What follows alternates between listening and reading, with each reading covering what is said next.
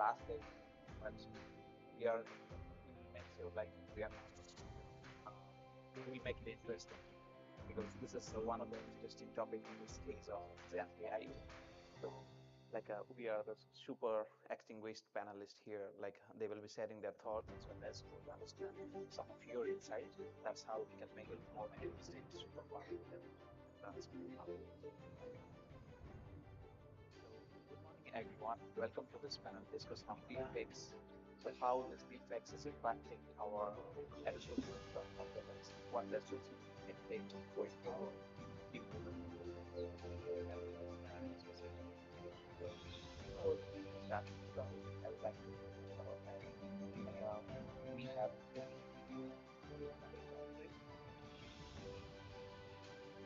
Hey, my name is Bruce. Massage therapist. Just getting it. Very intriguing.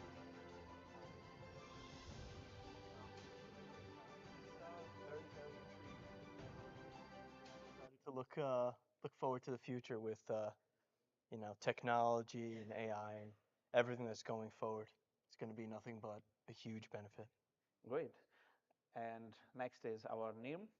I am Nirm Banerjee. I'm the founder and CEO of Wildy, and uh, the deepfake and the responsibility is something very close to our heart at this time because we are seeing AI taking part in every aspect of life, and we are regularly interacting with the AI. So it's our responsibility to understand where it should fit and where it should not. So yeah, that's where to start with. Great, thank you, name. So then our another rock star, Osama. Good morning, everyone. I'm very excited to be here with my panelists. My name is Osama Saba. I am the president and founder of Bedrock Technology.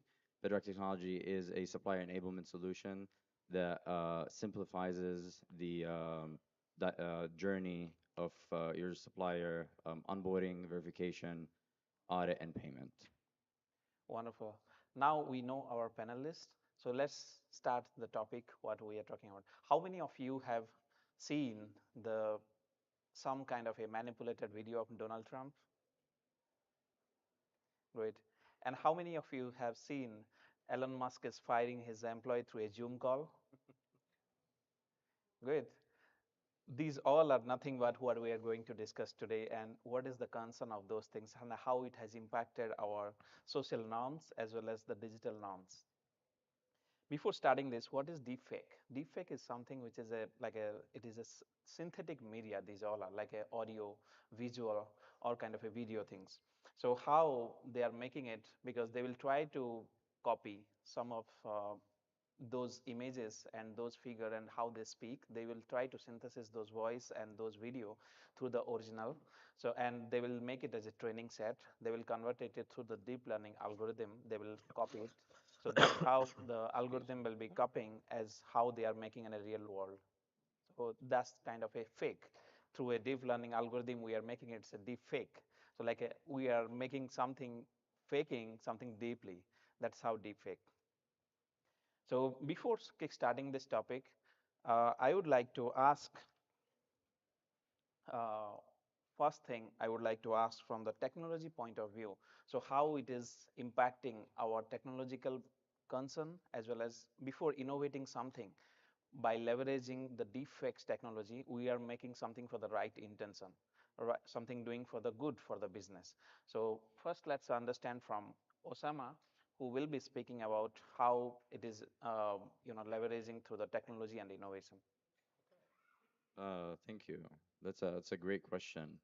Um, so when I get asked to figure out innovation and responsibility at the same time, it's like the opposite thing, right? Whenever you want to innovate, you want the shackles off and you want to just go as far as you can. So whenever you think about responsibility, it's really important to think about it whenever it comes in the matter of AI. AI technologically, obviously, is changing the world and will continue to change the world and define it as we move forward. So this is where the responsibility piece comes in. And so to answer your question, I think it's a diverse approach that we have to encompass in order to make sure that we're going to innovate and also be responsible where we have to tackle the technological, ethical, legal, and educational strategies at the same time. And so to start talking, we'll start talking about the technology part.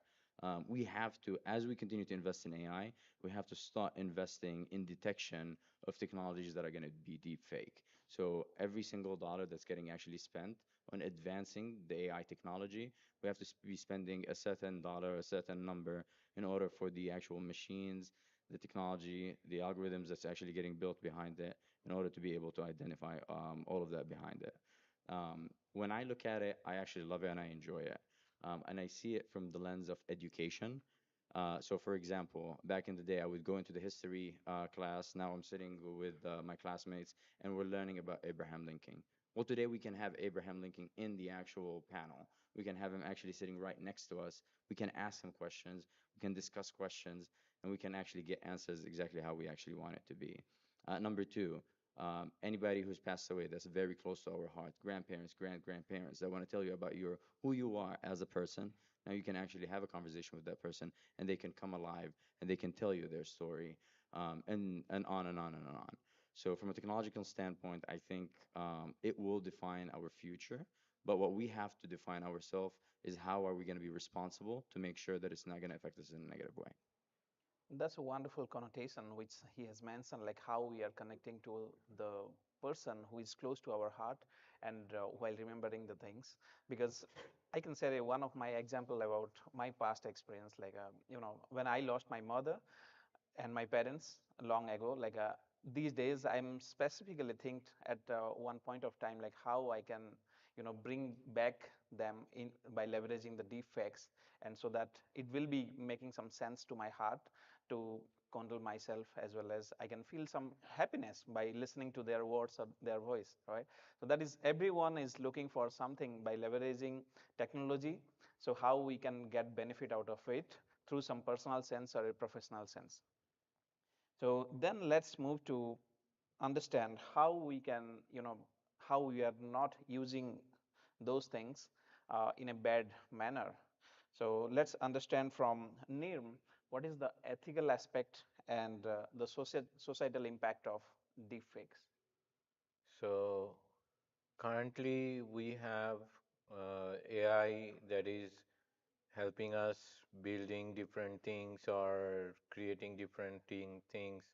Those are not original, or those are not human made. So now when we create deep fakes, those are, as he has mentioned already, that deep fakes are like very high intensity or a high definition fakes. Those are difficult to understand or differentiate from the original. So now the ethical concern comes when the deepfakes are populating media, populating our social lives, populating our political lives and other areas, and creating different impacts. So we need to be understanding that what impact that the deepfakes are making, and take ownership and responsibility of the deepfakes that we are creating, so that we do not create the deepfakes or create the AI generated objects that will in turn destroy our human original artifacts. So as we see that students use AI to generate their classworks and generate different artworks, or writing compositions. So these are the areas as well where we need to be cautious that how much we use the AI and how much we use the original, and when we use the original. In different areas like ethics has come into role and play for different purpose, for different era of time. Like when printer was invented, nobody was expecting that how can someone print or copy a original thing like like a fake copy looks like original. But we did not lose our currency because we had good governance and good ethics and good guardrails to protect the printed materials like original materials or currency printing. So similarly, we need to have good governance and good ethical guardrails so that we do not fall behind in AI or deepfakes should not be a problem in our real life.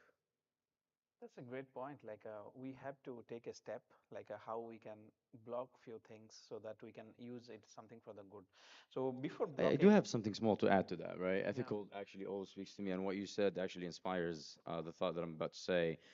We have to have ethical guidelines, right? Especially in a subject like this one. There is a group called Partnership on AI. I don't know if you guys have heard of it.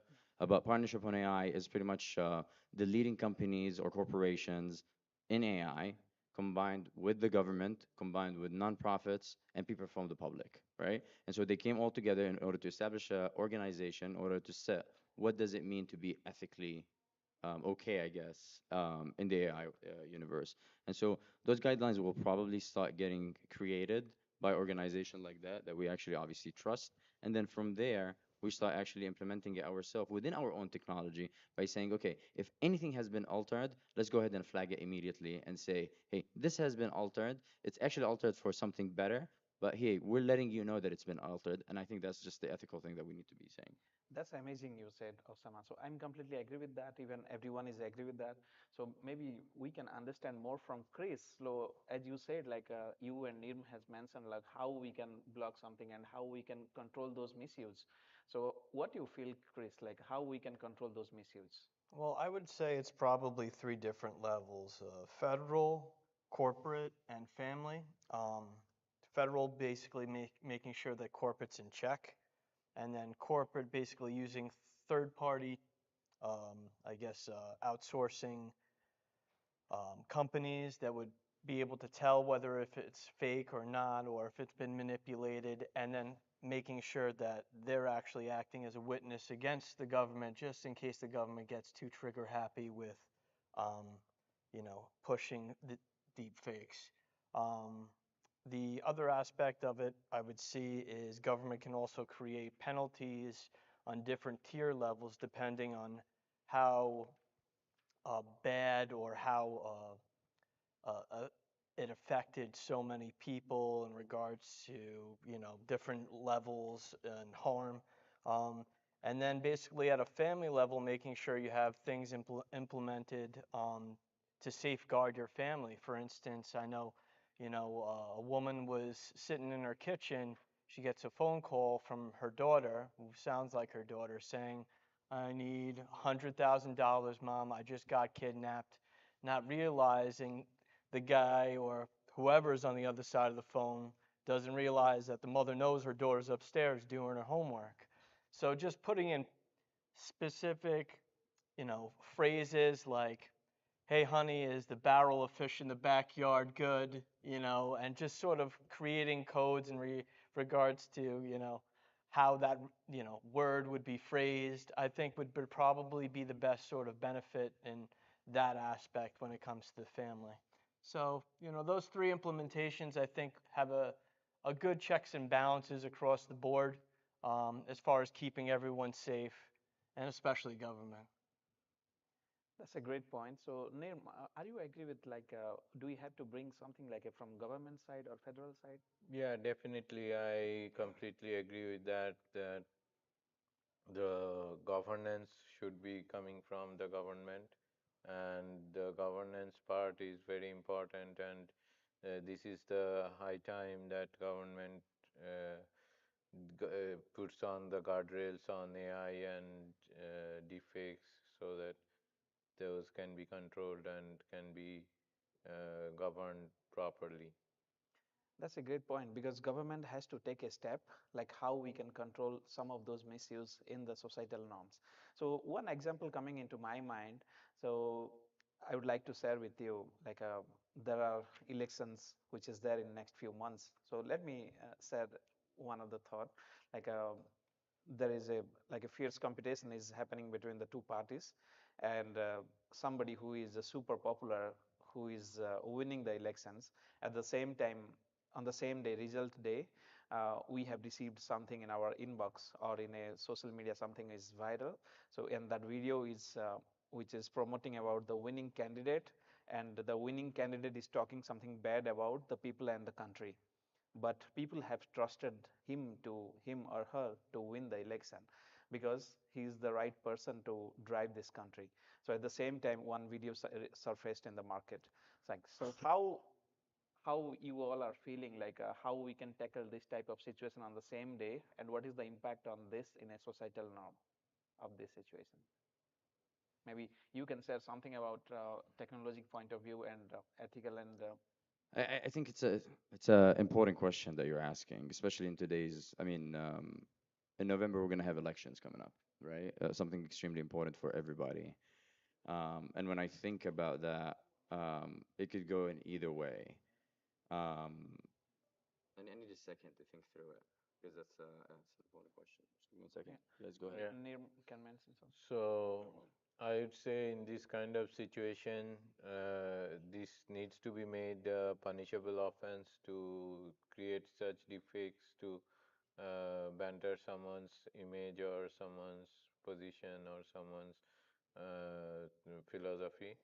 So if this is governed by making it a punishable offense or making it a crime, then I think this can be deterred.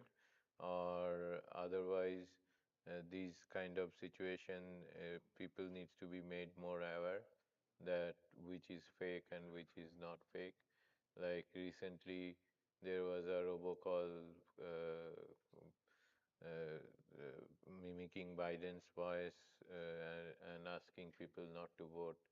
So that was a real deepfake, and that has been investigated, and people who created that has been caught. So that kind of approach needs to be taken from the government to catch the people who are behind these kind of deepfakes and creating this kind of nonsense. So they, if they are criminally charged or they are punished, then the people will also know that these are kind of crime that is happening. That's a great point. And Chris, so what do you feel like how we can control this type of misuse, not on the same day when the video published, but maybe prior to that we can take some step to control on the from the technological point of view, or maybe kind of a ethical point of view? I would say probably have some sort of fingerprint in regards to it. I think some sort of, QR code or licensing out to use this technology so that way it's almost affiliated with the government. It's almost like a timestamp, so to speak. Um, I think that would probably be a very beneficial way to approach it. Uh, I can't really think of any other terms and Maybe we can control some of the digital aspect, like Osama, what do you think? No, no, 100%. And yeah, thank you guys. That actually inspired me to go ahead and say the following. I think we're all very happy that we live in the United States of America, right? Because it is the land of the free. But at the same time, nobody's above the law. And so, any single time that you're actually influencing people by giving them fake information, that has to go back to the law. And I think it has to go back to the government, and they have to take actually action in place in order to make sure that it doesn't widespread and then eventually it changes the world that we actually live in and make it an actually fake world. But at the same time, we are also responsible not to use those legal approaches in order to demine the other party and make sure that they're not going to actually rise up to the place and become, whether it's the president, whether it's part of the government, or anything else that has to do with it. That's a great point he has mentioned. That is how, like a deep fakes is such a high implication on our societal norm, as well as it's taking our freedom and the person whose deep fakes is creating. So it is taking a lot of toil on them. So let's quickly understand on how in something which is impacting we as a person, not as a societal norm, but it is dealing with the human life. Because previously I was working for a healthcare organization, and I'm super excited about the healthcare space. So suppose take an example like a company, like a healthcare company, suppose Pfizer. Pfizer is producing a drug, and that drug is, taking some kind of a it is understanding some disease, some critical disease, and also it is trying to solve with 90% of accuracy through that drug. So now the technological innovation has done its part to develop the drug. Now, on the launch day, the drug has launched and it is in the market. So on the same day, one video has resurfaced in the market, like where the R&D laboratory is taking an interview with a medical supervision, and they are talking to each other like how this drug is going to kill the human being, like a not instantly but gradually. So which is a kind of a very strong implication to our personal life. So how you all are going to tackle this type of situation through ethically or from technological innovation point of view? Because here it is a concern of regulations, regulatory ethics. At the same time, it is dealing with the human life, because there are many people are suffering from this disease. They are critically expecting something to come into market. They want to get it resolved and they want to come out of that disease. So how you are feeling like this type of situation we can tackle? Yeah, Chris, maybe you can say Um, how we can stop this misuse. how can we stop this misuse? I would say, Maybe Osama, you can think of something. Yeah. So like my question is, so something video came into the market which is dealing with the human life, because there are many people who are suffering from this disease. Like how, from the technological point of view, so what are the kind of regulations we can cover up to stop this type of things, especially when the human life is concerned? I don't think we should stop it, right? I don't think we should slow it down either. I think that we do it in steady cases, right? If there's a technology, we should push for that technology. We shouldn't put any rail guards on it. And I think in this specific matter, when it comes to human life, I think we do it just the same way that it's always been done. You take a group of people, you test it on, you pass the actual testing, whether it's the FDA, that's going to actually allow it to be, and then if it actually passes, you allow it, and then you save so many different lives. That's a great point. And next is our key topic agenda was like how we can make a balance between the innovation and responsibility. So maybe you can say a little bit thought about how we can balance playing a balanced role in between the innovation and responsibility while implementing some deepfakes. Like there are a lot of ethical consideration we have shared. Some of the maybe education or awareness campaign we can make, or we can bring some Yep. regulations. So maybe you can share some of I mean, I'll go back to the same topic, right? Responsibility and innovation, they're just in construct, right? Completely the opposite. But we need to have some sort of responsibility for it. So I'll answer the same exact question that I guess, answer that I answered before. We should absolutely let innovation run as free as possible. Um, and then expect that there will be a certain percentage of error, and that percentage of error is going to be so minimum by making sure that it's going to be risky for the rest of the world, and it's going to create a lot of innovation after that. Great. Neem, what you thought about like how we can playing a balanced role between the innovation and the responsibility? Definitely. So innovation is actually like the childbirth of industry. So innovation brings new in the new businesses or new gadgets or new technologies into the industry, and it is always like he said, it is always like free and open, so that there is no boundary in innovation. But when there is the innovation effort going on, like deepfakes, creating deepfakes or creating AI generated objects, that can be very challenging, and at the same time that can be very difficult for the creator to understand that where it will create the harm or where it will create the benefits. Like deepfakes can be created to augment human knowledge, human technology, and human work. But if the deepfakes are created for harming someone, then it is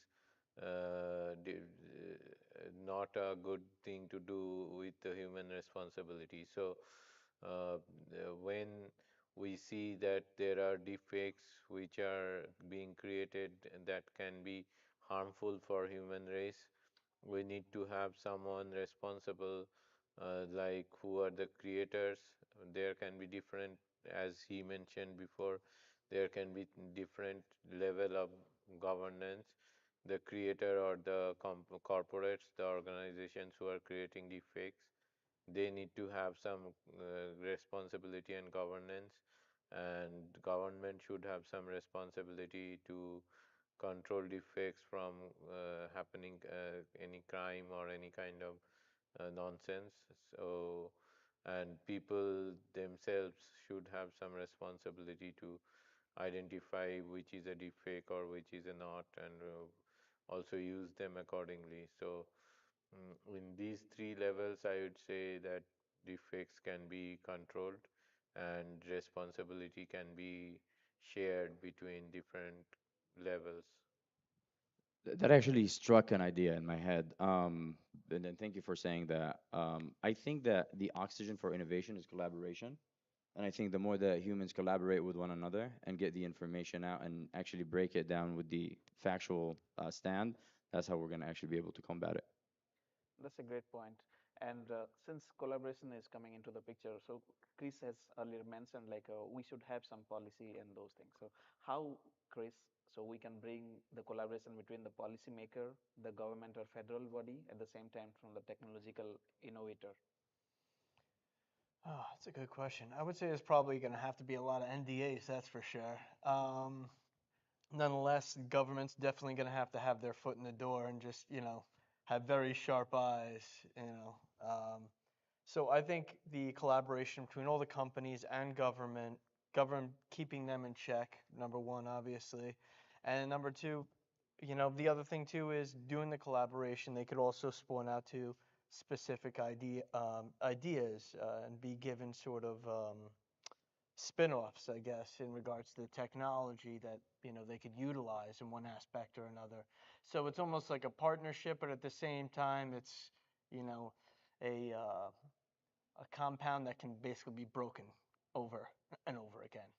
But that's all depending on how the corporations like to play with each other, whether it's spike ball or softball. It's it's just one of those things. It's sometimes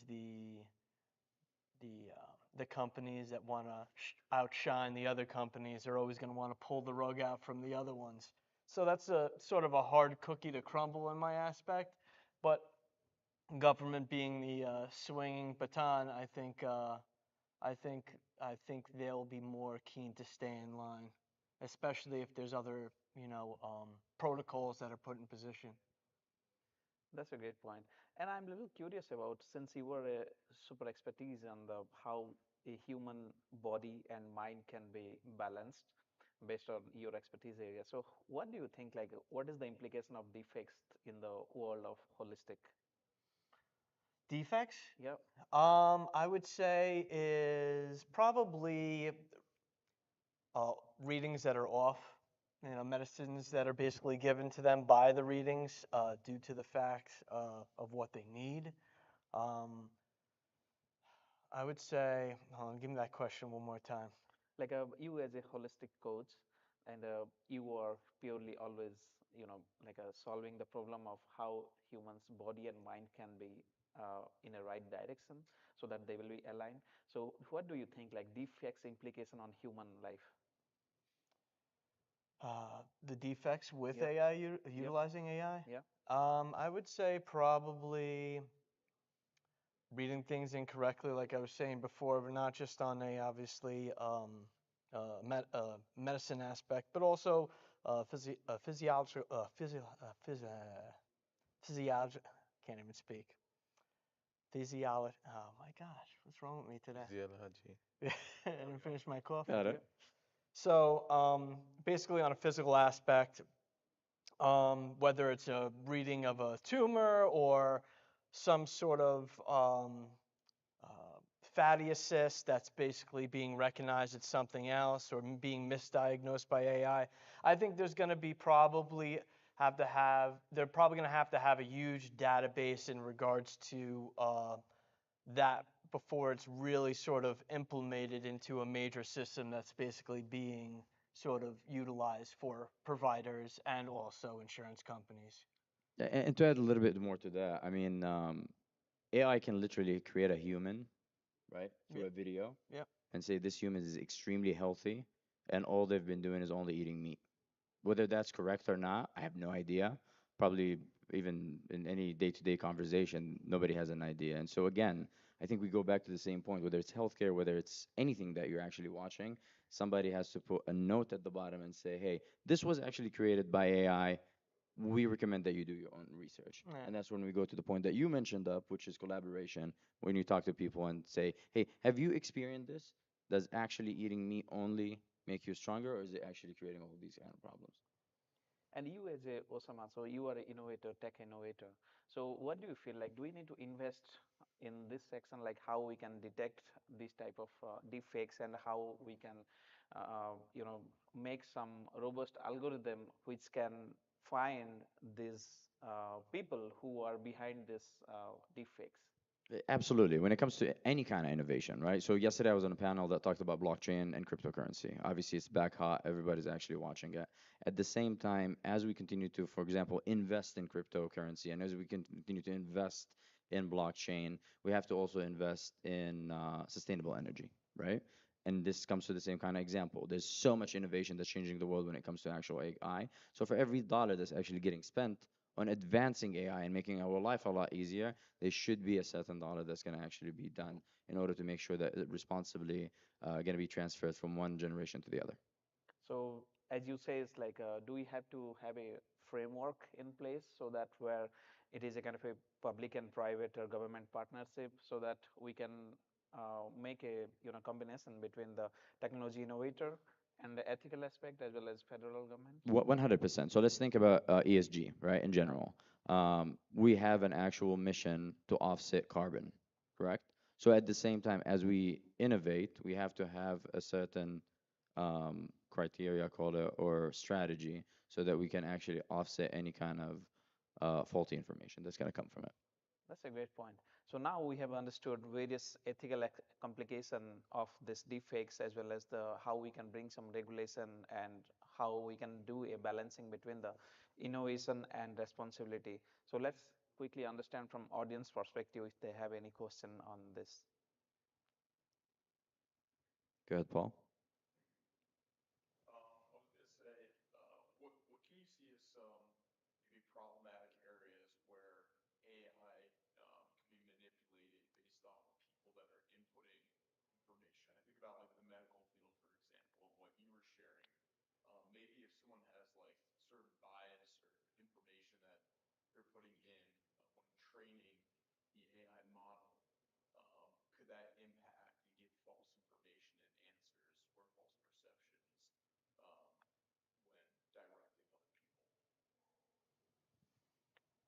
I would say for the most part, this is where it comes back to data.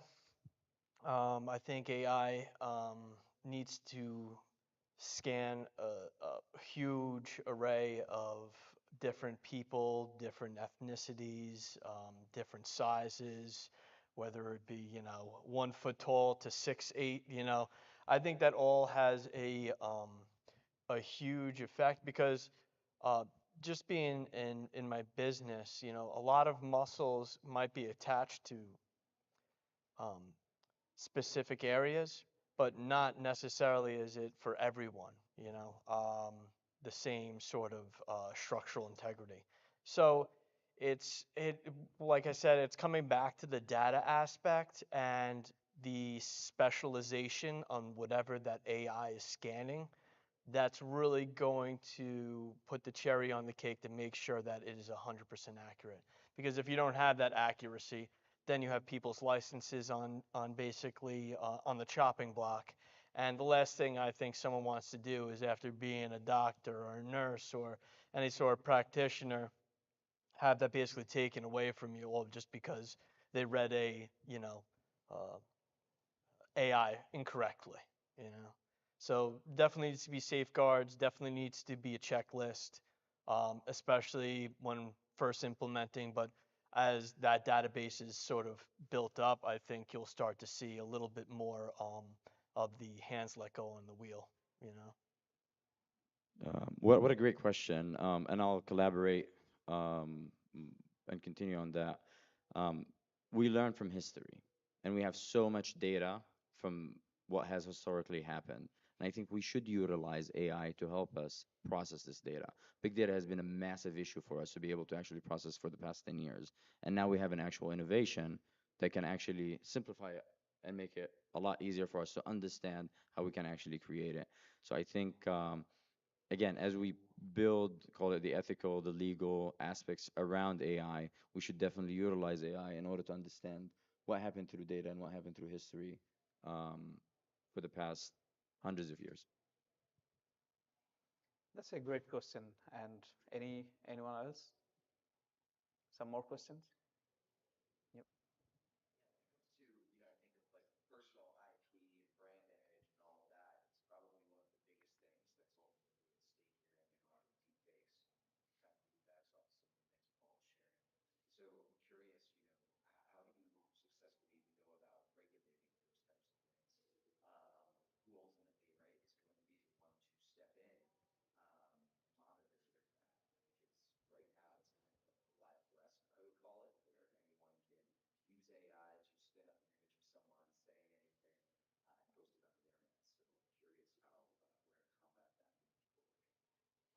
That's a great point to bring the regulations into the picture. Everywhere we need regulations for this type of topic when it comes, which is, people are misusing it for something bad intention or something, because regulations and the collaboration, as Osama has mentioned. So these are the two important thing for me. Like maybe each of us can share some of the uh, point which can be helpful for the audience. So what they can take from this conversation, like it's Osama, you can start. No, no, I love that question. And when I think about it, that's a very important thing. Like, how do we actually authenticate that this image is actually correct, right? Or how do we bring it back? And when I see innovation, I look for other places of innovation. And I think one of the most innovative thing that came out from blockchain is the ability to actually tell that this NFT actually belongs to this person. So can we actually utilize that in AI and say, you know what? Now we're going to actually create these barcodes or whatever actual, again, behind it in order to authenticate, okay, this actually belongs to this person. And now every single time you see a video of whether it's, again, running for president or whether it's sending an ad or whether it's influencing you to make a health decision, is this actually the person? And then you scan it or you look at the actual QR and you're like, okay, well, this is fake. This is not actually true, which is very similar to what obviously we see in blockchain. People are paying a lot of money in order to get specific type of NFTs, for example. These NFTs are going to be utilized in the future. So can we actually utilize the technology of somewhere else in order to support another technology? And you have brought the like NFT into the picture. So one example came into my mind. Like I was reading an article, so they were mentioning they were mimicking the hologram during the cryptocurrency. So of the person who is dealing with that. So that's how they are copying their signature, address, and their identification, and they are misusing that in a wrong sense, where a lot of money is getting involved, and it has a serious implication on the personal life as well as the business world, right? So that's the things we have to bring the regulations. Again, the regulation is coming into the picture. Like Neem or Chris can share some insight, like how we can bring, how we can make a right track towards bringing those regulations into the marketplace. And as far as healthcare is concerned, Yeah, so healthcare or kind of a normal AI things for something which is not good for the societal benefit or uh, a human life. I mean, I would probably say that insurance companies are probably going to have to sort of kick kick that in their lane, only because they're the ones that are going to be sending out the reimbursements. They're going to want to make sure that everything is copacetic and how they're approaching, whether it be the doctor, the provider, or any other healthcare affiliate. I think that they're probably going to have to set up a separate department that's going to make sure that they're going to have their checks and balances in play, and so that way they could sort of gain a better idea. Like, okay, is this AI program matching up to what they've been doing in the past, and sort of collaborating both of those two answers and utilizing the best formulation. I feel like that's how it's going to be utilized because you could add a third party in there, but at that point, I mean, I just feel like there'd be a lot more hassle. But who am I? I'm not sure. I'm not sure how that would be you know, a plus having a third party rather than just having it in house in an insurance company. I think that's a great question that we can ask AI to give us answers for it. Okay, ChatGPT. For example, Yeah, or even better, yeah. There's a lot of companies obviously that are doing great things. That are doing great things. great. Yeah, so I think government agencies and government governance is also very much required in every aspects, like understanding where the implications of deepfakes, or be it healthcare or be it any other industry. Government should be having some kind of guideline and guardrails and some kind of law that will guide the deepfakes to be created or to be punished. I want to leave everybody with something, and then I'll pass it back to you. Deepfake is not something new, right? We understand media. I mean, literally, you can take the clips that we actually did, and you can send people in different directions based on the conversation that we actually had, right? And so, again, is what is it that you're actually putting out there, and are you actually going back to the source? I think that's what it comes to it. But at the heart of everything, continue to innovate. Don't let anything stop you, because with innovation comes prosperousness. That's a great. So maybe everyone can share one or two point which can be helpful for the audience to on this subject, like how we can play a balanced role between the innovation and responsibility. At the same time, how we can bring some regulations or ethical point of view, or maybe bringing a collaboration opportunity amongst the private, public, as well as government parties. So to make the things in a right direction. So each one can share one or two point which can be super helpful for audience to take. And I'll keep going back to it. Continue to innovate. Don't let anything stop you. And once in a while, go ahead out there and collaborate and figure out, is this actually fact check it? Simple as that. Right. Since you are an innovator, so you are always lacking okay full-fledged leverage it for everything without anything. Like how we can do something which audience can take from here, name like one or two things. Yeah, so the important thing is to support innovation as long as the innovation is creating good for human race, and balance it with some social and corporate responsibility, that the innovation or whatever deepfake or AI is not becoming a burden of crime in the society. And second thing is government agencies and governance should be revamped at this point, because uh, every technology should come with some pros and cons, and the governance should be in place to support the pros and restrict the cons. So that is another point we need to be aware and be cautious of. And third, I'd say that we all, our in our own life, as new technology as deepfakes are and AI is coming up, we need to be more aware and more collaborative to understand where it's coming from and why we are using it and what is what. So I think that's those are the three takeaways I'd say from my perspective. Great, Chris. I think we should really focus on just helping using AI as a way to first focus on how to benefit humanity, then focus on a neutral aspect, and then focus on the negative aspects, and have different sort of checks and balances for each one of those. Obviously, if you're focusing on more of a benefit for humanity, you're going to have a lot more, at your beck and call. Neutral, there's going to be a little bit more of regulation, and then, you know, the negative aspects of AI, whether it be through defense or, way to keep the negative aspects of AI affecting society. I think that's more along the lines that's going to be the most regulated, and how they should separate those three, I think, will be um, depending upon the collaboration between the corporations and how much work they do together. Uh, but once again, checks and balances between corporate, government, and third parties, I think, are really going to be the main way to tackle the the negative outcomes that might be associated with AI. That's great. Personally, for me, there are three things which I have learned from this conversation. One is how we can do the full-fledged innovation without nothing is stopping us.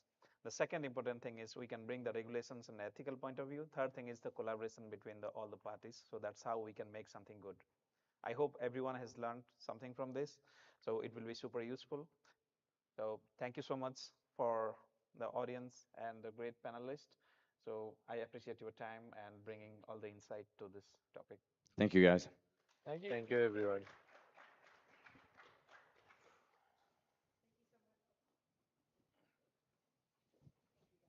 Thank you. You're welcome.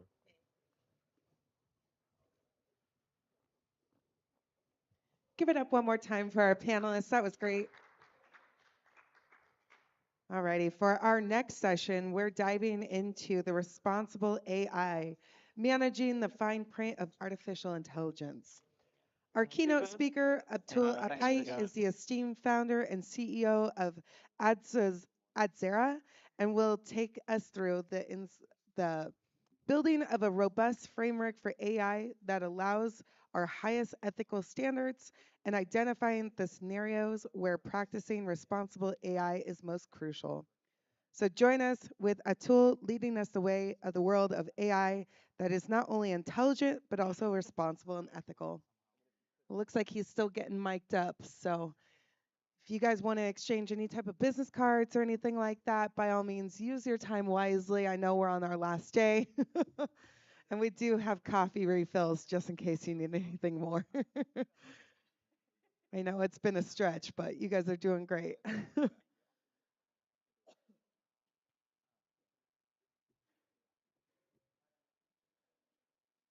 Alrighty, and here comes the man.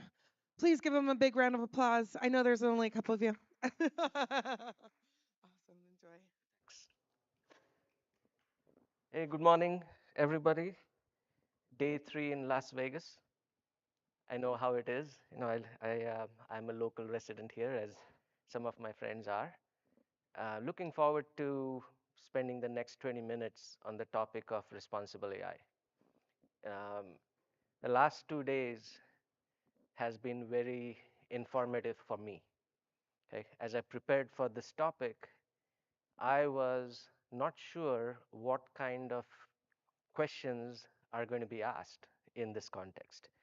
Heard a lot about ethics, heard a lot about concerns about would responsible AI stifle innovation, right? So there are concerns on both sides.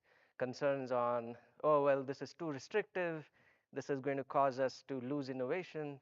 On the other side, there is, well, what about the ethics and the harm, the potential harm that AI can bring on a larger scale? So I'm going to spend the next 15, 20 minutes creating a viewpoint on how responsible AI actually will be an engine for innovation. At the same time, it would be a trusted engine, meaning this is the process by which we can eliminate concerns about AI, at the same time use AI responsibly and promoting innovation. How do you do that? The first picture I want to share with you, I I like to kind of capture some of the moments which in picture format, because they kind of highlight how we have come to where we are with AI. And the first picture that came to mind was when ChatGPT was unleashed.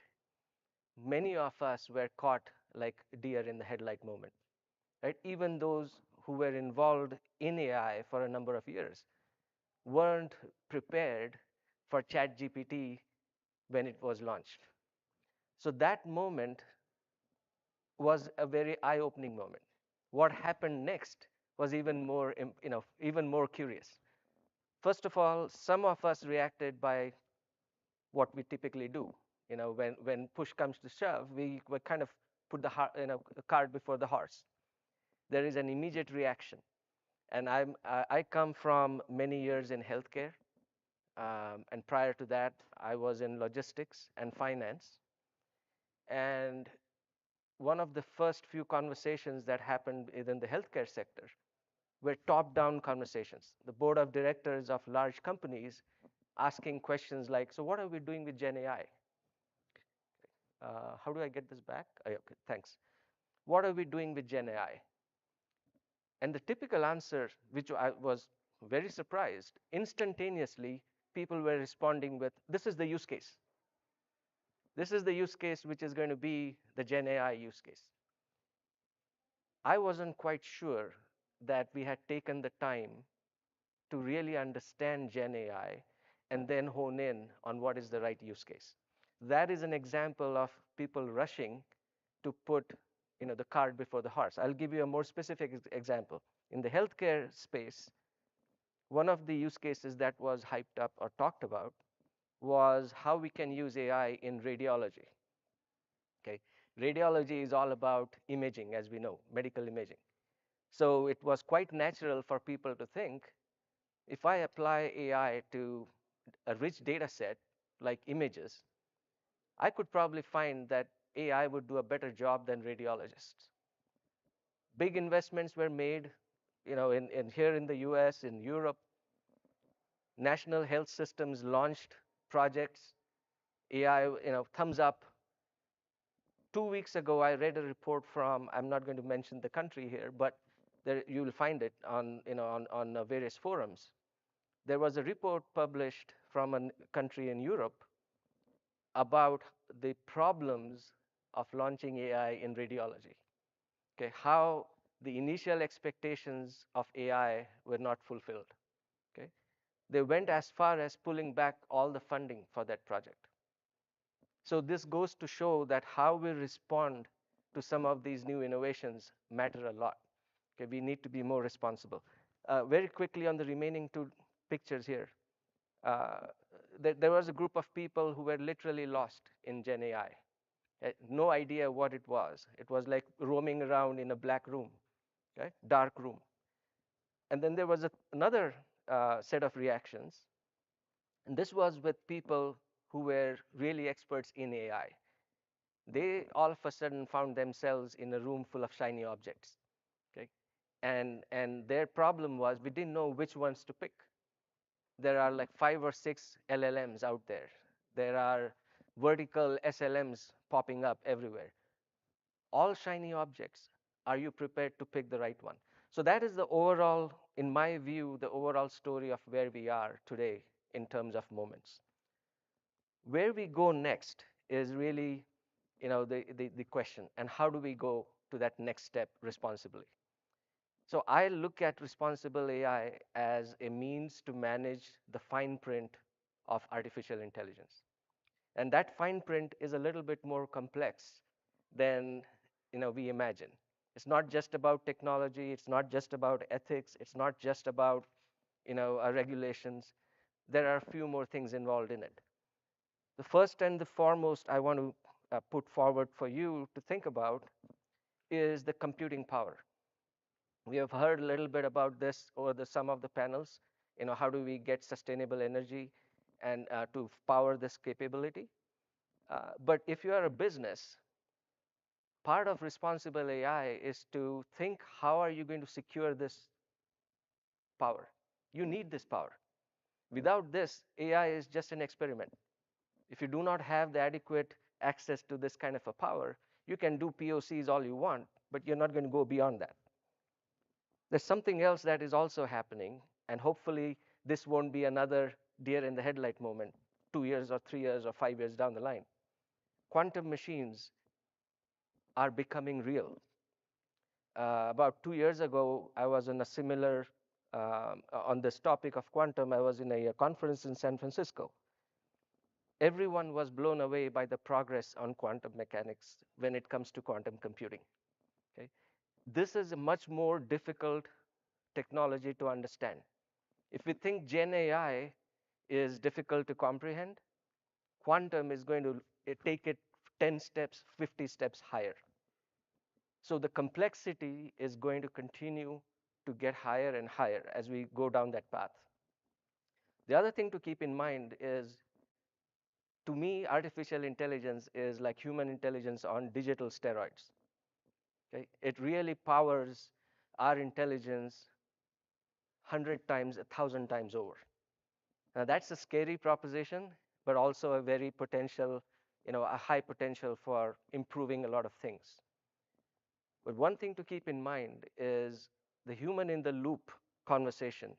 We have got to look at both the capabilities and the vulnerabilities. If we lose one or the other, that is not how we want to approach responsible AI. You've got to look at both. What are we capable of doing, and what are our shortcomings? What are the vulnerabilities? So we can address both of those. The last thing I want to highlight here is still a lot of things are quite fuzzy. It's not like we have clarity on everything. It's a matter of regulations. Put all the rules in place and everything is fine. There are a lot of fuzzy boundaries in all of this. Two things that I want to highlight. One is about knowledge acquisition.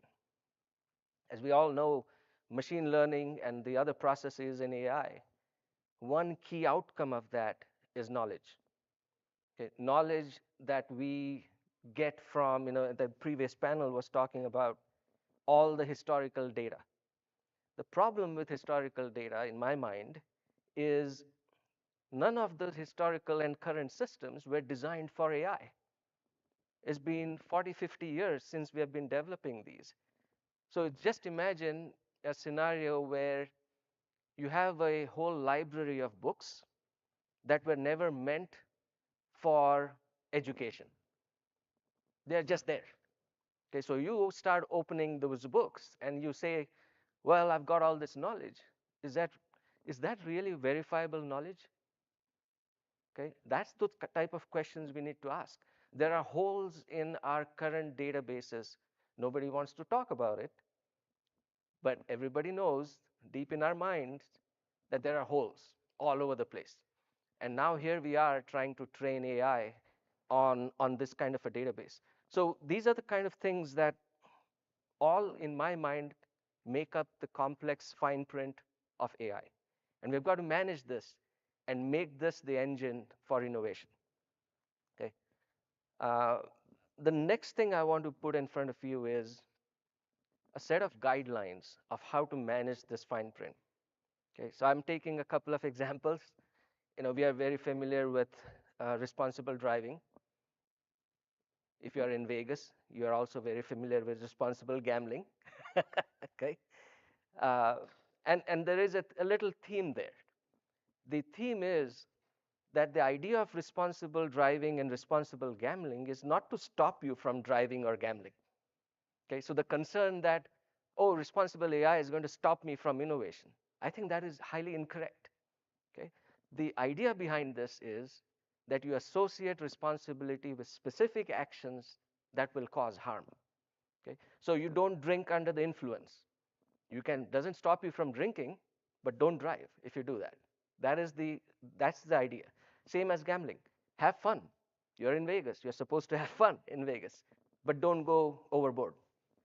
You use that same line of thought for responsible AI. Okay, and what are the three actions? Now, these are not exhaustive, but what are the type of actions that you would need responsibilities? One would be amplification of human errors. It's going to happen. We make mistakes all the time. There's nobody perfect. My boss told me. I told you, you're not perfect. I'm not perfect. So there it is. Okay. So we all make mistakes. The question is, AI may amplify my mistakes, and they may amplify it on a scale that I have never thought before.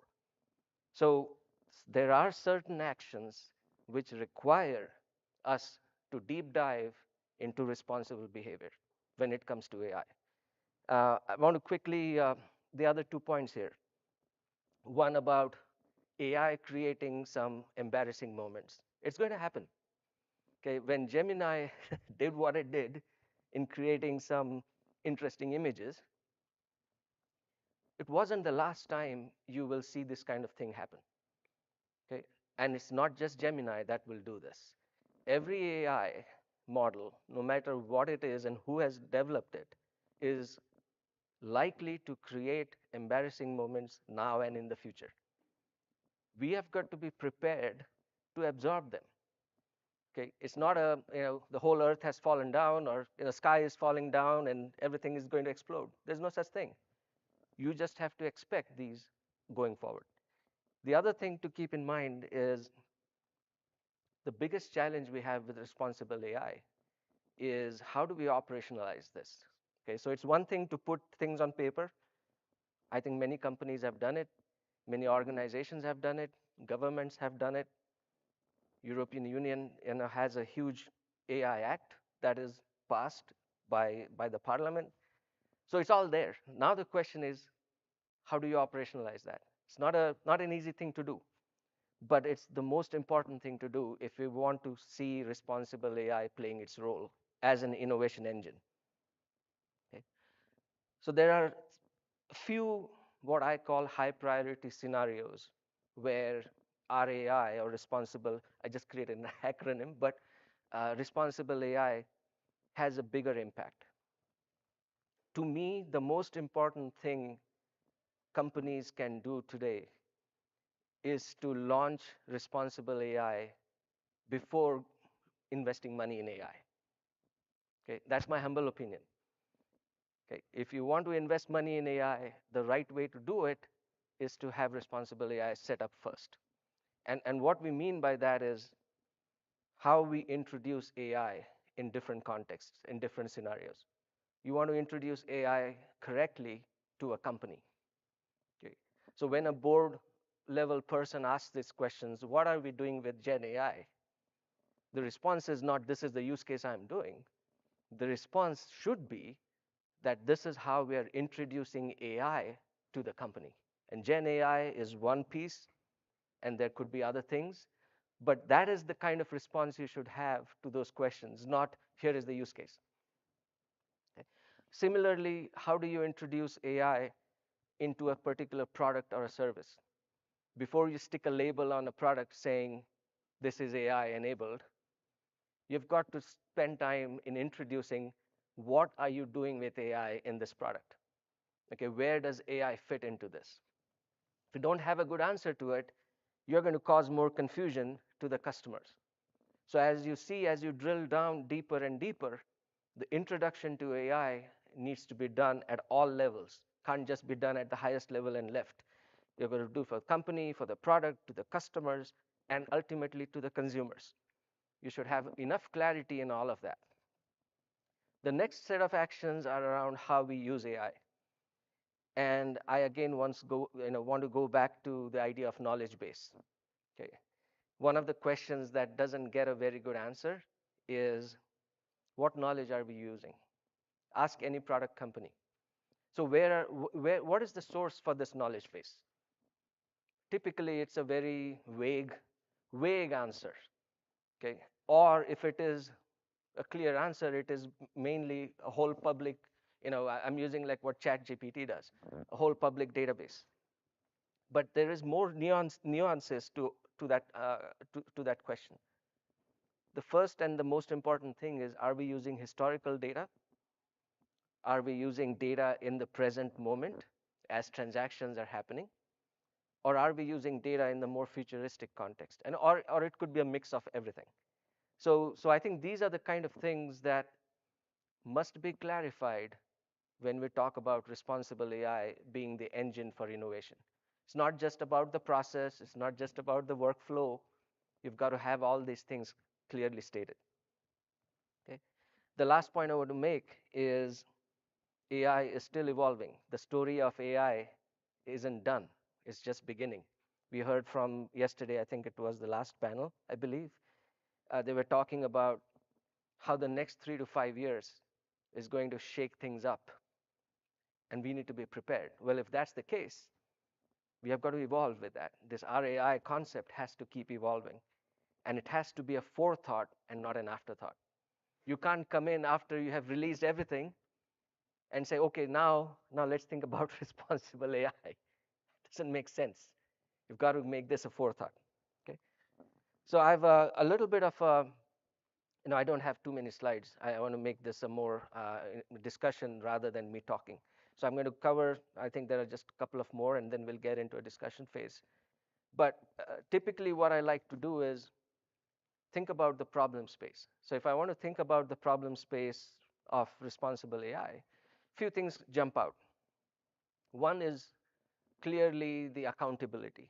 Who within the boundaries of the nation, it could be the parliament. So the European Union Parliament has done its job in kind of pulling the accountability and saying this is the act. Who is going to be responsible for this and who's going to be accountable for this in the company sense? Somebody has to take this accountability. Is it one person or is it a consortium? So these are the kind of things that we've got to figure out. The other thing I want to also include in this problem space is certification of AI systems. This is not as easy as any other software that we have certified for the last 50 years. Okay, I'm very curious to see what kind of test plans are there for the product. Okay, for a software whose outcomes depend on a knowledge base that is continuously evolving, how do you write a certification or a test plan? How do you say that this product is ready to be deployed? Because if the knowledge changes tomorrow, the answer could be different. Is it right? Is it wrong? Who knows? So it's going to get more and more complex. So that is going to be a problem space to dig into. And I want to quickly mention something which is really a topic for not just the technologists, but is a broad topic. And that topic is about how do you operationalize ethical intent, right? We have all heard about in the last 2 days, ethics, ethics, ethics. We can talk all day long about ethics, but if we do not have a mechanism to use that intent and operationalize it, there is no way to put it into practice. And the way I think about it is it's about self-governance. It's okay to have regulations. Some regulations are indeed needed, but the more important piece here is self-governance. Okay? If we if we do not have that kind of a governance mechanism, we are going to constantly rely on somebody telling us what is the right thing and what is the wrong thing to do. And I don't think that's that's going to give us the full answer. So the actual framework for responsible AI is not just rules and regulations. It is a little bit about self-governance. It's about a governance systems in which you have to be engaged. It's about collaborating on best practices, and there are some of this happening, as you will see in the next slide, and the fundamentals. So you really start by learning the fundamentals of RAI and then get into the remaining pieces of the framework. And to me, this is how the robust framework for RAI will emerge. It's not there yet, but this is still early days for RAI. And this is something that is near and dear to me. We've got a lot of work upcoming in this space. So glad to collaborate with anybody who wants to contribute and move this along. So where are we with RAI? It's a loaded question, but here are some of the the indicators or pointers. We all know regulations are forming. I put the EU Act right up front. The White House has also created a blueprint for that. But there are more consortiums forming. So in the healthcare sector, some of the major providers have now partnered with Microsoft, and they are agreeing to collaborate on best practices. That is what we need to see more across industries. across industries with technology and industrial companies coming together. And at the same time, while all of this work is going on, as I said, we have to be prepared for mistakes by AI. Let, don't let that become a distraction. Okay, that is important part of being responsible AI framework is not to allow the failures to become distractions. Just accept them, learn from them, and move on. Okay? So here's the last slide. Key takeaways. Make our AI the first principle and lead the journey through this principle. Okay? Make it the engine of innovation. Don't make it an afterthought and get caught, and then regret that you didn't have our AI first. So make it the first principle. Find the right partners. Nobody can do this alone. Like what Microsoft did. Form a consortium. Get people talking together, working together. Find the right partner, and then deploy this into practice. Just don't just put it on paper. Put it into practice. Things will improve. It will get better. And last but not the least, don't ignore the fine print of AI. Okay? Be very mindful. This is the way to do innovation in AI. Thank you.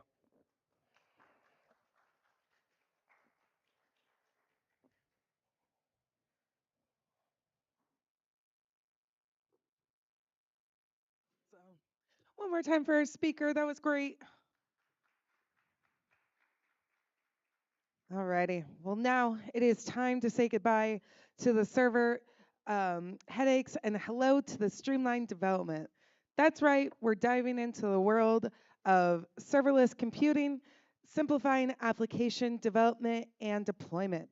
So let's get started without further ado. Please give a big round of applause to our speakers, Adora Winodo, and founder of Nexusale, and Naveen Pekalati. Pakapali Patty. I'm sorry, you guys. They did not brief me on these names. I apologize. I don't mean to offend. But do I have my speakers here? Oh, okay. They're just getting mic'd up. We're just moving and cruising. It's day 3. We're just rolling with the punches. Did anyone go to any crazy parties the last couple days? Take the silence as a yes. We all have headaches. I get it. Just make sure you put some salt in your water and do all that. Looks like we're just finishing up.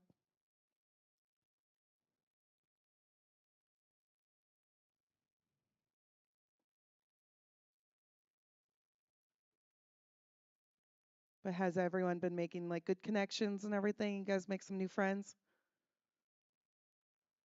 Wow, I'll take that silence as a resounding yes. You guys are so thrilling. All right, here comes our speakers. Give them a round of applause.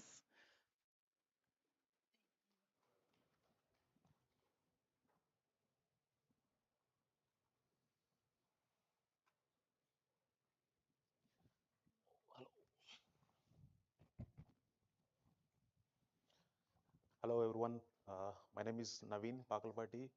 I'm a senior DevSecOps and MLOps engineer. I work in a finance company called Fannie Mae.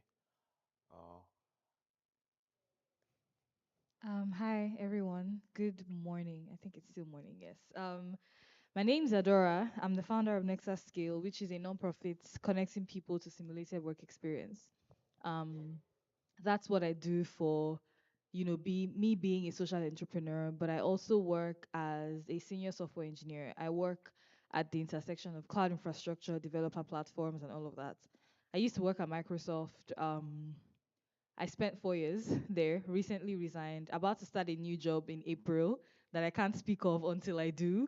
But basically, I'm a senior software engineer working on the cloud at the moment. nice. So today our topic is serverless computing, simplifying software development and deployment. So we're going to talk quickly about what's serverless computing and how it differs from traditional way. So serverless computing, it's a cloud execution model. You can call it as a function as a service, basically where cloud providers manages the provisioning and allocation of the resources for you. Uh, the all server management is being handled by your cloud provider.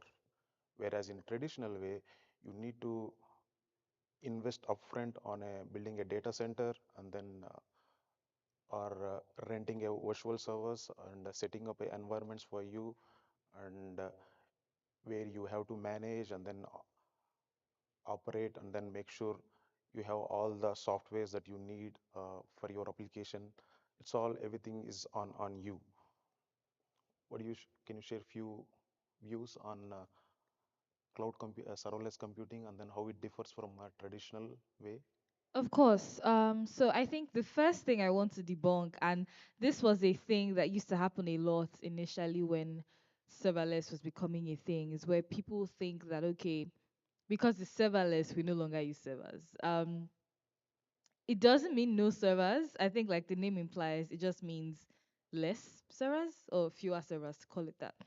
And typically, in not going by the serverless approach to things, like the regular way things happen is that when you want to host an application, you put the application online, you sort of like pay for the hosting of the entire application until you take down that application.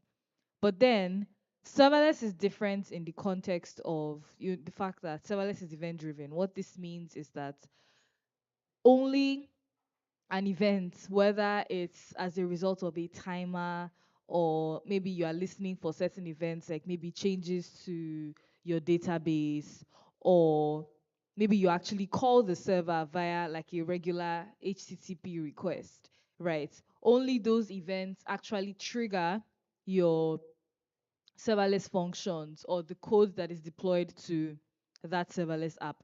And at that time, what now happens is that you only get to pay for calls. So it's like one good thing about the serverless model again is that serverless is pay as you go, right? So you only get to pay for the calls that you make. What this means is that if nobody is making any calls to your apps, you don't have to think about the cost of infrastructure that is dedicated to you, because that's not necessarily the case in the context of serverless. So just wanted to quickly add that to what he said. Yeah, right. So let's discuss about the benefits of serverless computing. One of the point that you added is cost, where whatever you only pay for what you use, right? So whenever you don't based on the executions calls that happens to that specific function, and also scalability, right? When there is any peak time, the serverless function will automatically spin up the resources and then execute those events based on those and then bring them down automatically based on the invocations that happens. Do you want to add more on light on benefits on using serverless computing apart from cost and scalability? How about in the development pace? I think I'm going to talk about it more from a business side, because the truth is, for me, cost and scalability are things that you can achieve even without using serverless, right?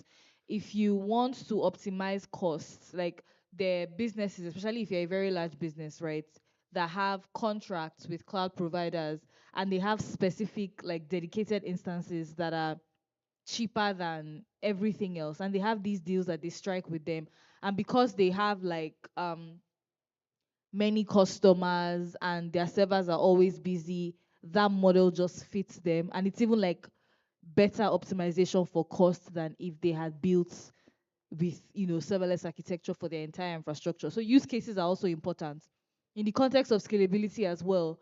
Kubernetes also scales pretty great, right? So I wouldn't those are, and I think it's like everything else as well, right? So there's the importance of just having the context, because yes, advantages of serverless is, the cost thing that I said, especially when you're a smaller business, that's when the cost thing is really good and it's really advantageous, right? When you are building out maybe a small application and you don't have a lot of things figured out in terms of processes or in terms of um, cost and things like that, it's easy. And it's also pretty easy to set up. I think that's one advantage that I would really give. Like if you want to do, I know I don't remember what Cloudflare calls theirs. I think it's no, it's not pages. I don't remember what they call theirs. But I mean, like Azure calls theirs functions. And if you want to do like Lambda functions, or if you're using Oracle and you want to do OCI functions, these functions are pretty simple to like write and spin up without thinking about how many VMs or how many things you need to get to make sure that this thing runs. So the ease is one example that I would sort of like give. I think another advantage for adopting like serverless architectures. I think it goes back to what I was saying at the beginning. Everything still ties back to ease at the end of the day.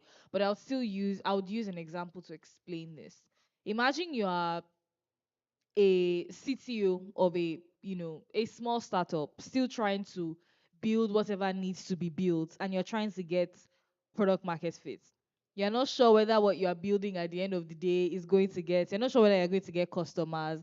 You're not sure if what you're even building is the right solution to the problem that um is the right solution for like what you're supposed to be doing in the first place. But you want to get an MVP out, you want to try and get product market fit, and you want to get, a bunch of all these things. At this time, I'm not even talking about having your own data centers and doing or like having the whole private cloud thing set up now. At this time, if you were running like a regular web app where you pay for that web app and it's literally always on, regardless of whether people are calling it or not. It's at a disadvantage to you at that point because you're not even managing things at a particular scale yet. Yeah. You don't even know if anybody is going to use this thing yet. So, as in that kind of scenario, it would be better to opting for a sort of like pay as you go kind of model, right? Which is good. Another thing that serverless is good for, which is sort of like going back into a bit more technical and a bit more engineering conversations, is I know that nowadays a bunch of people have separated their businesses or the technologies that sort of like run in their business into distinct services and distinct things called microservices. I know that a lot of times, right, a bunch of all these microservices are sort of like shipped in containers and there's like a whole Kubernetes thing that happens there. But when you are not dealing with like, I don't know, hundreds of microservices, but you still have a few services in your architecture, and let's say you have like 10 services in your architecture and they sort of like interact with one another. So there's like service to service communication, whether it's through HTTP or through events, Hmm. right? Maybe things going through a queue or something. At that point, some of those services, especially the ones that are not the entry points, right, for a bunch of things, but basically the ones that sort of like do things when they are needed, right?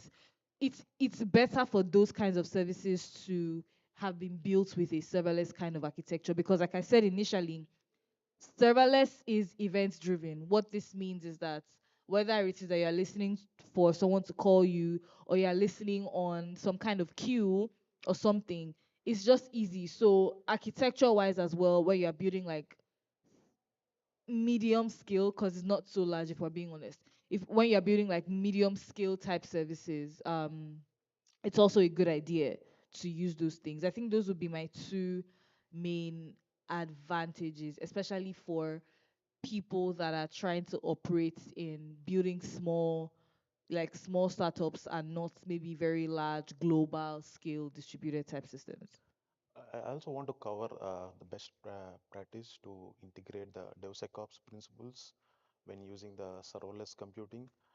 Basically, when you are developing a code, you think in as a isolated function. Each function has its own isolated. So you develop that code and then you make sure you have a proper s- uh, tools that are integrated as part of CI/CD, your continuous integration, continuous delivery, starting with the you develop the code and then you check in the code. As part of the build process, you enable all the securities that are in place, like SAST, security application testing, and security SCA, security compliance analysis, and if it is and also DAST, dynamic application testing, and if it is a containerization, then we integrate twist log containerizations. So this is a part of the scans that we need to integrate as part of the build process, CI process. And as part of the CD process, it's important that how the code is modelized, like to what extension. So we need to ensure that the code, whatever the code that is being developed, it needs to be deployed in irrespective of any environment, like dev, test, uh, production environment, any credentials that we have in security point of view. That's one of the topic that we need to discuss. We need to ensure that we don't hard code any credentials, and all those keys, those needs to be managed in using a cloud native services like SSM parameters.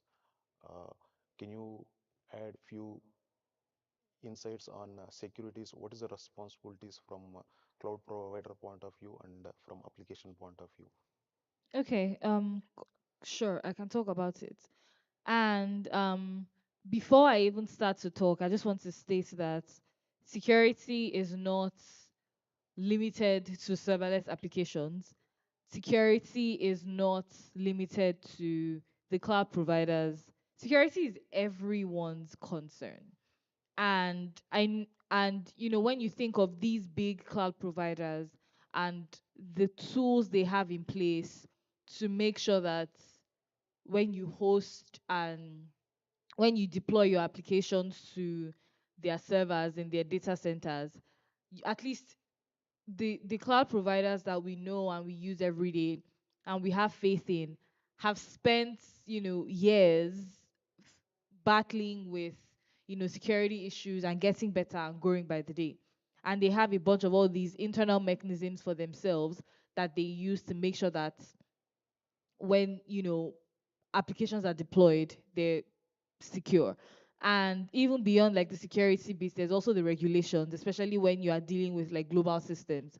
And these providers as well have these regulations and these policies across the different continents and the different sites where their data centers are that they manage. But then on the developer side, on the business side, building the applications that will be deployed to these providers, um, there are a bunch of things that you have to do. There is things around like data privacy. There's things around making sure that you are compliant. There's even things around like making sure that when you write code, you write it in the optimal way possible. So there's like application security, there's infrastructure security, and there's the compliance and policy and safety, which is also different from security. Now, in the context of infrastructure security, one measure that I can suggest for, did you want to ask something? Okay.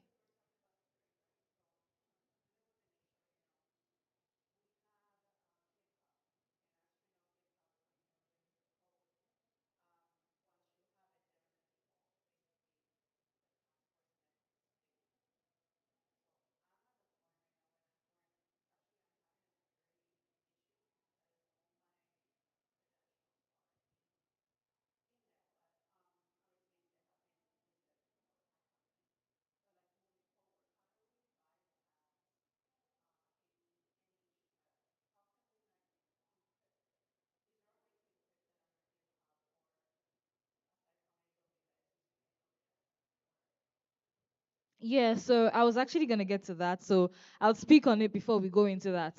And this is in the context of application security or like, security in software engineering. And the truth is, I'll give you an example. Um, let's say, and that's pretty much maybe what happened to you, right? Let's say I'm a new engineer, I joined the team, I'm feeling very overzealous, I get a project that I'm supposed to work on, and I really want to make sure that everything looks good and I have something to show in the next sprint review. And at that time, I'm writing code, I'm committing to GitHub, I'm putting in passwords, I'm putting in secrets, and I do my demo, everybody loves it. But before I now actually sort of like maybe open a pull request and get that code actually merged into production, I realized that, hey, I've done something I shouldn't do, which is like checking in the passwords. So I take those passwords and I put them in a secrets manager. There's so many secrets managers out there. Um, Azure has theirs. It's called Key Vault. AWS has theirs. If you want to store things like passwords, you can actually store secrets within GitHub as well, right? And you can store those secrets within GitHub and reference them, especially when maybe you're trying to use them in your CI/CD pipeline. And these are like passwords to your cloud provider or something, right? You can store these secrets in Key Vault. And then you can even use there are other tools like one password and like a bunch of other tools that you can use to store these secrets, because the truth is, even beyond encryption, right, there's no reason why those secrets should be there. You should store them in a secrets manager and reference them. So let's say me as an engineer, I didn't realize that happened, and I take those passwords and I store them in the secrets manager, I reference them and I check in my code. But then there's a security breach like 2 weeks later. And that's because another thing that GitHub does that people don't realize is that once you commit code, even the commit to delete the code is a new commit, essentially. So it keeps like stacking things onto. So, for example, if you've written the password by mistake, what you need to do after you've realized that that thing has happened is to change the password, is to roll the keys, right? So you have to roll those keys, even if you eventually put them in a secrets manager and now reference them from that secrets manager. And that's where sort of like managed identities also sort of come in. So I'm putting it in a secrets manager, I'm referencing it from that secrets manager, but I'm also giving the identity in my CI/CD pipeline that does that deployment access to that secrets manager so that they can go in, fetch the actual secrets when they need it, do what needs to be done, and nobody sort of like has to know, right? I mean, if you're using tools like, I know that Terraform has ways where you can do encryption as well within like the configurations if you want to store passwords or secrets, as text there. But I typically wouldn't. I know that Terraform has it. I know there's this other tool called Pulumi. I know Pulumi has it as well. But this isn't something that I would typically advise. I would always say that you should reference things. You should put things in a secrets manager and reference things from there, as opposed to actually trying to encrypt it. Because if you most times what happens is the encryption salt is right there, right? And then the encrypted text is also right there. And it takes a very dedicated bad actor to spend time trying to find out how to revert that text to what the plain version of it should be. And obviously, especially in the context of trust as well, you don't necessarily know how secure these keys that are used to encrypt your messages are. So it's just better that you keep them somewhere that is locked away and you can reference them. It saves you a lot of stress. And if there's anyone on your team that has made that mistake in the past, let them sort of like change the password and things like that. And also for like passwords, you should have some kind of auto rotating mechanism for passwords, for certificates as well, so they roll after a period of time, because that also sort of like helps where you don't want to use the same password or the same certificates for like 5 years, right? It makes sense and it's good practice that they get rolled as well periodically, because it helps with things like this.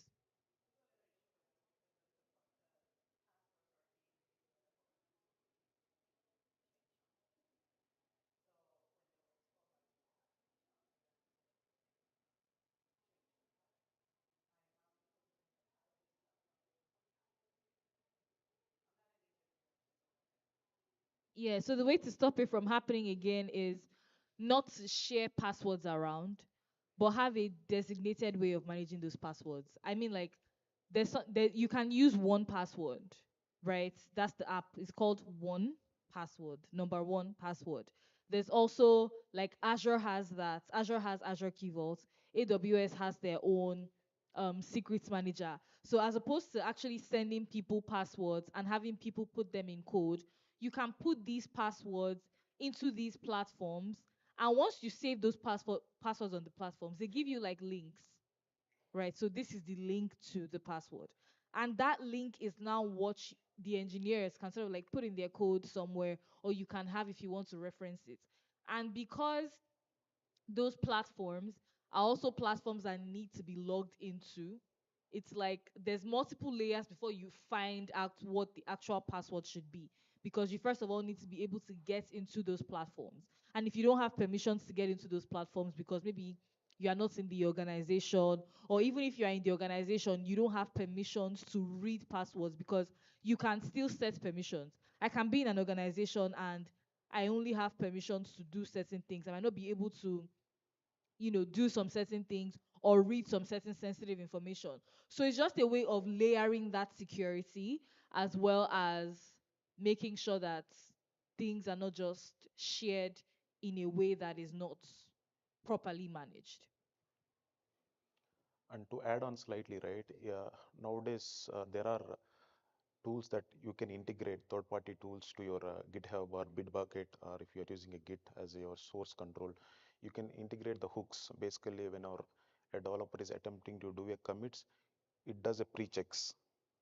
And if there are any certain regex with specific keys, it will identify those and it will reject those commits to push to your remote repositories. That's one thing we can explore. And also other one is enabling the reviewers to your, so before you commit to the remote repositories, you can ensure you are protecting those specific branches. When I say branches, like what are the branches that you are targeting to do the build and deployments, you can protect those branches by enabling reviewers, so that people whenever they commit they do their commits, they can submit a PRs, and where you will have other person to have another insight of what are the commits that are being pushed to your trunk branch or master or whatever the branch that you have uh, in place as part of the build. So let's talk about the limitations of or drawbacks in using serverless. One thing that comes to me is cold starts. So let's say we have a function and then it's just sitting there idle, and suddenly there is a invocation that happens. There will be a slight latency. So that's one thing that we need to consider. What type of services or components that are eligible to use this serverless computing? And there is also another piece that I want to bring is vendor lock-in. Each cloud provider has their own set of configurations. So it's very important to uh, think and develop your application in such a way that where you can shift your code across the multiple cloud providers. That's one thing that I want to add on. And also the cost also, since it's a serverless function and it accepts n number of invocations, when there are a lot huge amount of invocations, there is a cost in place. So that's one thing that we also need to take into consideration. Do you want to add any insight, your views and I mean, experience? yeah, it goes back to what I was saying about the context, because I mean, we also said in the beginning that cost was an advantage, and now you're saying that cost is a disadvantage. And that's why I was saying that there is the context of knowing when and the particular use case that, sort of like the serverless architecture fits into. I think one thing that I also want to state as well is the fact that serverless is stateless. So it doesn't necessarily remember what came before it. And I know that now these cloud providers, um, they've gone ahead to build stateful serverless infrastructure, right? I know that Azure has durable functions now. I think Cloudflare calls it durable objects, DO, right? And so what happens is if you use their serverless offerings and something happens, maybe the virtual machine or the computing instances that are running these processes, maybe something happens and they die. When they wake up, now they're able to remember what they were doing and sort of like continue from where they stopped. But that wasn't initially the case. And obviously with doing that, there might be some kinds of drawbacks as well, because there might be times that you actually want to manage that process by yourself in terms of like what dies, and you want to be able to say how you want to restart what dies if you want to restart it at all. So these are things that you sort of like have to think about in that context. In the context of vendor locking, it is a thing, right? Because like he said, um, if there are if I'm building things with Azure, for example, and I also want to use Google Cloud Functions, it's very different, right? And I have to think of how to write my functions in a way that is different. And that's honestly why sort of like doing and this is now me going a bit deep and a bit technical to like software engineering, but using design patterns are very important, because if you actually layered your coding in that context of making sure that your data layer is different from the business logic layer, or the controller is different from the service layer, and it's different from the actual entry point of where the entire function begins, whether it is an API call or an event or a database change. At least if you had to move across providers, you would only ever be changing one layer, right?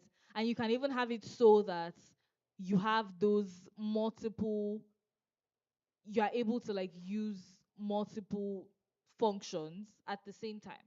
And you have like your different layers, the service layer, and they are reusable across the other people that sort of like, maybe for example, I have like an Azure function. And then my Azure function, obviously, the layer that calls the Azure function is a distinct layer for that. But then beyond that, when it's calling the controller, when it's calling the service, when it's calling the database and things like that, it's like something that I can also share with maybe a different part of my application that was using like a Google Cloud function. So yes, there is the vendor locking bit, because you can't just write like a regular API that, hey, this is an API and this is what a GET request should look like. Wherever I host it, it would always work. However, if you actually wrote code, the way in the best practices that engineers should always like typically write code, you would see that there is a way that you can bypass that vendor locking. Maybe a few more files, but that's very possible. And I just wanted to point that out as well. And also, I think execution time as well. Each service has its own, since the Lambda function, right? The execution time frame is only 15 minutes. If you have any a service, if you have your component or service which is a long running, then in that case, sir, a Lambda function will not be a best fit to use. Yeah, I think, yeah, I agree. I think I'm not sure how long it actually takes for like Azure functions to run. But yeah, Lambdas take about like 15 minutes to also run. So if you want to do like very heavy compute, maybe you should not be using, serverless. I think serverless is also really good for things that have to do with like because again, I was talking about serverless being event driven, right? So maybe getting reading something from a queue, quickly servicing what that thing is, and then maybe putting it in a new queue, or quickly servicing that and sort of like going back to sleep. Things that I would typically want to use serverless in the context of async programming. So where I know that what I have to do isn't something that has to be done immediately. For example, let's say I was a creating like a website where a user should be able to create a virtual browser Mhm. and do something with it. Now I know that creating that virtual browser instance, it takes time. And let's say on the front end, when the user clicks the button, an animation could just be there saying, hey, your virtual browser is getting created. If you want to go grab a coffee or something, go ahead and do that. I can use serverless in that context to get that done pretty quickly. But if I was maybe building a tool like WhatsApp, for example, and I wanted to like write a service that allows me to like do real-time chatting or real-time communication. Serverless doesn't work, like you said, because of that latency, because of that lag. Like I would send a message and maybe it goes onto a queue, and that's what wakes up the serverless process. It has to wake up, process the request, send it to the person Mhm. before they get it. And in the grand scheme of things, essentially because of how powerful these supercomputers are, 2 seconds they might not really be anything for you. But when you are building on a very large scale and you have plenty 2 seconds that you have to deal with, it becomes a problem, long term. So there is the latency thing, but depending on the kind of projects you're working on, and that's why I keep saying that a bunch of all these things is on a use case basis. Depending on the kind of project that you're working on, it may or may not matter. I also want to add on the, since we are talking about simplifying the software development and deployment, right? So in the deployment point of view, it's very, since let's say we are working on building a in AWS Lambda function.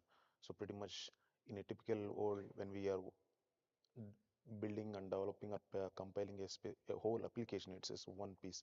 Now when you move to serverless, you can treat it as a microservice, right?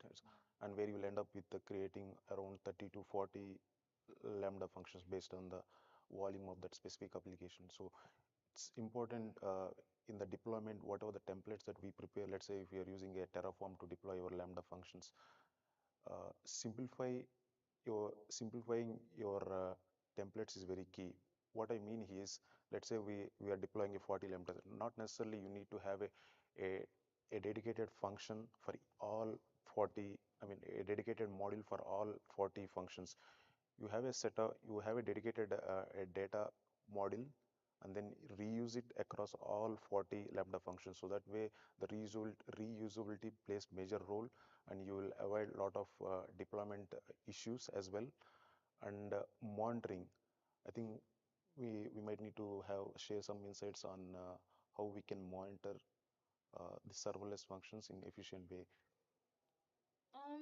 Of course, yeah. So if you have to monitor applications, I think like when we think of monitoring, the top things that come to mind, and the three, these are like the key, I think they call them the three observability pillars. I'm not really sure theoretically right now. But you want to check like the logs, the metrics, and um traces for that application. And when you have like different lambda functions, for example, let's say I am a I'm a service, right? There's a lambda function for authentication. There's a let's I'm an e-commerce app. Yes, this is maybe like a good way to explain it. There's a lambda function for authentication. There's a lambda function for checkouts and things like that. There's a lambda function for maybe processing, like updating the status of my orders and things like that. If I want to sort of like check, and maybe one order or rather one process could have sort of like one ID, but I want to know, okay, what's the issue with this order when I was trying to process checkouts? Because I mean, I authenticated, everything worked. I added to carts, everything worked. And now I tried to pay and I'm getting an error. Like, how do I know what process sort of like owns this error, and how can I act accordingly? And it goes back to using things like, it's having like good logging. You want to make sure that your application is very instrumented, right? You want to make sure that you are actually logging across different levels. You want to log information, you want to log errors, you want to log critical things, and you also want to log things that would help you like know exactly what's happening. And if you have like multiple services that are interconnected and sort of like are part of one bigger process, you might want to use something like correlation IDs or correlation vectors, depending on who you're talking to and the company that you work for. But this just sort of helps you know what process, or rather, what process does this particular log belong to, and it helps with like troubleshooting and things like that. You also want to make sure that you are also checking, like, especially when you're building systems that scale and grow, you want to make sure that you are measuring some kinds of matrices. Like, you talked about latency earlier, which is something that is very important. You also want to check reliability as well, right? Okay, if 1,000 requests go out, what's the percentage of requests that pass? Mhm. What's the percentage of requests that fail? If I want, I also want to check CPU utilization. I want to make sure that my processes, especially now that everybody, not everybody, but like we're doing multi-threading and multi-processing and multitasking a lot more than we were doing them before. And sometimes we see that many times engineers write async code that are not very optimal, and the CPU is holding on to processes that it doesn't necessarily need to hold Mhm. on to. And these are things, when you have like matrices, these are things that you can now figure out that you maybe didn't know before.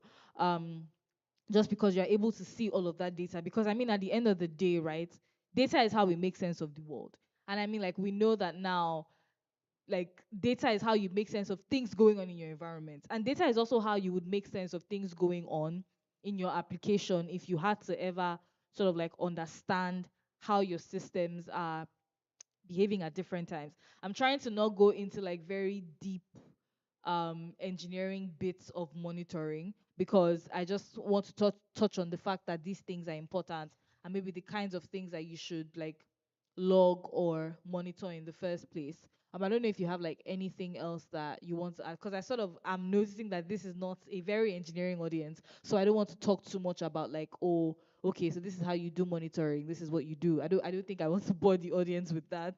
But I don't know if there's anything else that you want to add. In a technical point of view,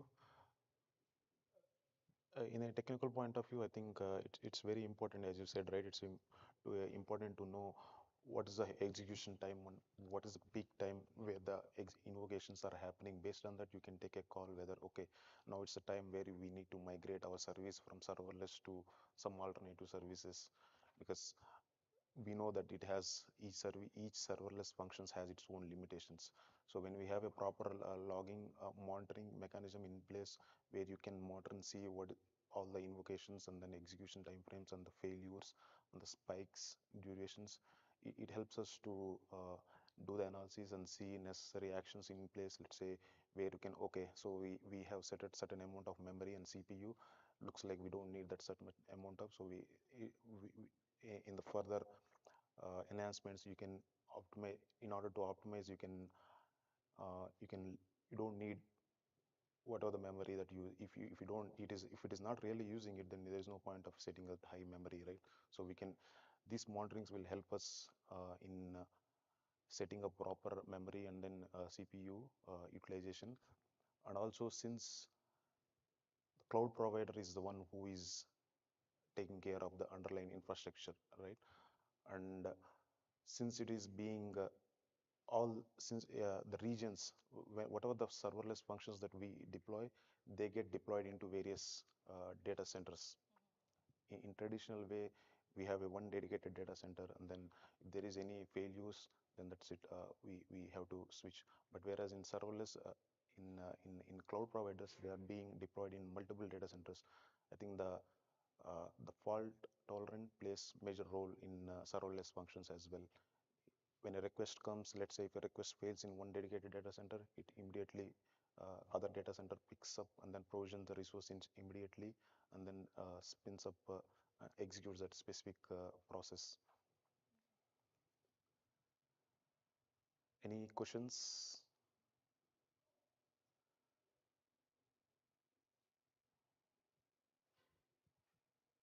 Okay.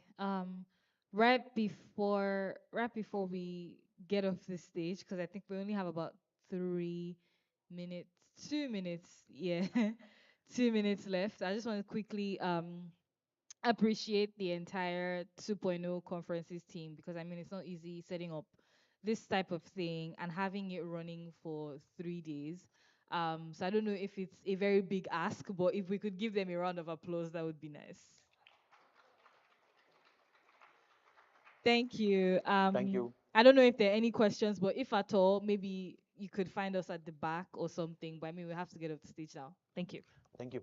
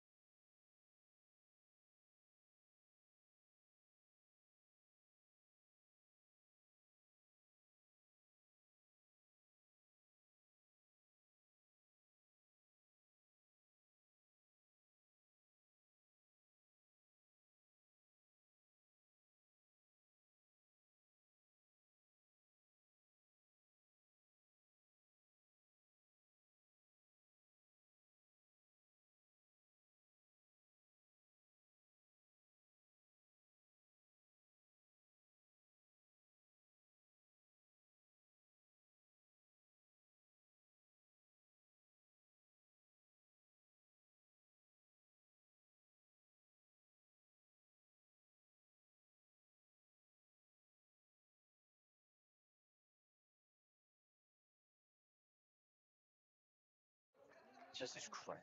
Hmm? You can use the hand mic if you want. Thank you. All right. Good morning, everybody.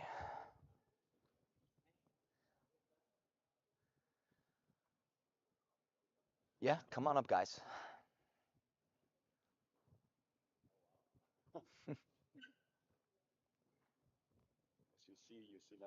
Right? All right. Everyone's mic'd up or has a mic. Good to go. Okay. We play relay here. Is this working? This thing on? Great. I can't see any of you, so. Well, thank you, everyone. There we go. Mic's on. Thank you, everyone, for joining us today. Um, Really excited to sit here with this esteemed panel as we talk about scaling smarter, not harder, harnessing automation to overcome scale challenges.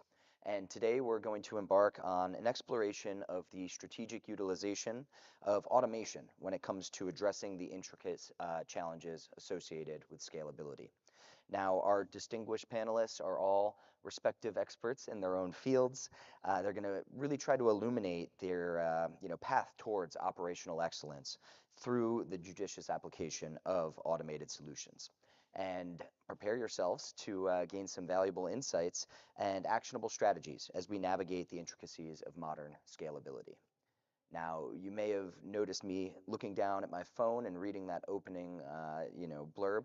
That's because I used automation to do it. It's not because I didn't feel like memorizing a few lines, but I want to really highlight today too, as we go through this experience, the intersection of the human element and the technology when we think of bringing automation to the forefront. And that's going to be a really, interesting undertone of the overall dialogue. So let's kick things off with some introductions. My name is Devin Noonan. I will be your moderator today. I'm the Chief Revenue Officer at Bedrock. Bedrock is a supplier management technology firm where we essentially automate supplier onboarding, automate risk and banking verification. We do supplier master data cleansing, and we also automate AP recovery audits for large enterprise organizations in the procurement and the accounts payable functions. Joining me today, if you guys don't mind giving a quick info as I go down the line here to my left, I have Florian Rode. He is the managing partner at iProcess LLC. Thanks, Devin. Is this microphone really working? Else I can use yours. Yeah, lean in. All right. So yes, as Devin said, I'm managing partner at iProcess Consulting. I'm a little bit of cross contributor to this conference because I'm from the automotive world. I've been in the industry for about 20 years, mostly around software. The most interesting for this panel, I spent 6 years at Tesla, from the first Tesla Model S to the mass production of Tesla Model 3. And I was responsible to sign off every single software release that leaves Tesla headquarters in Palo Alto, about 750 over 6 years. And obviously, we utilized a lot of automation to achieve that goal. So I will share a lot of insight about that and a little anecdote here and there as well. Next up, we have Krishna Bhardwaj. He is the CEO at Vidyatech Software. Thank you, Devin. So I'm Krishna, and I run Vidyatech Software LLC out of Seattle. We have two lines of business. One is content technology or learning technology, if you will, and cybersecurity. And we do fair amount of automation in both. Cybersecurity automation is essentially workflow automation that we've done over the last, let's say, 6 or 7 years. But in learning technology, we've been automating stuff for 30 years in my previous incarnation in another company as well. Uh, I go back to very unautomated days when I learned my first language using punched cards, Fortran 4, 76, and then COBOL in 81 using coding sheets. So automation is of different kinds and spans, as Atul will tell you, there are still COBOL code running in 95% of a vertical that he addresses. So automation is of various kinds, and it's a business outcome that determines what you do. That's it. Thank you. Thank you, Krishna. And last but certainly not least, our keynote from this morning, Atul Apti. He is the founder and CEO at Adarza. Thank you. Can you hear me? All right. Yeah, so you heard all about AI previously, but this panel is really about automation. A little bit louder. Okay. So today I'm going to on this panel I'm going to really fall back on my experience working for healthcare. Right, I worked for one of the largest healthcare companies in the U.S. where scaling started at a very high place. So think about your starting point for scaling a system is with 80 million users. It's a whole different ball game when that's your starting point for scaling up. So hopefully I'll share some of the experiences on how automation helped and where it can be even better. Thank you. Thank you, gents. So to kick things off, first question for Florian, actually. Want you to maybe talk us through some of the core pillars, right, of automation and some of those foundational steps that leaders should consider when trying to apply this to scalability for their organizations. Yeah, so I think one of the most essential parts of automation is really how things work together. So when I talk with some of my clients these days, a lot of people ask me, what are the low-hanging fruits? Ideally, where can I throw some money and I get some immediate benefit out of it? And unfortunately, the answer is there's no one thing that you snap a finger and you're immediately from zero to Tesla, right? So it is a lot about integration, and it's a lot about building an automation really from end to end. What I see a lot is that people automating a part of a process, and they call it automated testing, for example. But from my point of view, it has to really start, for example, with a code commit. It should go through a build machine, unit test, component test, system test, vehicle test, all the way through, including the evaluation of all those results without any human interaction. And that is where automation really shines, is once you have an end-to-end version of that. And like this, you can accelerate all of this. Just to give you some numbers, usually a car company needs about 6 to 12 weeks to validate a software release. We brought that down at Tesla to 24 hours. Impressive. Krishna? No. Yeah, do you have anything you'd like to add? Yeah. So I'm going to take a contra view. Uh, Not all business processes in a real enterprise are completely automatable. There are two things that essentially drive that. One is the business case for it. Is there an ROI in automating the whole thing? The second thing that drives it is the feasibility, whether it's technical feasibility or operational feasibility in terms of whether the organization is ready for the change and willing for the change, or economic feasibility. What's the ROI, so on and so forth. So automation boundaries to me are a result of the combination of these two important factors. Fantastic. Well, and I think that brings up a good point, and it's the old adage of automation for automation's sake, right? And maybe this is something you can expand upon for us here, Atul, is, what are some of those, I guess, business outcomes, right, that we really want to think about and let guide our journey when we think about scalability and automation? Yeah, no, perfectly a valid question because see, we have a diverse perspective here, right? When you're automating something new, bringing a hyper automation to a new product like Tesla, you have a different strategy, you have a different problem space to work with. When you're trying to bring in automation into the legacy world, it's a whole different ball game altogether, particularly when it comes to the operational impacts of automation. There are set practices, there are set processes in place, and automating that has a big impact on, I'll give an example. You're processing a transaction and you have an exception process. When a transaction fails in the automation work stream, you move it into a manual queue. Someone has to take a look at it, someone has to move it to its conclusion. That backlog, we call it a backlog, that backlog is monitored. There are people who are working on that backlog whose performance is measured every year. So you have real implications of how a company manages its manual backlog. Now imagine what happens when I bring in hyperautomation into that process. Okay. If everything is working fine and the number of errors are manageable, things look good. Something happens, something goes wrong in the end to end system, and all of a sudden the backlog is huge. This impacts the operational teams a lot. They're concerned. Their performance is measured on how quickly they clear the backlog. So when we think about hyperautomation, particularly in the sense of current and legacy systems, you need to take a view of the operational impacts, both in the happy path, everything is working fine, and also in the sad path where you have got problems and what its implications are. So it's really the value in hyperautomation is there, but you need to think through all of those.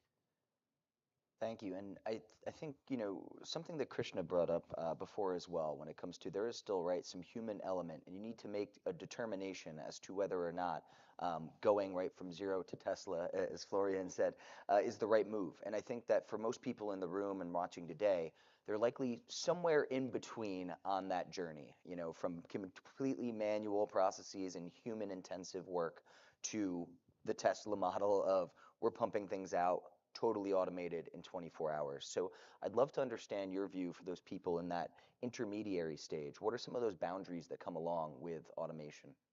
Let me just add one thing. Elon actually coined the phrases like humans are underrated after he tried to replace them with automation. So we also learned that not everything can and has to be automated. I'm mostly talking about taking the big load of what we call regression testing, where you just make sure that you didn't break anything you haven't considered. But the new topics and the brand new features and so on, we always ran that through human engineers as well. Not in 24 hours, obviously, but we basically take the 98% of the regression, backpack off their back so they can concentrate on the innovation of the things. Yeah. So to answer your question, Devin, uh, there may be automation boundaries set up in a way that a process is maybe fully automated, it may be partially automated, or it may merely be that it's a human process continues to be one, but with automated inputs that aid that process and automated outputs that consummate that process, so to say. Uh, I'll take an example of our product, which is a custom workflow, Dash Magic, where essentially what we are doing is automating the workflow for a data loss prevention system. And you are doing that for multiple DLPs, and DLP vendors don't talk to each other. So automating that using multiple data loss prevention pieces of software, what it does is it enables the users to come in through something as simple as email and kind of put their point forward and receive security messages in a language which is closer to English than what security likes to do. So I think there are many ways to slice the cat, Mhm. and the appropriate way to slice it would depend on the business situation. Thank you. That's fantastic. And something when I think about automation, I'd love to pass this one over to you, Atul, is the use of AI, right? And obviously, we just heard a fantastic keynote, so I don't want to beat the dead AI horse here. But with responsible AI, what are some of the big focal points that you see people emphasizing in enterprise organizations when it comes to creating better automation at scale? That's a really good question, because think about, we're talking about process automation and the human in the loop. The role of humans in an automated process is really elevated. Okay, so this is not about doing the same work and the same task as you were doing before. Your role is elevated now to use your knowledge about certain situations and letting the transactions flow. That is where AI is going to have a huge potential for scaling, right? So if I've got a workforce of 50 people and I have deployed them in this elevated role, now as the transactions begin to grow in volume, I have a couple of choices. One choice is to train more people, and that's not as easy as we think, because you really need to train them on knowledge and how to apply that knowledge. The other option is to look into AI as a mechanism where you bring that elevated decision making into the process. So it still doesn't take away the human in the loop, but it helps you scale. So it's a different, it's a little bit nuanced approach there. It's not about I'm replacing everybody who's working. No, I'm scaling the system up. Now if I'm doing 1 million transactions a day, now I can approach this with a 2 million transaction workload. What does that do to your business? So I think that is the opportunity, really, is using AI to scale up your business, to scale up the outcomes, and ultimately the performance of your business. It's not about replacing, people. And I think this raises a question too, just about like organization preparedness, right, and change management, because there's a lot of factors that come into play, especially when you're displacing some roles and responsibilities from the individual to a more technology-centric approach. So I'd love to get some perspective on that as well. Yeah, I'd like to build on that a little bit where with the optimistic outlook, not Sure. like threatening people, but what cool stuff can we do? And I'll tell you a little story about that. So everybody knows by now, I think that Tesla cars have a trunk in the front. They call it the frunk. And at one point, a colleague of mine and I, we were thinking, how often do people use that frunk? And we looked at the data because those cars are collecting a lot of information. So we looked at the data, and it turns out that people open this frunk in the first 3 months every day and then never again. Tesla driver of 5 years myself, I agree, that's true. Why? Because in the first 3 months, you show it to your friends, to your neighbors, to your family. And after that, you realize you don't even need that frunk. So you only have your tire kit and your charger, the mobile charger in there, and you keep that closed for forever. So it turned out that this latch that holds the trunk closed was designed for give or take 10,000 cycles. Based on the information we collected, we could redesign it factor 10, and we saved $10 per car just based on initiative. $10 per car is ginormous. I mean, you discuss cents per car usually. So this was a friend of mine and myself coming up with a hunch. So now look at AI and say, look, I feed you the requirements, I feed you my specifications. Here's how the people really use your product. And like go through the data, which is exabytes of data, and see if I over designed my system. Because usually in our industry, you only learn if you under designed your system. If something breaks, you never learn that you over designed. So there's a huge opportunity out there. Mhm. And it sounds like you guys did a good job of letting your team, right, take the lead and the initiative, but then using AI and data and automation to help validate, right, these findings and hypotheses. So, when you think of rolling that out for a large organization, Tesla is a great model of someone that's done it well. What are some of those things that you need to do to really set the foundation from a change management perspective? So I'm a big avid fighter for power to the engineers because those tools and those implementations, they should be driven by the engineers who use them. And you should not handcuff them to a certain tool if that doesn't help them. So I was always giving the responsibility of choosing the right tools, AI or non-AI, to the people who actually use them, and don't force them to use the same as people around them just to obey certain interfaces, tool interfaces. So if you want to use Python for your test automation, feel free to do so, but you have to report in a JSON format. And if somebody else uses COBOL, I don't know if COBOL can report in a JSON format, but you can do so too. Excellent. Very quickly, I think that's a great point, because in context of change management, it's about how you empower the workforce. Okay, it's not about dictating this is the new state, this is how things are going to be, get ready and get trained and do the work. It's partly that, but I think there is an equal amount of empowerment that needs to be made if you're going to be successful on change management, AI or not. And with hyper automation, that empowerment needs to be looked into, because if it's a matter of simply rolling out new technology and expecting the workforce to scale up, I think it's it's going to be a disappointing result in many cases. Let me build on a couple of things that he said. Uh, See, when you do data loss prevention, you as an organization have policies that nobody is allowed to violate. What happens is that if you don't want to handle any transactions, you say, let the alerts happen. What does it matter? I'm not allowing people to violate the data anyway, violate the data policies anyway.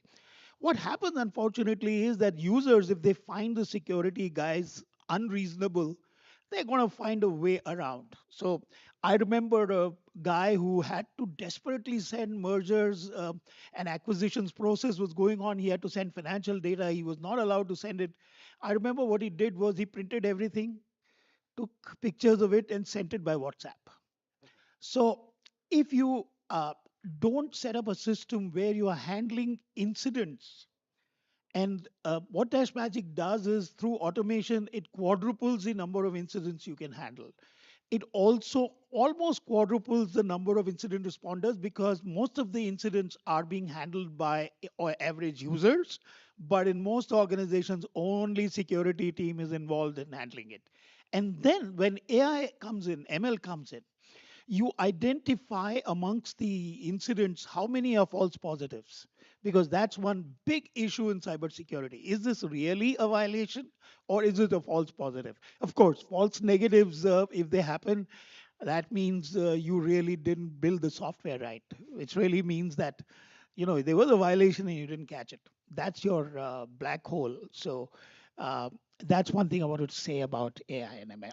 Oh, I appreciate that. And we're talking a lot about some of these applications and hearing some good stories here, but something we haven't dove super deep into yet are just some of the inherent risks that come along with rolling out automation at mass. So I'll open it up to any of you that maybe want to talk a little bit about the risks that are associated with, implementing things like AI, machine learning, and other automation technology. So I think the answer, and this is just my view on it, it depends partly on the industry that you are in, right? So some industries are heavily regulated than others. And that regulation needs to be in place and enforced regardless of the scale. So you might be, scaling up 10, 20 times doesn't mean your compliance needs, go down. They are there all the time. So one of the risks in hyperautomation that I have experienced is not having sufficient views on how to stay compliant when you increase the scale and the speed at which transactions are processed. And that can lead to back to the backlog, right? That can lead to some unintended consequences of having a heavy backlog. So one of the risks is making sure that you stay compliant as you scale up. The other thing is when you scale things up, everything goes up, good and the bad. Okay, you can't expect only the good side to go up and the bad side to stay where it is. There is a good chance that the entire good and bad and the positive and negatives will all go up. So you need to have the right capability and the capacity to operate on a higher scale. So I being in technology and IT, we sometimes do not have enough visibility into the operational realities of the company, right? All we get is here's the set of requirements, we need a solution, and we are all excited and we build a hyper automated solution. We need visibility into the operational aspects because those are the those are the points in which either the hyper automation succeeds or fails. So that is the risk that we need to look into. Thank you. Yeah, just to jump in on that topic, and as I mentioned earlier, you need to paint a big picture, right? So I had some interesting consulting events where I was working with an oil drilling company out of all options, and they released a new software like every 30 days, and they were asking me, "Hey, shall we do continuous integration?" I said, "For one code change per month." I said, probably not, right? So you also should not urgently hyper automate your test systems. So the same thing is the other way around, what we call clogging the pipeline. If you hyper automate your funnel that goes into your development and through your development, but you cannot test fast enough, it doesn't help you either to automate everything on one side, and you cannot consume fast enough. So you have to see the big picture, and it has to fit together. so that all parts of automation actually fall together and provide a consistent outcome. Else, you will clog your system. And I think that's pretty much exactly what you just meant, right? You made the point perfectly because that end-to-end picture is the key. And we don't always have the visibility that we need. So you do run the risk of implementing something without having the big picture. And I think I hear a couple of challenges with that, right? I think one, it's really coming from the top down, where you need strong leadership that is behind this change management, program, and that is also leaning in to the data that you're getting from the ground level up. So that intersection, right, I think is super critical to success. And I'd love to, maybe hear a bit about how do you really set that stage from the leadership down to successfully execute on these really, massive initiatives. Yeah, just one thought on that. It's very interesting. In the automotive world, the leadership is usually mechanical engineers, and there's and they're eager to do something, but they don't have the fundamental understanding of how software works. So this is where I spend actually a lot of time to talk to really C-level executives and explain them that software can be changed in a matter of seconds. It can be redone if it didn't work. So it's very, very different. So um, there's a lot of education we also have to do on the leadership. It's one thing is that they are ready for change, but the other thing is they also have to change themselves a little bit. Let me pick up also on the point you made. Um, Done right, I think automation leads to more compliance, more auditability, and more evidence for what you've done. So we've seen, for example, that when the amount of time it took for them to get audited used to be huge, because the audit team would come and say, hey, bring us why you handle this exception in this following manner. These are banks, and the audit and compliance is just key to them. Now there are chief fraud officers and so on in the banks in many places. So we found that automatic record keeping, automatic data collection, automatic reporting, and automatic exception handling routines actually increase the consistency and auditability and compliance massively by an order of magnitude. No, no, fantastic point. That reminds me of something. Thanks for for that, because this is where I experienced the when it comes to compliance and auditability. As you introduce hyper automation, you have to keep up with the practices that are already in place, right? You have got to refine those practices so that you give it some time. First of all, on day one of introducing a hyper automated system, you're not going to get everything right. Even if the technology is perfect, the process needs some time to adjust. There is an adjustment period when you scale things up. And part of, that's an excellent point about, audits and compliance, that people have to start absorbing what the outcomes are in a hyper automated system.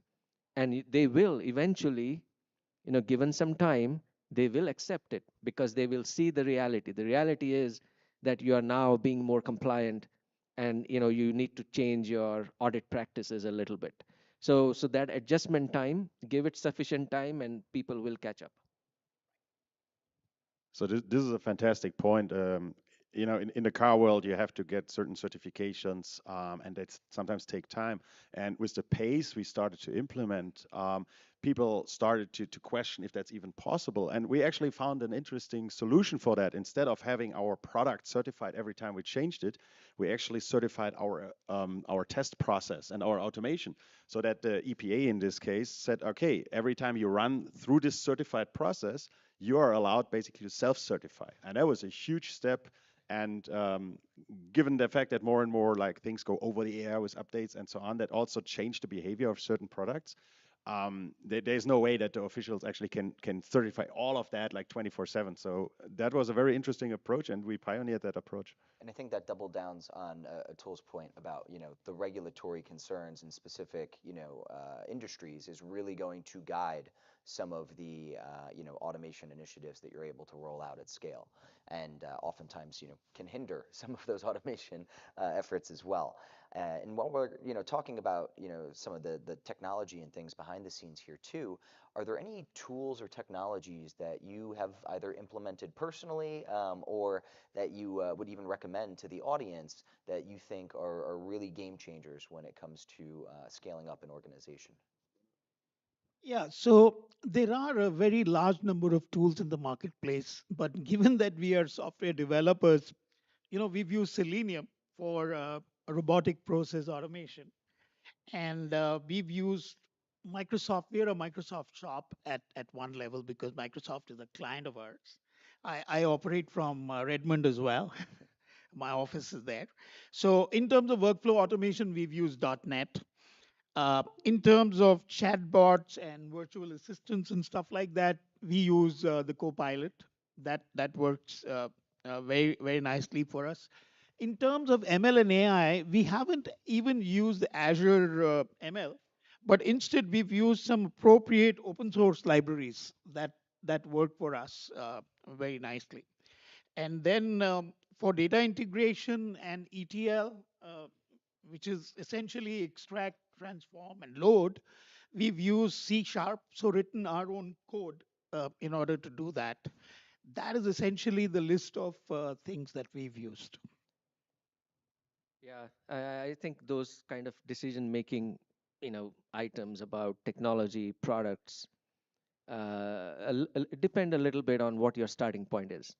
So if your starting point is 80 million members, you've got to pick a technology that will scale up from 80 million to probably 100, 120 million.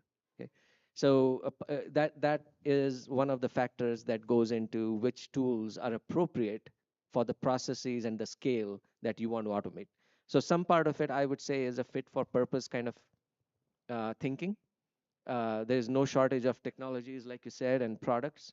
You can evaluate robotic automation. We have done that. We have literally tried every way of automating a administrative process, and that's very different from what you would do in a Tesla environment, right? So different technologies, different products. Make sure it's fit for purpose. I think that is the key. The other thing to keep in mind is with robotic automation, you're still dealing with a mix of legacy systems and new systems. Okay. So setting the expectation about what you can achieve in this kind of a hybrid environment, you can expect only so much to automate a legacy system, particularly systems that you don't have access to, right? You're depending on third-party systems. There's only so much you can do to automate. I'll tell you an example without giving names, but healthcare data. There is both a public healthcare data. There is healthcare data that the government gives you access to if you have got the right rights and privileges, and then you have got private data. So there are certain use cases where you need an amalgamation of all of that. So if you're going to hyper-automate a process that uses some API, a third-party API, without knowledge of whether that API's infrastructure can handle your hyper-automation, this is a recipe for disaster. And with experience, I can tell you, we were gung-ho about a hyper-automated system that could process things like this until we hit an external API. And somehow we got a phone call saying, what are you guys doing? Okay. Why are you pinging our APIs like a million times in a 24-hour period? Well, we have 80 million members, so we've got to process. This is what we're doing. No. Okay. You've got to look at the end-to-end scale and the capacity and set the right technology, products, and infrastructure to be successful. So yeah, it's interesting problem. And I think you bring up a good point there too about right internal and external stakeholders. So you can oftentimes be in a bit of that vacuum when you're building these new automations and these products. But at the end of the day, you need to think of the impact it has, whether it is for your internal team, whether it is with partners, clients, etc. And from there, it's really going to help to guide your journey on that automation process. So just And I don't have such a nice list as Krishna has with the tools, and they probably changed by now. But it is, as I mentioned earlier, it's all about the integration. And a rather funny example for that is, so Elon Musk tends to announce his, features and functionalities on Twitter or X. So that was one of the most important integration at Tesla we had. We integrated Elon's Twitter feed into our Slack channel. So we actually got the information as soon as the rest of the world got information about new requirements. Arguably the most critical automation that we will discuss today. So just to bring it home, and then we'll kind of open it up to some Q&A for the audience here as well in the last 10 minutes. I want to take a lens from my perspective too at Bedrock, where we do a ton of automation externally for our clients. When we think of automating supplier onboarding and having APIs to government agencies worldwide to do real-time risk verification. But internally, my role and responsibility as the Chief Revenue Officer is to grow the company. So when we talk about scale from that lens, my major focus is client acquisition, building out the team, automating, and digitizing as much of that experience as humanly possible, really adopting that RevOps model.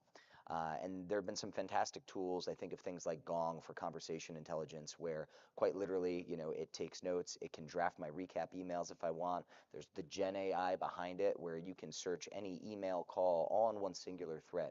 So the advances there to really clone yourself and get more efficient and effective are out there. And there are cost-effective solutions. But I think the panel's really brought up some good points here too, where it's not, putting everyone right in a similar bucket in every particular instance. It's considering those business outcomes that you're looking for and really starting there as that critical first step on your automation journey at the end of the day. So the fun thing is that in Silicon Valley, people literally leave the company if they don't like the tool. I've seen it, and they just go next door where the tool is better. That's it. And I think it's why you see a revolving door in a lot of these larger organizations with the CTO role and some It's of one in the those, front and one in because the they rear. come Yeah. in and, oh, well, I actually come from an SAP shop, so I'm going to roll that out now. And 3 years later, it's still not working. You're still having headaches. And then someone comes in, well, I'm an Oracle shop.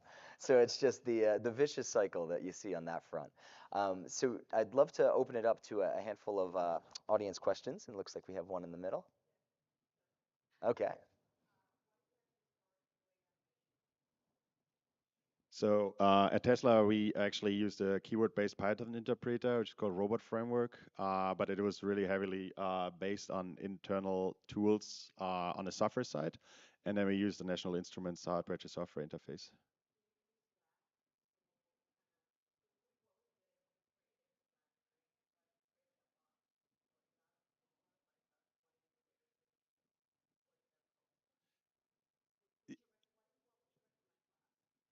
So you said Slack, right? Yes. So we had to replace Slack at one point because they want a lot of money. So we used Mattermost, which is the same, just free, and open source. And yes, absolutely. So we had a very comprehensive communication from a like not AI at that time, but the bot, the test bot, basically communicated on different levels. So on a high level, very visible to everybody in the company, it's just like a yay or nay on a certain software, and then it drilled down all the way down to the engineer who is actually investigating certain things, and they got like really detailed information. So we had like 2 3 different levels, but using those communication channels as well as Jake, a large dashboard on the wall, so like what you see in production floors.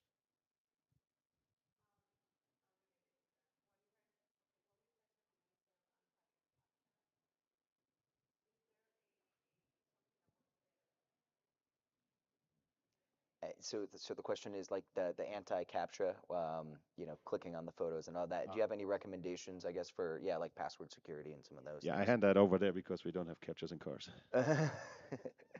Well, I don't have a like. First of all, my first question. I don't mean to give you an answer with a question first. Okay, but I would like to know the scale of the problem that you're trying to solve, right? So the reason why I'm saying that is, if you are getting 5,000 users a day in this kind of a scenario, then the solution is X. If you're getting 50,000 in this kind of a scenario, the solution is Y. And if you're getting 5 million, solution is something different. So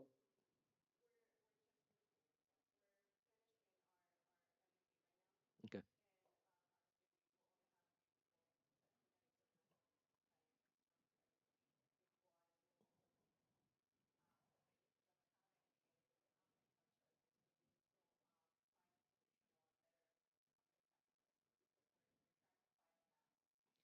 So you think about, there are products out there and technologies that are moving you away from passwords.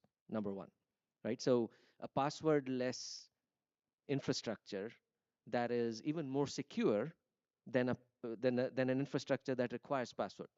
So my first suggestion would be, don't lock yourself into saying that the way to solve this problem is to find a product that does a better job of, how you're doing things. There might be a better solution by just completely bringing in something that does not require passwords at all. So I'll give you, I don't have particular names, but I've used Okta a lot. Okay, and I don't know if it's going to be a heavy-handed approach for your situation, or it's going to be the right approach for your situation. But take a look at Okta, because strategically, longer term, those are the kind of products and technologies that will put you in the future much quicker. And you need to think about too, like who is logging in and who are you validating, because it's a different experience if we're talking about a single sign-on or potential multi-factor authentication for external parties. So once again, and I'm not throwing another question at you on the spot today, but go back and really think about what are the current challenges that we are coming up against, and what is our desired business outcome, right? Is it a frictionless login experience, and we're running into bottleneck A, B, C? And then do some research around what are the best point solutions that are solving for those bottlenecks. And I'm sure you'll find a couple, some sponsored ads and then some that are tracking well on Google the second you look. Um, yes, one more question right there. Pointed at different people.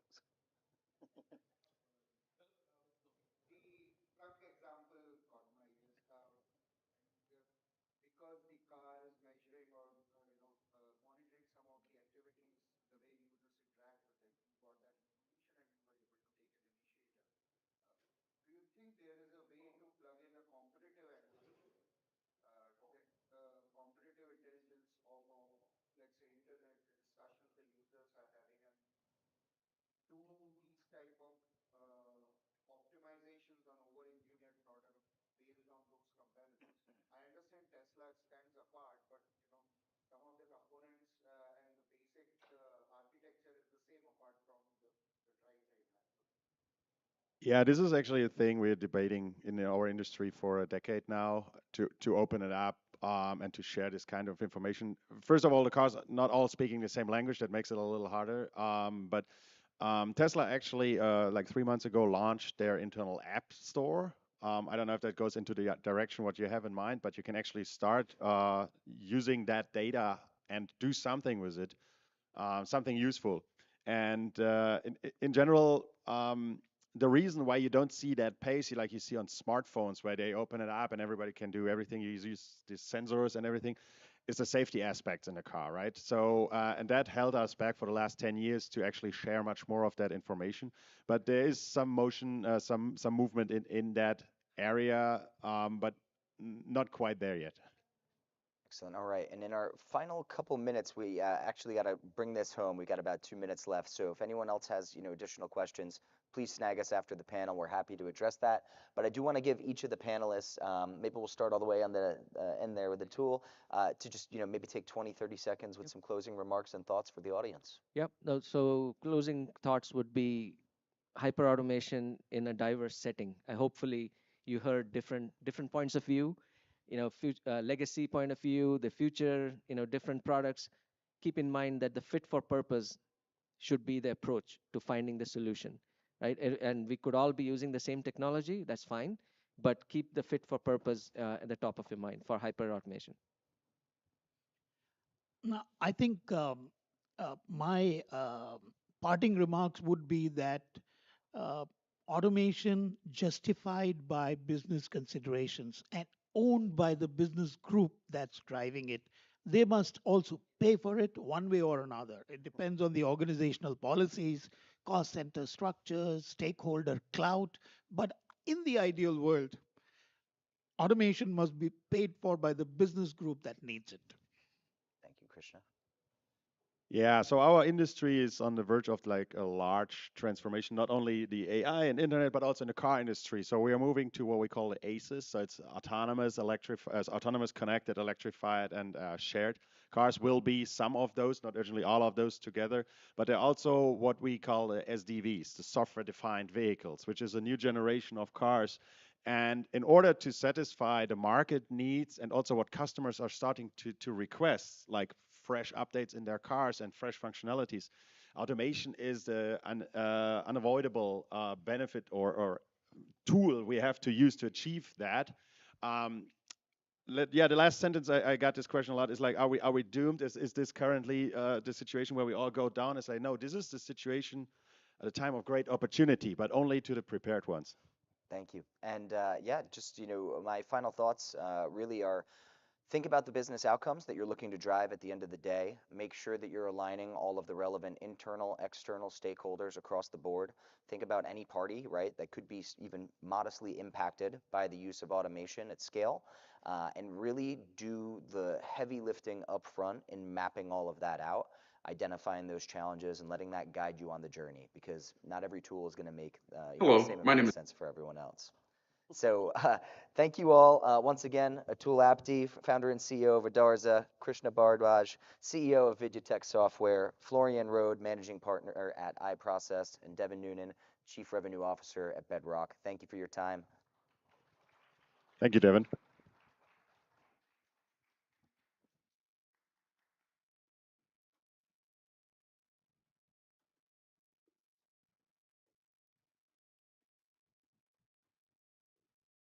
All righty, give it up one more time for our gentlemen. Well, I know the whole reason why you guys are here is for the recognition session. So we like to hold a high regard to our acknowledgement of individuals who serve as source of inspiration as we take pride in highlighting the transformative potential of technology in our lives. So please join me in welcoming Gary Lee Fry to help me hand out the awards. So Gary Fry, ED GPC holds 32 teaching and professional certifications from states of Texas and Missouri. He has raised over 132 million in grants. He has written several books, articles, and presented on non-traditional funding sources for school districts. So let's get into all the awards. I will warn you guys, this is a long one. And again, I have not been briefed on names, not trying to offend. I'm just trying my best. So first up, we have Abida Hoot Deshpande, the Outstanding Leadership Award. Abid Hoot, founder, promoter, and CEO of Manjin Corporation USA, excels in digital business strategies and talent transformation, notably launching the U.S. business and driving global revenue to 2.5 million.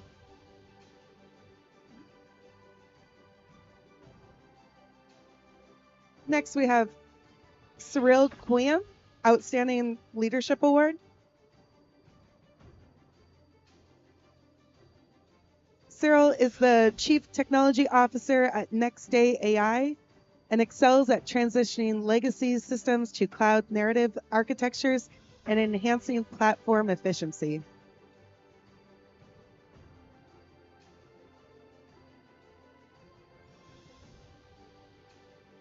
Next, we have Daryl Tagashi for the Outstanding Leadership Award. All right, well, Daryl, cybersecurity presenter and trainer at CTF Developer and Purdue University Global, has over 17 years of experience in higher education. Yay for Daryl. Next, we have David Ron for the Outstanding Leadership Award.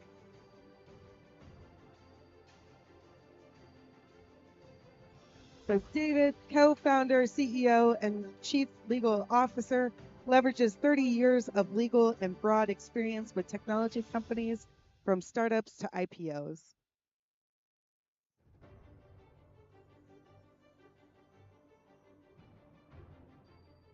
Next, we have Joe Rambo, Outstanding Leadership Award. Joe, founder of Neptune Technologies and wealth advisor at Pelican Wealth Advisors, excels at financial services with notable contributions in the AI and blockchain. Next, we have Logan Formicola for the Outstanding Leadership Award. Logan, founder and CEO of Eagle Star Dynamics, is a multifaceted entrepreneur with background in technology, music, and sports. From winning a science fair for his overlocked computer with working in a medical device company at 16, he's now leading ESC.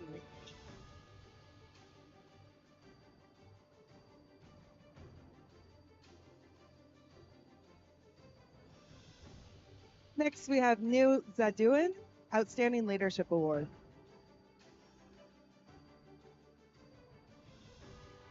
As a computer network architect and geoscience engineering and testing, New stands out for his 18 years in network and engineering and cybersecurity.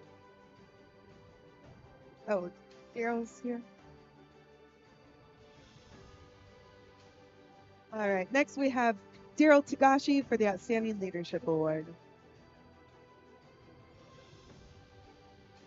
So Daryl, a cybersecurity presenter, trainer at CTF developer at Purdue University Global, has over 17 years of experience in higher education and 15 years in the IT industry.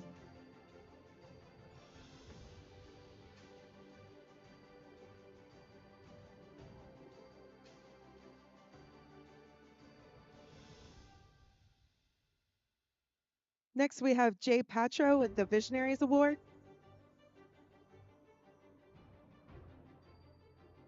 So Jay serves as a portfolio manager at Data Merck, specializing in digital transformation and social innovations. With over a decade of experience in corporations and entrepreneurship, he is a thorough leader and in diversity and inclusion, committed to improving the lives of underrated groups through empathy and technology.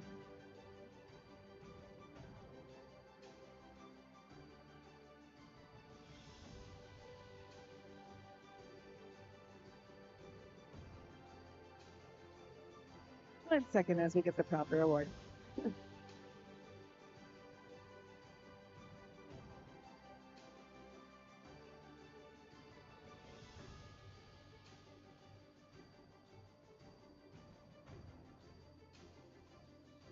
Next, we have Majid Merchant for the Outstanding Leadership Award. Majid is a co-founder of RBLT, known for his out-of-the-box thinking and superior technical, analytical, and problem-solving skills. Next, we have Daryl Tao for the Visionaries Award. Oh. Co-founder and chief investment officer of CoinClan, has diverse background including pivotal roles at Levada Group and advisory of Alaveda Group at 6 billion investments. Okay, for Daryl. Next, we have Raskalar Kandara, Representative Krishna Mohan for the Outstanding Leadership Award.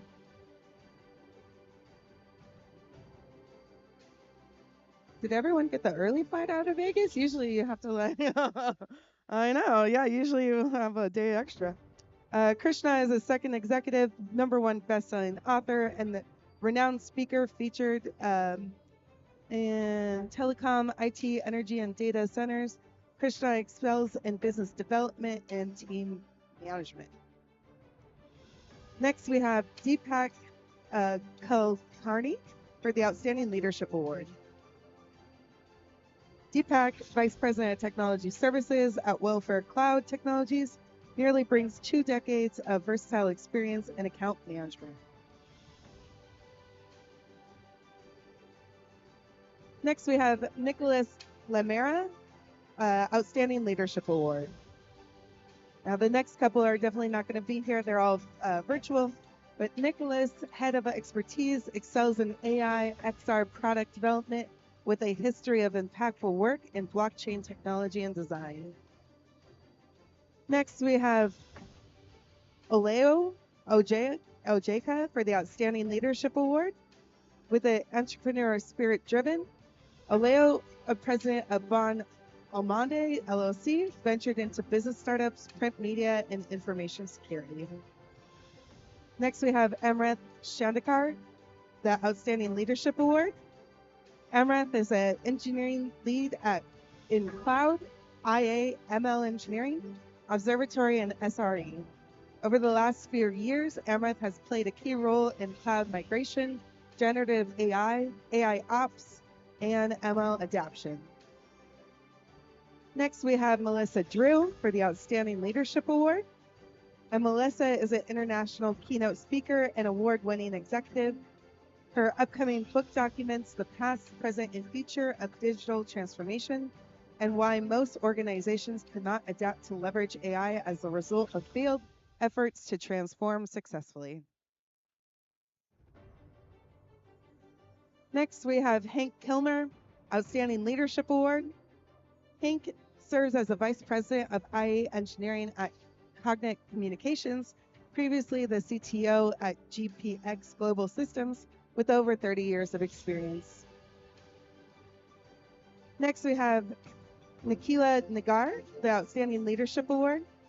Nikila, widely known, serves as the CTO and co-founder of DIE, a focused technology company, and leads Rue Need Experiences Inc. This one has a video, I think. Ladies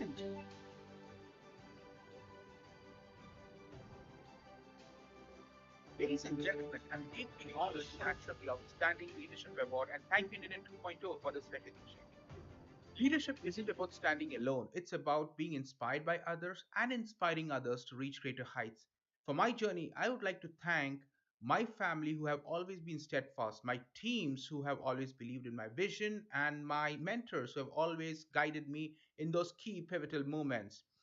Continuing in my journey, we at Rooney Enterprises Incorporated are enabling our clients to run intelligent, innovative impact in their enterprises by using the three key mantras: technology never fails, empowering people, and creative problem solving. Let's connect. And thank you again for the honor.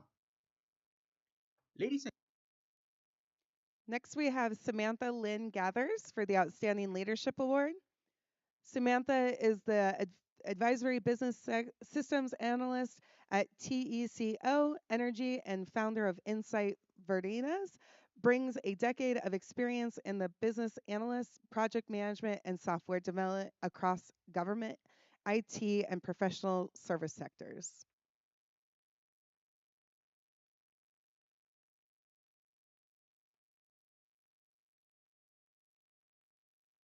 Ladies and gentlemen, esteemed guests, and fellow recipients, thank you for this incredible honor. Receiving the Outstanding Leadership Award is both humbling and exhilarating. I am filled with gratitude and a deep sense of responsibility. Leadership is not about titles or accolades. It's about making decisions that are guided by courage and conviction, especially in the face of adversity. It's about standing up for what is right, even when it's not easy.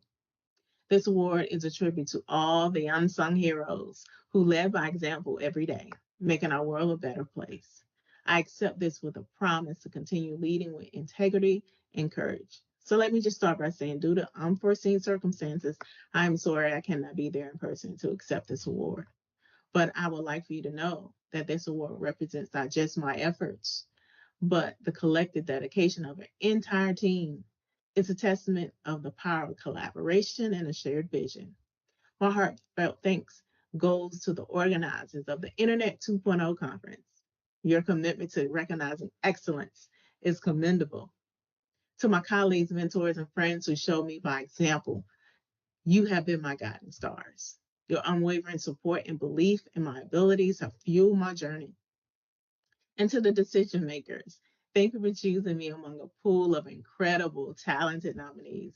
I am deeply honored. Speaking to the talent, let's acknowledge the remarkable individuals who stood alongside me. Each nominee brought their unique brilliance to the table. Our shared pursuit of excellence has made us all winners. So here's to celebrating their achievements as well. In conclusion, leadership is not about standing at the pinnacle. It's about lifting each other up. Let us continue to inspire, empower, and create positive change. Together, we can scale even greater heights. Thank you again for this recognition. Next, we have Omar El Edwardi for the Young Leadership Award. Omar, Howdy, my name is Omar El Erwadi.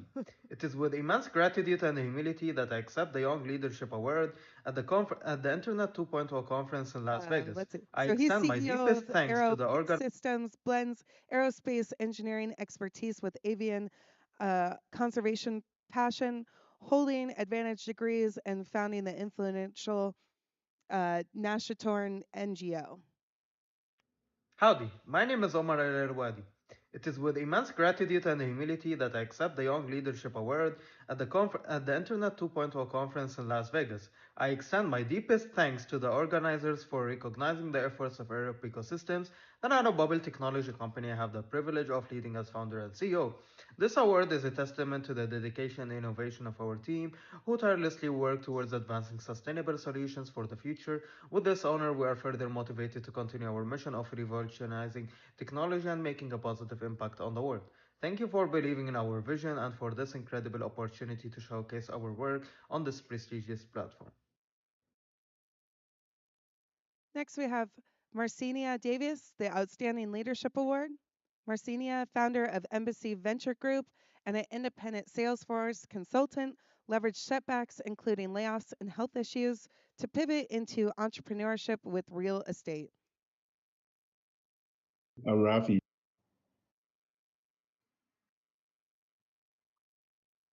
Hi, I'm Marciana Davis, founder of Embassy Venture Group. I want to say thank you to the Internet 2.0 team for the prestigious Outstanding Leadership Award.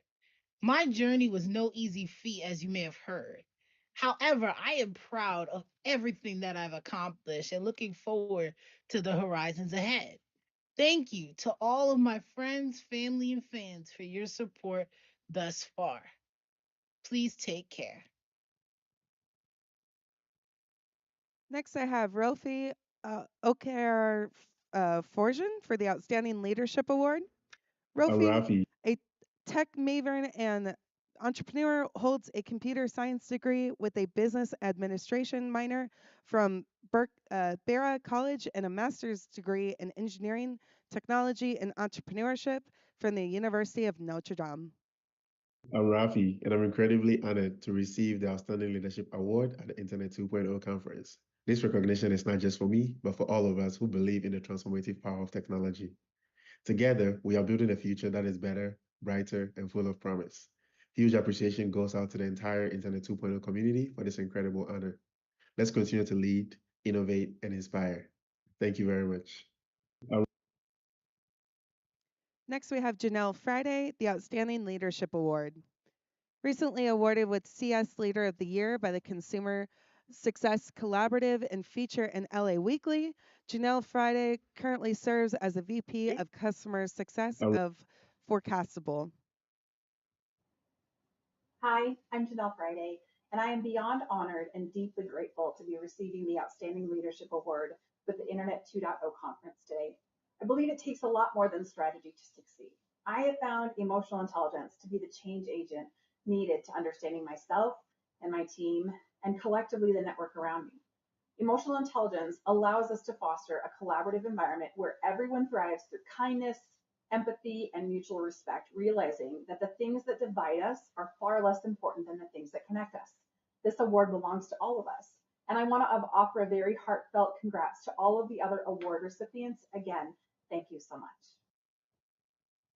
And last but very not least, we have Landgate, the Outstanding Organization Award. And this is to be awarded to Craig Kreiser.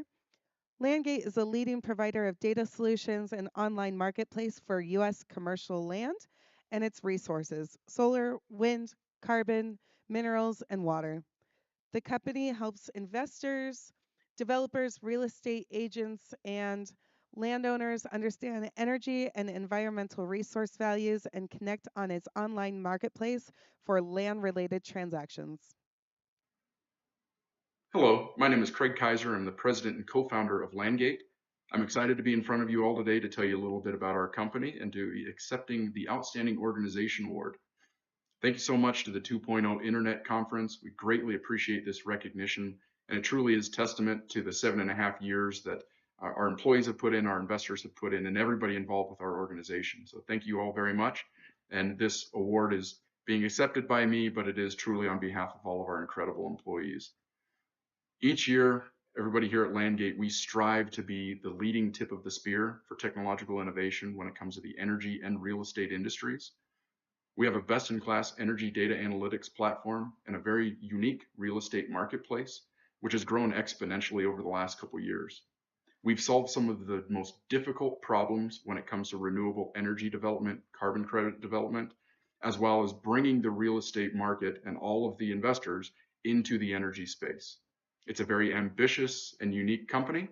We have a very bright pathway ahead of us. We're looking forward to 2024. Thank you so much again for the 2.0 Internet Conference. Thanks to all of our loyal customers, and absolutely thank you to all of our investors, our partners, the Series A partners that we have with the Rice Investment Group, and our Series B partners, NextEra and Kimmeridge. Thanks to you all, and here's to a great 2024. Thank you. Alrighty, Hello. well, congratulations to all the honorees. Your hard work has truly paid off. And also special thanks to our gold sponsors, VAAV Industries, as well as Gary Fry for handing out the awards. We're going to break for lunch, and we will be getting back at 1:20. Thank you.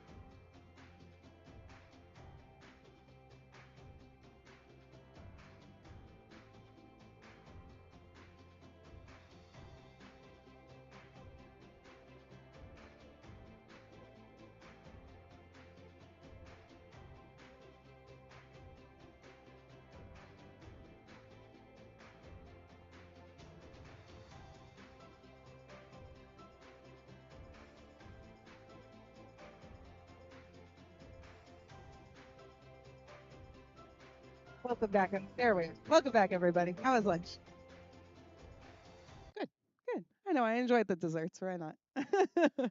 Well, get ready for an interactive experience where networking and exchanging business cards seamlessly intertwine, offering distinctive opportunities for professional growth and foregoing valuable connections. So I know there's only a couple of you left. If you would like to exchange your business cards, you are more than welcome to. But now let's pick off where we left off. Now imagine walking into a room where the temperature adjusts to your liking, the lighting changes to set your mood, and tasks are seamlessly automated to enhance your productivity. That's the essence of people centric smart spaces, spaces that are designed with you in mind. This is what this session is all about. So please welcome our mediator, Gary Yu, the CEO of Total Max Homes, and the topic of the rise of the people centric smart spaces. Oh, okay. Oof, whew. Day 3 has been interesting. At this point, I will take anyone who wants to talk about anything. Have you been enjoying your trip? Oh, you're the next panel? No. Yep. And then just to let you guys know too, since you're next up, as soon as these guys are off, you can go back to production, get mic'd up. Yep. And then that way you guys are good to go. But how's your trip been so far? Good. Where are you guys coming in from? Dallas? Oh, fun. Yeah. Are you excited to get out of the humidity for a little bit? Oh, oh my gosh. Oh, you're just neighbors and you had no idea. Well, now you know. Now you know. New drinking buddy, right? Yeah, I feel like it's been like Texas, Canada, and India who are like our three like little feeders though. Mhm. Yeah, gotta love the Canadians where they're just like talking about thing, talking about Canada. Any eye on David? No. Or sorry, Gary.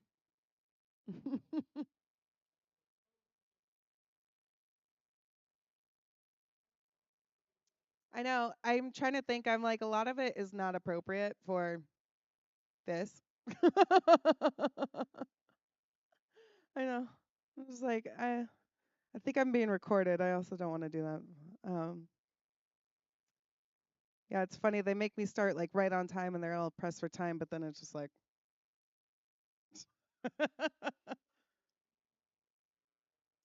No, trust. I mean, I'm just doing my job. Yep, just doing my job.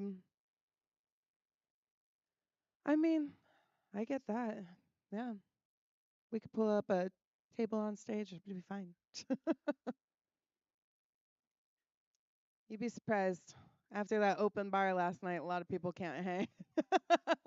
I've heard some stories. I've heard some stories, you guys. If I'm being honest, I was a little upset I was not invited, but that's besides the point.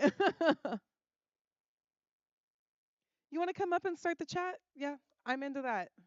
A whole lot better than pure silence. Yeah. Thank you. Yeah, we're a very small group here. This is wonderful. This is But I wonderful. do appreciate you giving me such a warm welcome. So we're going to talk today about smart-centric communities and spaces that are integrated, as I like to call it, connecting analog and digital in one space. And it's a beautiful space to be in. And some people find it scary, like it's a boogeyman, and some people think it's great and where we're going to go. So let's talk about it. It can be good, it can be ugly, it can be crazy, but it is where we're going. So let's have that discussion. So Mitzi, let's go. Okay, so before we start, I think that it might be helpful for the people in attendance just to hear a little bit about our story because Absolutely. each one of us will come from a different perspectives. So we did have a little bit of the introduction earlier. So my accent is I'm originally from Greece, and one of the main reasons why I found myself in US is because of my ambition and my vision. Because one of the things that it can be, I mean, one of the things that better describes me is that I'm a visionary. And I started as a scientist, I'm a biologist, and I have my PhD in epidemiology. and I did my MBA here in US. And I started my career doing traditional health outcomes and health economics research for pharmaceutical companies. So I worked for all the major pharmaceutical companies trying to help them with the value proposition of their products. While I was working there, I realized that there is a new beautiful world that is coming, full of wearables and smartphones. And through these devices, we are now going to be very fortunate to get new data sources. For example, before, we never knew how patients are doing in their houses. And clinicians, they only had the ability to see them just 3 times per year. So now, overnight, we had the opportunity to just use from a simple smartphone to more complicated and advanced wearables to really understand how the patients are behaving throughout their daily lives. And that opened up a new world for doctors with new data to understand them. So I come from that perspective, and because I had the opportunity to work with lots of startup companies, and I have done the only one deal that exists in the pharmaceutical space with a virtual reality company, so you can understand that I'm in the cutting edge of technology. So as we're thinking about the future and smart homes, I'm going to bring my scientific perspective and my exposure to these technologies and how these could be applicable to everyday life. Wow.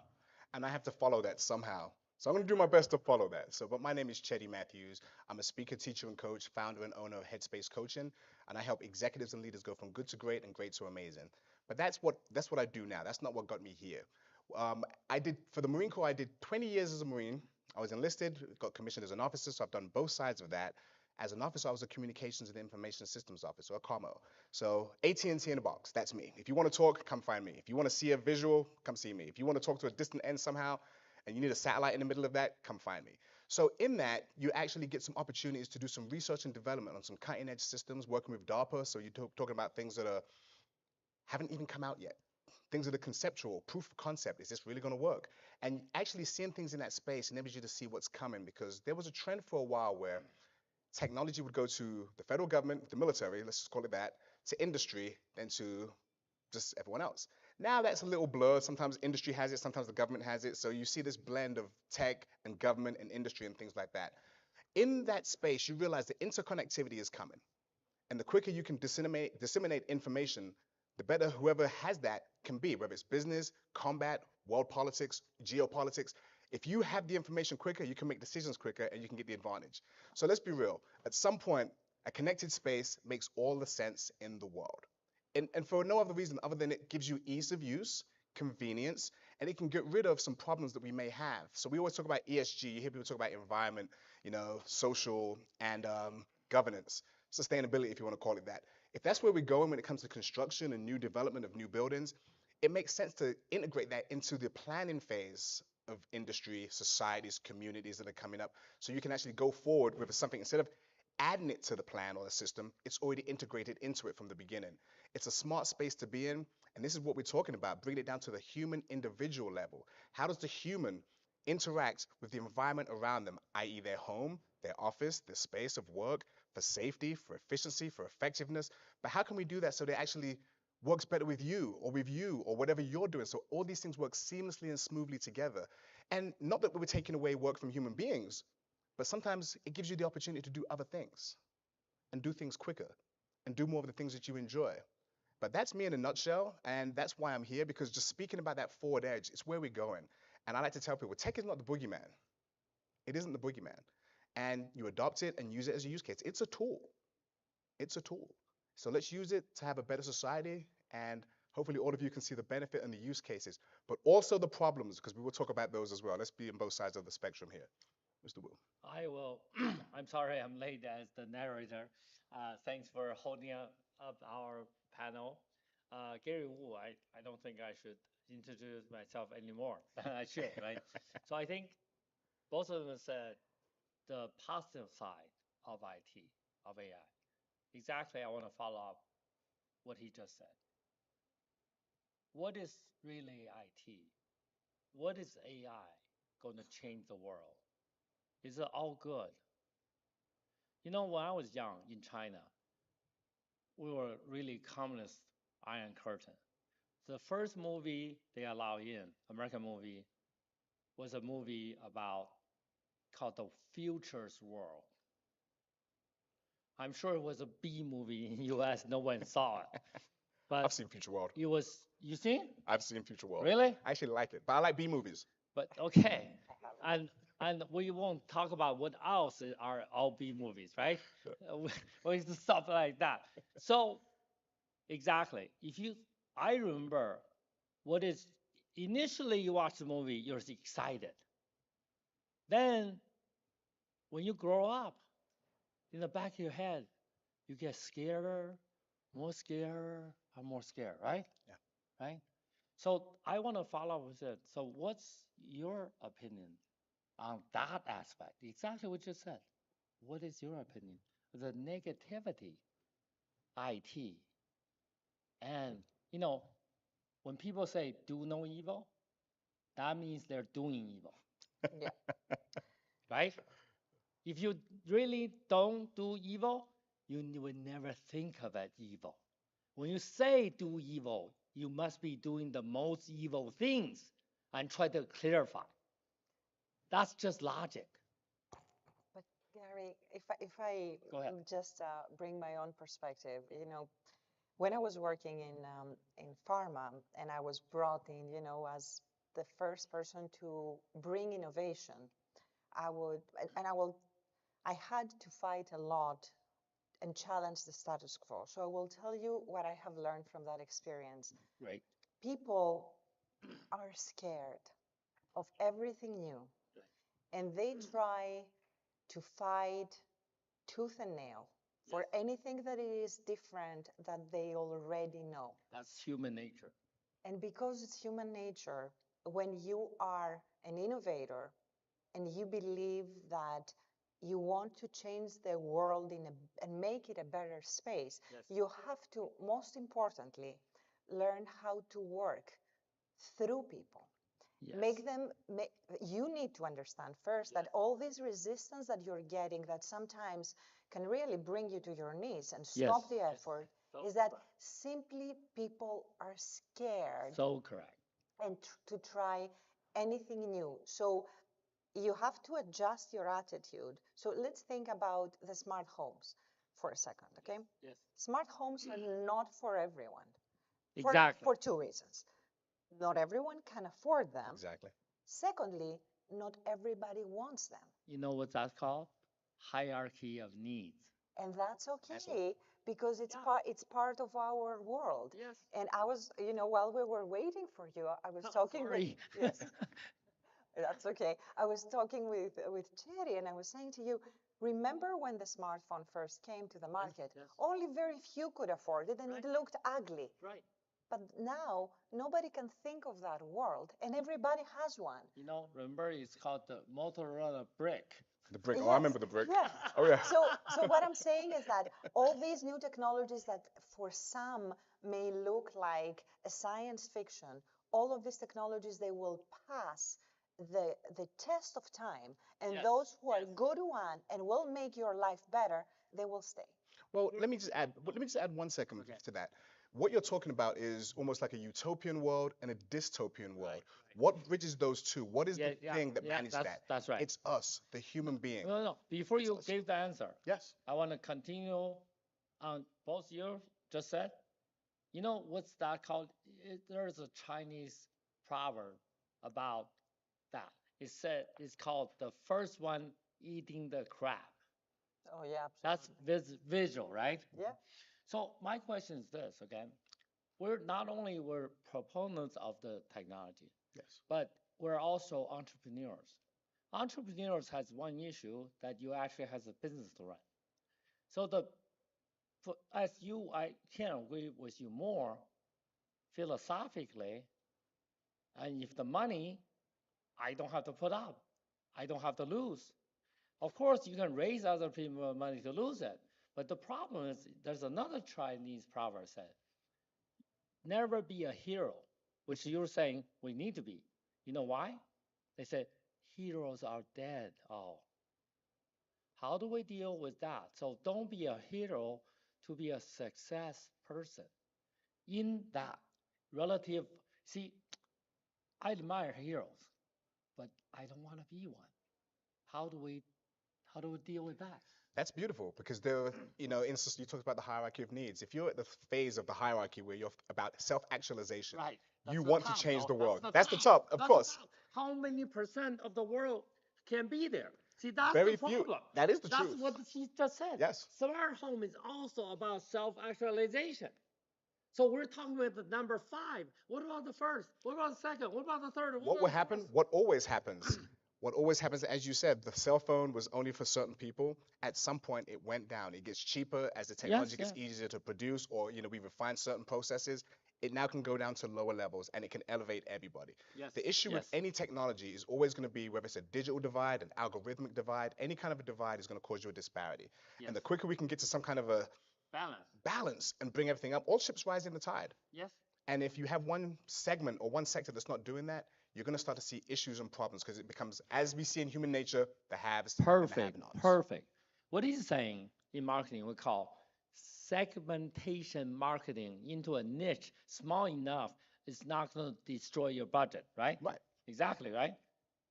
Please, my lady, you can. But Gary, you're raising a very good point about being a hero or being the guy that makes the money. Right. I have to tell you that in this world, both. She's gonna be. You know why? Let me give you some background of the lady. Okay, she's Greece, the greatest philosopher in history, Aristotle, Plato. I mean, no one in history will ever touch them, not even with 100 million-mile pole. That's why she's gonna go philosophical on me.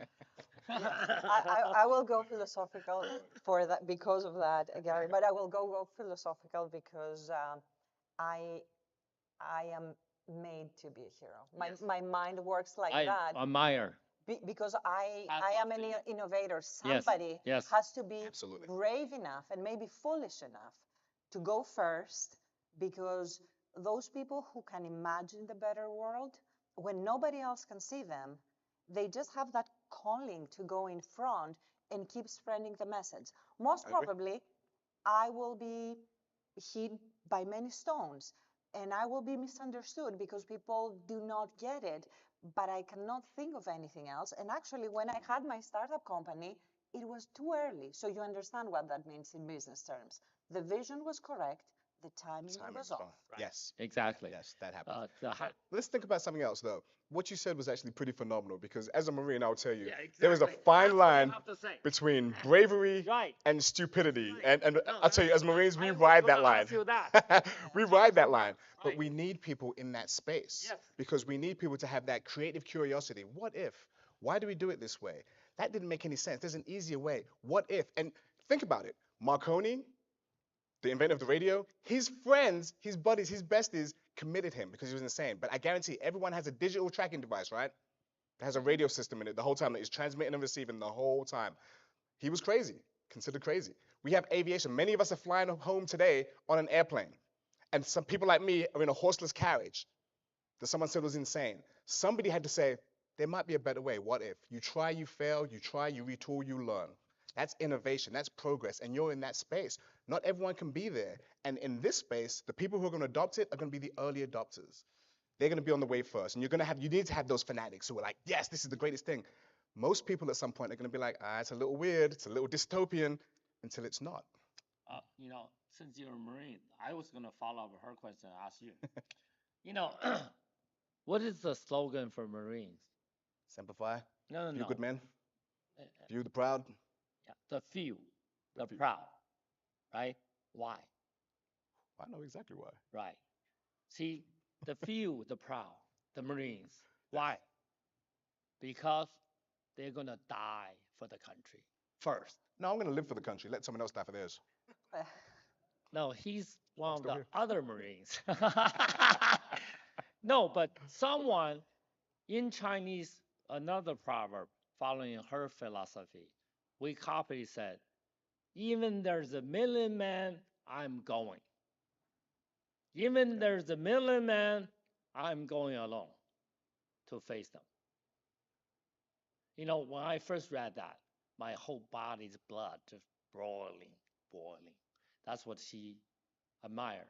But for me, I'm a little white rabbit, really lazy. My book, when the channel are built, the water will be there. The preface, opening statement. If you're diligent, really work hard, really, don't read this book. My book is for someone really lazy than me and still want to make the money. Then you continue reading. Then I said, this book is not for you to read the whole thing. It's to leave in the bathroom. Whenever you're bored, you have something that not happy, you just open where you are and read it. We can make the argument that innovators are lazy. Technology is for the lazy. What do you mean? I don't want to walk. No. Let me get in the car. People Figure even, out how I can get there quicker. Right. The people even the boat because they didn't want to swim. It makes sense. Even the plane because they didn't want to drive. Lazy people makes history because they are lazy, still want to be success. That's my theory. No, she's not. When I lecture, I always ask, which she's the other one. So in China, we say every 500 years, they're born a thing. That's her. Unfortunately, I'm the same lazy white rabbit like everyone else. Not the energized bunny, the white lazy bunny.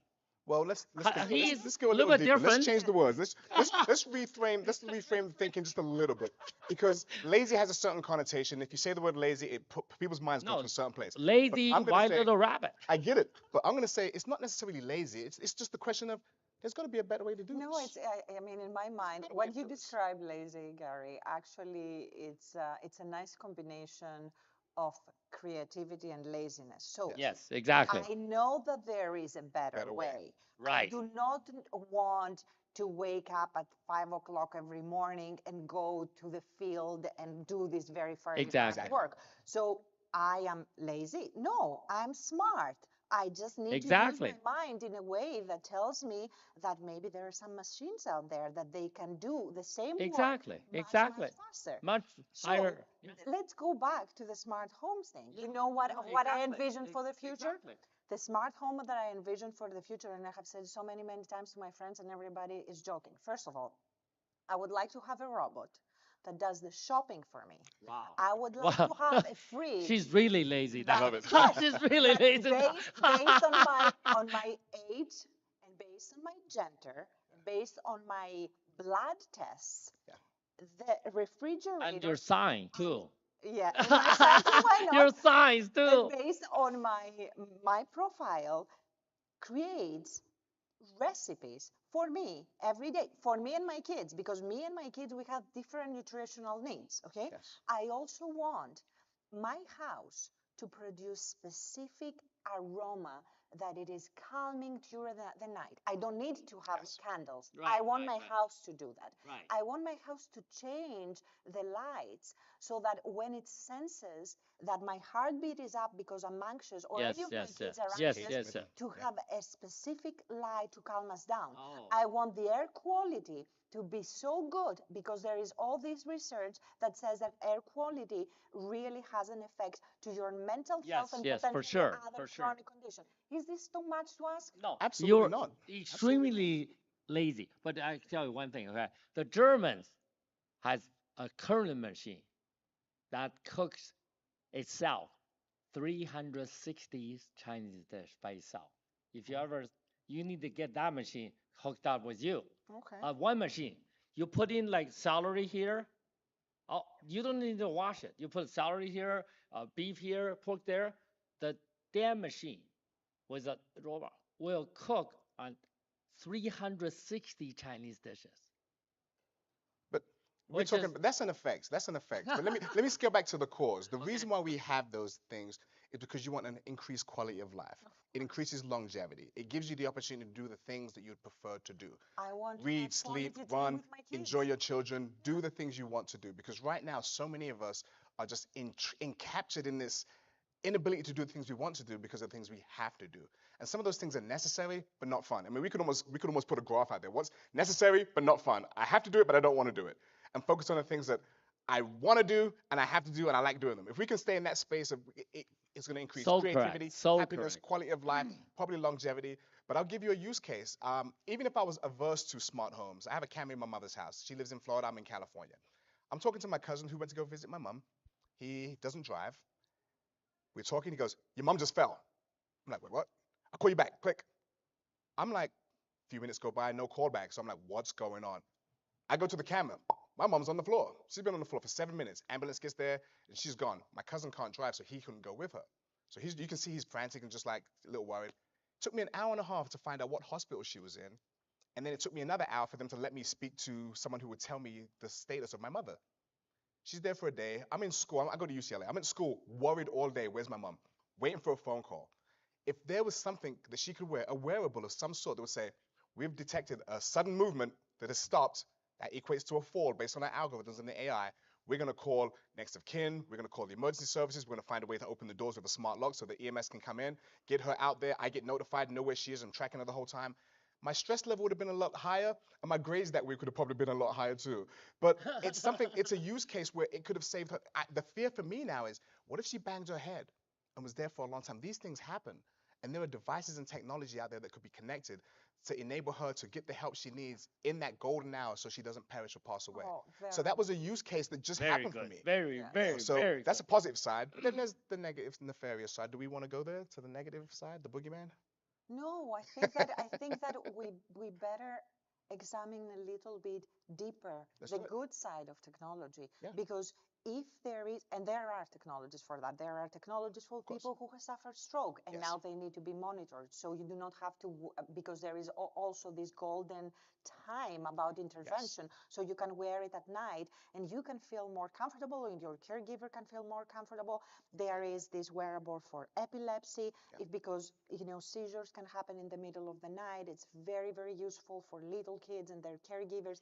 There is so much technology out there that it really can do good. Okay, what is the bad?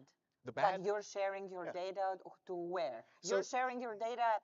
All the financial institutions, they know everything about your money. What's the problem Absolutely. if they know your blood pressure? Do So you care about that? the reason I call it a digital tracking device is because it does just that. I mean, I know stories of, all phones can track, but a lot of times it requires a government to authorize you to do it. I've been places where people have been kidnapped, and we've got authorization from countries to allow us to track people. So we've captured people so they didn't lose their lives. So it can do it. The thing is, it's not what it can do. If there's a law or regulation that stops someone from doing something, it's a matter of time until that gets violated or the law gets changed. We've seen it multiple times. If your house is so connected that everything you do is known, monitored, and regulated, you become the product. Somebody's collecting and aggregating your data to see what you can do, to how they can sell you more things, which may not be, I'm not saying it's good or bad, it just is. They can collect your data, aggregate your data, use it for other reasons, let's call it that, monetize it. Google does it. Anytime you pay for any platform that's free, you're the product. In your house, you somewhat inadvertently become the product of some of those things. That's not necessarily bad, but it is a thing to consider. Beyond that, when your house is connected in that way, the Internet of Things, and there's so much connectivity in your house, the other challenge is, what if someone taps into that and is now extracting your data? And that can be as much as just a kid playing and hacking your lights, turning your lights on and off, or it can be somebody tracking your child from your monitor. Those things are real world issues that had to be mitigated as well. And of course, there's cybersecurity, but we know it's a cat and mouse game. We create this, it gets mitigated. They create that, it gets mitigated. It's a cat and mouse game. It is a risk, and I hope people are addressing it. Another issue we talked about, if certain societies, certain communities can receive these benefits before others can. At some point, the digital divide will become an issue because throughput is a limiting factor. At the last mile of transmission is the hardest. It's easy to get transmission lines going from here to there, big pipes, fiber optic lines, but going from a large node into the house gets tough. And to maintain this high level of throughput so you can have the smart, low latency data that's required to have someone fell, lights come on. You walk in the house, lights come on immediately. To have that low latency so you have that effect is going to require a huge throughput. Who's going to invest in those infrastructures so that is allowed to happen and people can benefit at all tiers of your society? Because at some point, internet connectivity has to become like streetlights, where it's just benign. Everyone has it. It's the same. If I'm in Hollywood, Beverly Hills, streetlights. If I'm in the hood, streetlights. If I'm anywhere in between, streetlights. If it's not, you're going to have a disparity there of information flow, and that causes other inherent problems. So those would be not even negatives. Those are things to be concerned about, to consider. It's a guardrail. Because with anything, there's always a good and a bad. And for me, it's wise for all of us to think about all sides of the problem. A lot of times we focus on one side and not the other. But if we're going to be real with thought leaders, we have to think about our point and the opposing counterpoint. That way you have a good, valid discussion where you've all things have been considered. Perfect. Perfect. But I agree with all those points, Chetty. But I would like to add just a couple more because, I believe, first of all, that although we are all striving for a fair world, yes, we all know that there is no fair world. Oh, no. There is a disparity in needs. So the homeless person who is in San Francisco, when in the same mile during JP Morgan, it is being surrounded by billions of dollars of being talked. It's the biggest irony that I see, okay? So let's start from there. So the smart homes that we're discussing, it's not going to be for the homeless person. Of course. And it's not going to be attainable for the average person. Of course. That doesn't stop innovation from happening. It shouldn't. So there is no fair world and there is no safe world. What I mean by that is that when you are courageous to live your life, you should also be courageous enough to pick the evil that you're comfortable to live with. Absolutely. So between being homeless and fighting if you're going to be alive because you do not have shelter, and being in a smart home where you're afraid that your data is going to be hacked, think about it like it feels very problematic to me when I think about it, because I do believe in good in people and I do strive for the best, knowing though I'm not so romantic that there is no fair world, okay? All I'm trying to say is that all the problems that you mentioned, they're valid and truthful, but I refuse to accept the fact that I'm going to live my life that is being run by lawyers and 0.1% of things that can go wrong. That's my personal stand on it. That's actually fine. It's actually a great point. And for me, you have to address both. If you address both sides, it's a lot safer. Yeah. We can talk about airplanes are safe, but if you don't think about all the things that can go wrong, Absolutely. they will probably go wrong and you will learn the hard Yep. way. So it's good to have the discussion on both ends. It really is. And truth be told, innovation has to start with the people who can afford it first, who can get excited about it to make it cool so that more people like research it so it gets cheaper so more people can have access to it, then it becomes the thing. I used to joke years ago, I'd call electricity electricery. There was a show in England where this man came from the past and came to like the 70s, the 70s. And he was like, electricery. And it used to make me crack up because for him it's magic. But at some point, electricity was magic. So when they called it electricery, it was kind of funny because now it's just electricity. It's just everywhere. It's ubiquitous. But there was a time when it wasn't. And hopefully at some point, smart systems will become that way too. Because the strange thing is, if you go to San Fran, I guarantee somebody who is unhoused probably has an iPhone that's probably more advanced than mine, which is bizarre and strange in all of itself, but technology permeates. But you're right about the hierarchy of needs. But for him, that can be the line between life and death. Absolutely. So lots of homeless people, actually, they do have access to smartphones, which is actually their lifeline. Absolutely. I really, I haven't said much at this panel at all, right? Normally, I don't let anybody talk, right? We all know me. You know, what I'm thinking is both of them are so right. He's talking about the closed loop. She's talking about driving the loop, right? She said, I'm the front driver. He's saying, let's follow up the Marine up there, but we need the Army to follow. I love that. Say that one more time. That was beautiful. Yeah. The Marines in front, the Army follow to close the loop. Yes. I love that. I'm your brother, right? I love that. That was actually awesome. Okay. So that's what they're both talking about. Yeah. So in a war, you guys know everything Gary is about the war, right? Art of war, on war, market warfare. It's a war. The consumer is the enemy until they're converted. They become your ally. Like I said earlier, when I was Volvo Vice President, Mercedes customer, are they like people talk about customer are God? I said, are you crazy? I'm at Volvo. Mercedes customer is my God? Am I just dumb? Am I dumb? They're my enemy because they're my enemy's ally. Only when they convert, they're not my God neither. They're my partner. They're never God. When you say, then someone other narrating, they say, we marketers are actors. I'm like, what? Actors? So act? You cheating? I mean, so, I walked out of the panel because I'm really embarrassed and ashamed to sit there to lie, right? I mean, we're Marines.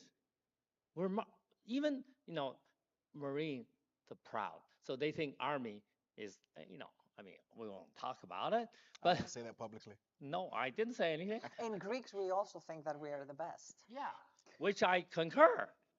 Chinese think they're really good, right? Always say, we don't even have, we always say Chinese are hard. Chopsticks are hard. So yesterday, I taught a girl. Second time she tried chopsticks.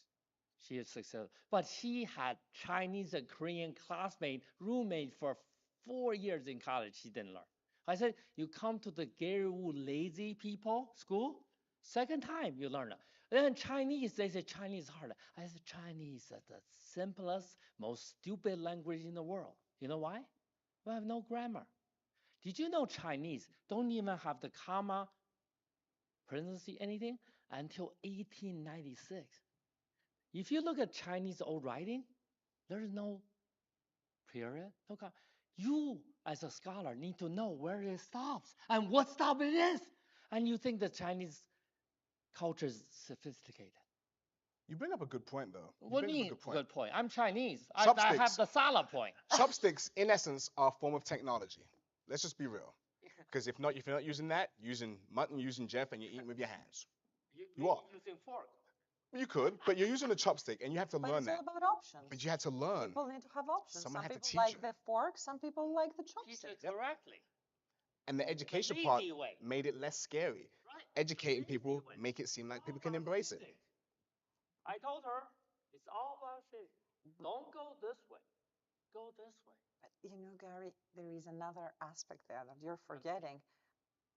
Great teachers are those, they may have their own way of doing things, but what actually motivates people to learn is how you approach them to be inspired in action. You're so right.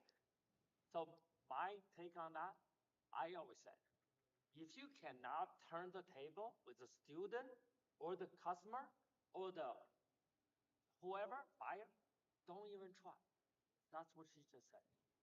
You need to sit on the same side of the client, of the customer, the student. So they're one of you, you're one of them. Then you start. You don't need to sell. You're one of them. That's what she just said, right?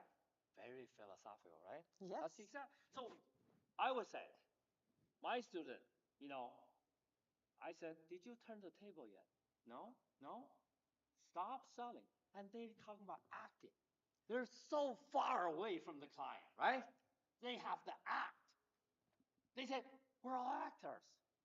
We have to kind of pull the rug over the consumer. Do no evil, though. This is actually interesting because I was in Saudi Arabia last month. No, it's a few months. No, last year, end of last year, and they're building the line. If you've heard of it, Right. 100-kilometer, 200-meter wide, no vehicles, like zero carbon emissions. And some people say this is the greatest thing since sliced bread. And some people say we're going to hell. And you hear there's both sides of this. And in 2030, it's not going to exist. So you look at this and you realize there's information on both sides.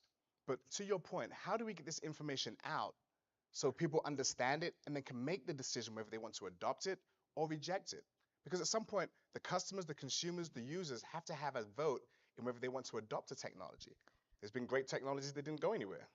So Laserdiscs. There's a museum about that, right, in the U.S. actually, because that goes to the point that Gary was making earlier about marketing and acting. Yes. First of all, people do not like lies. and they can fish. That one. They can actually feel in the air the light. So the last panel, compared to ours, the three of them rehearsed for 3 days. Yeah, we have to tell you here, we didn't rehearse anything. Well, I wasn't even here. Unscripted. Yeah. And I just met Chetty We 5 all minutes before the talked. panel. We all talked, right? I mean, I'm not even here. I'm not here. They hosted, right? Yes, we have to. We are so good, right? They don't need me. I don't need to talk. I'm just here saying, you're right, you're right, you're right. Oh, see, that's me, right? A cheerleader. The energized bunny now, right? Yeah, The but boxing. you're doing a little bit more than that. You know it, but let's go back. Let's go back to the Blackpink. marketing and what makes people actually buy into new concepts. So marketing has nothing to do with acting. Right. Marketing is all about the most successful marketeers are the best storytellers because people sometimes they don't know what they need. Right. So if I have a vision of a smart house that I can see it and I can feel it in my bones that when I give you the keys and you maybe put your electronic key with your fingertips and the door opens and you hear your favorite music and you walk there with the right temperature and you can hug your loved one and there is a well-prepared meal standing on the kitchen counter. What a dream. What a dreaming the work. dream. And that if I am successful enough and I have connected with your soul, maybe I have sold you your dream. And this is what makes successful in the adopting new things. Can I just selling say, the dream. I love everything you said. As a leadership coach, when that is are we quintessential. moving in, right? When are we moving Exactly, in? but that is quintessential leadership. And if you're a thought leader, an innovation leader, a tech leader, you have to do that part. You've got to have a creative future that people have to somehow buy in to see it and then want to do their part to get there as well. Because one thing for you to say, everybody's streaking and you're running by yourself and you realize it's just you, or we're all going together. They have to have buy-in. And if they have buy-in, you have adoption and you get traction. So something he loves, right? So that's again, the Marine in front, army follow. I like you, Mr.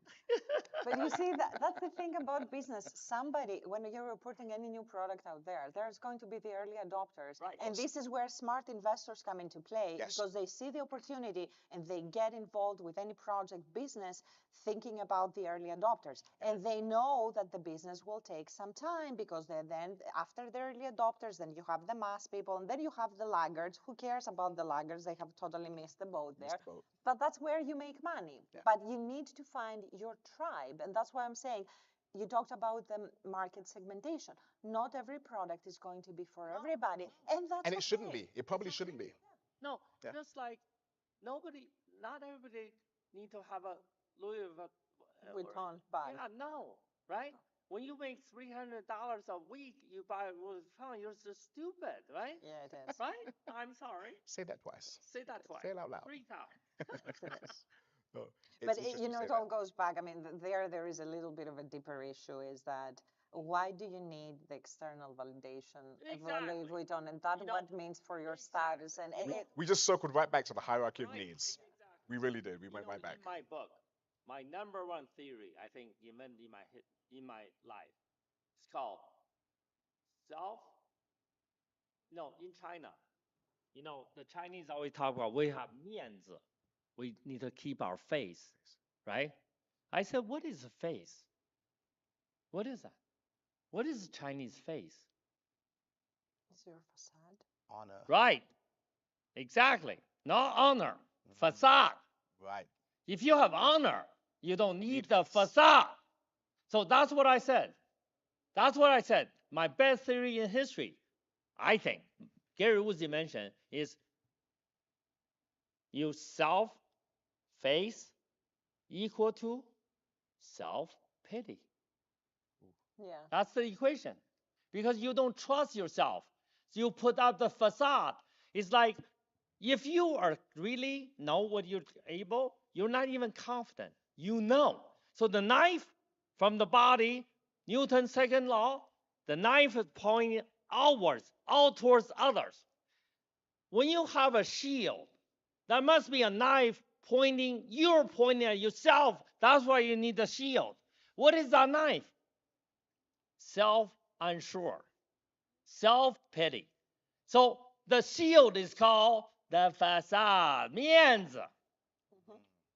Does that make sense? But that actually makes me think, Gary. See, now I'm a philosopher. You have to agree that was a. Yes, you're a philosopher, but I'm a philosopher too because I have also written books. Okay. No, I'm just kidding. No, I'm not kidding, and I want to tell you something that relates very, very well with what you said. So, the first book that I've written, I was 17 years old, and the title of that book is "Don't Speak.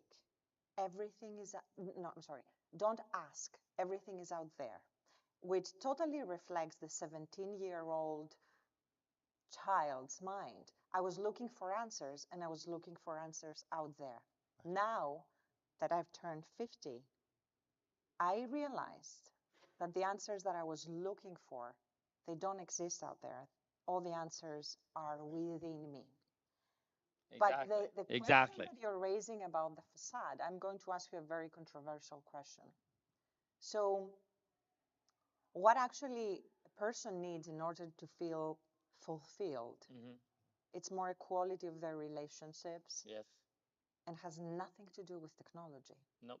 So, all these smart houses, is it just another way of self-fulfilling? No, not even that. Just filling the void of our own vanity. Self-actualization? Yeah. It is. It could be. You know, it is. You know, in the philosophy world, who is the highest philosopher? Buddha. Yeah. Buddhism is not a religion. It's a philosophy. So Buddha, he was a crown prince, beautiful wife, beautiful concubine, beautiful kids. He walked out, he looked at the world.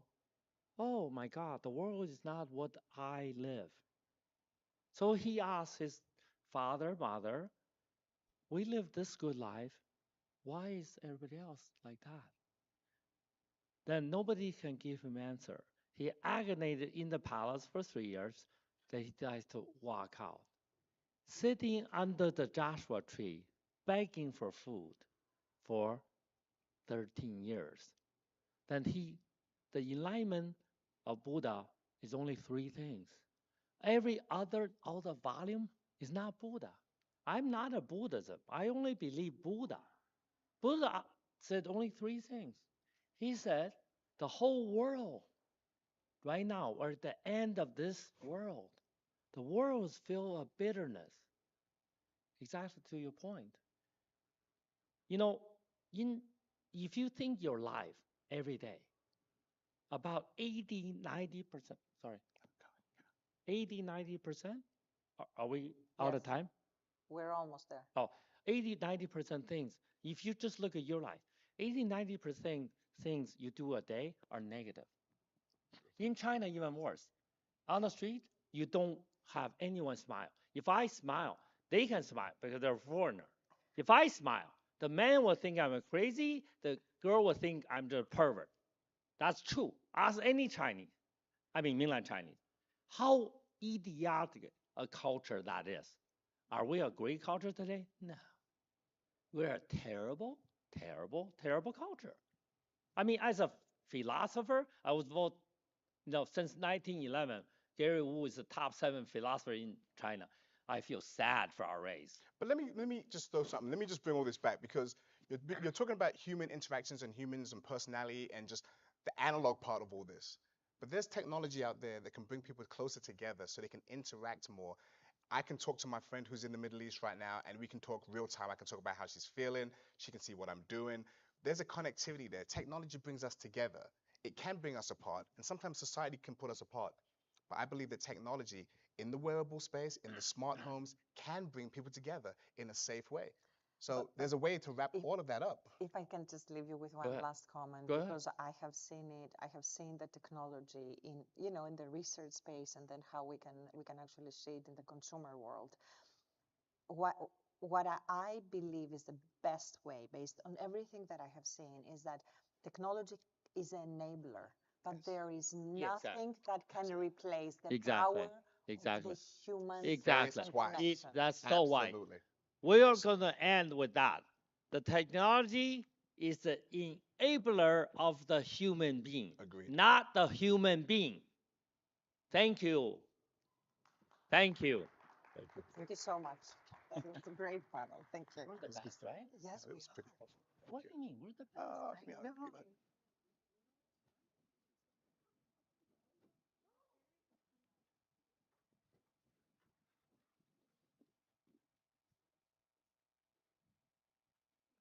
Give it up one more time for our panelists.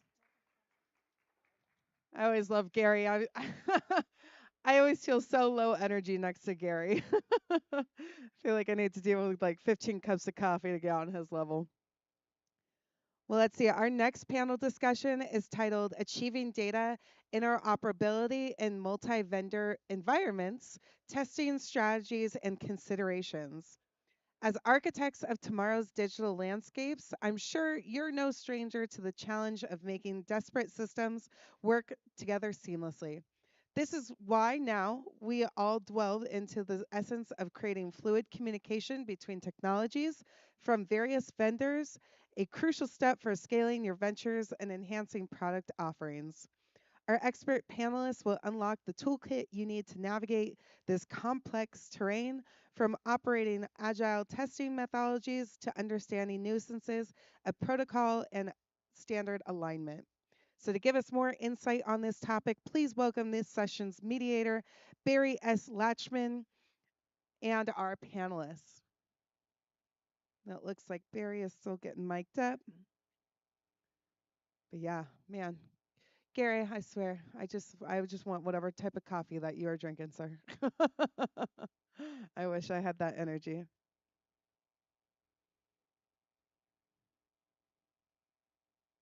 It looks like we're moving and grooving. Yep, here we are. Alrighty, give it up one more time for Barry Latchman.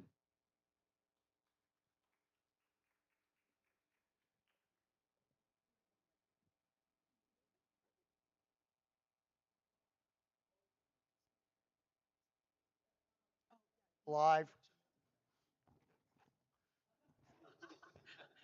You spice it up a little. No, you want me to, yeah, every panel now. Get rid of everybody else. Bye. No.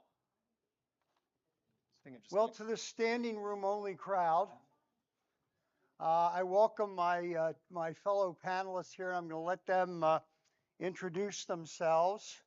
And if my friend stops calling me, we'll be fine. Krishna, where are you?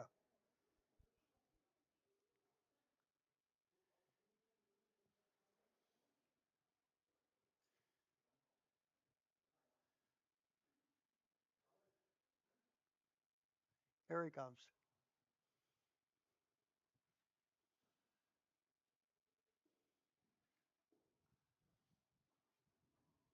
Oops, we're not human. That's not us. Okay, so we're here today and we're going to talk a little bit about interoperability and some of the challenges. I'm Barry Lackman. I'm the CEO and president of Lackman Community Development and Consulting. By training, I'm a pediatrician, but I've done a lot of stuff in machine learning, and interoperability in healthcare is a coming challenge. And so we'll get into some of the discussion of that later. And on my left here is Chris Martin. Chris is going to introduce himself and talk a little bit about what he does and why the topic of interoperability is important to him. So go ahead. Very good. Thank you. Yeah, so my name's Chris Martin. I'm a VP of Technology for a construction company, Micon General Contractors. And we do a lot of industrial and commercial construction.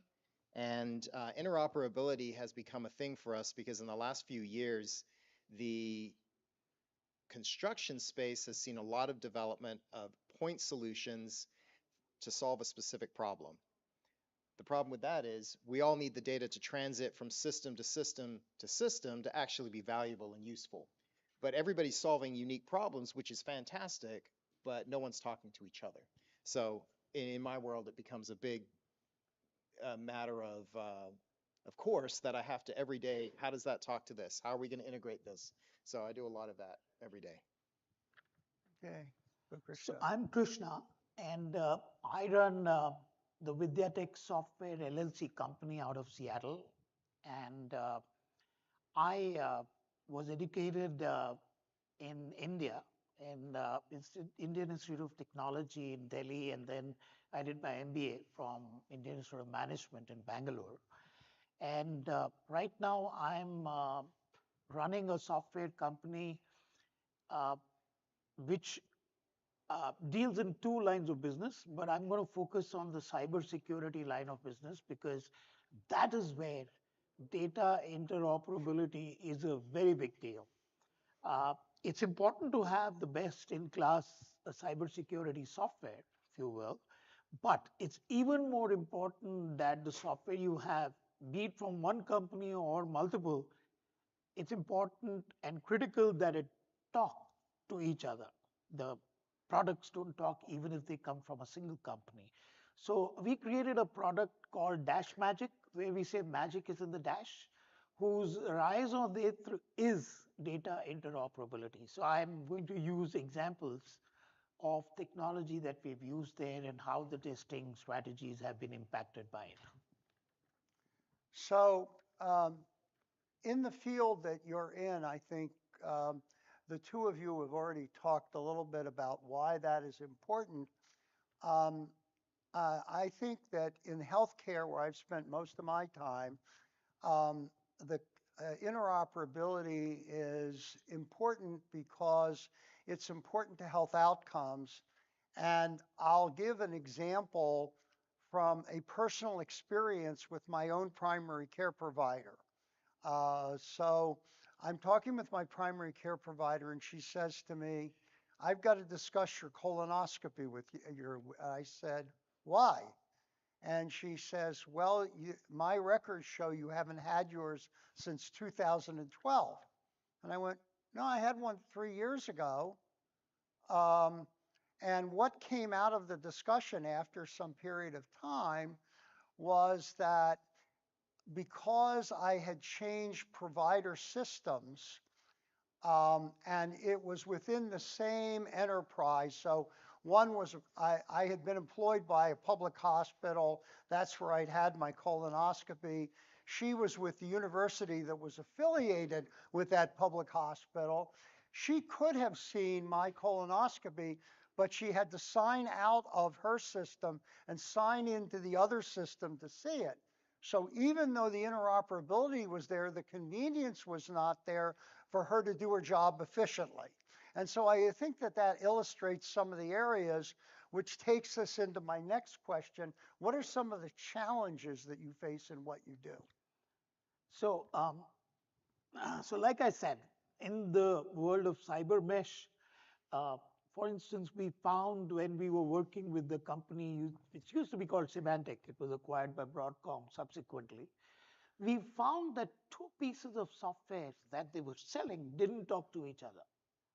So, for example, they had a service desk, which was an ITSM, which is essentially IT services manager, and they had a data loss prevention software.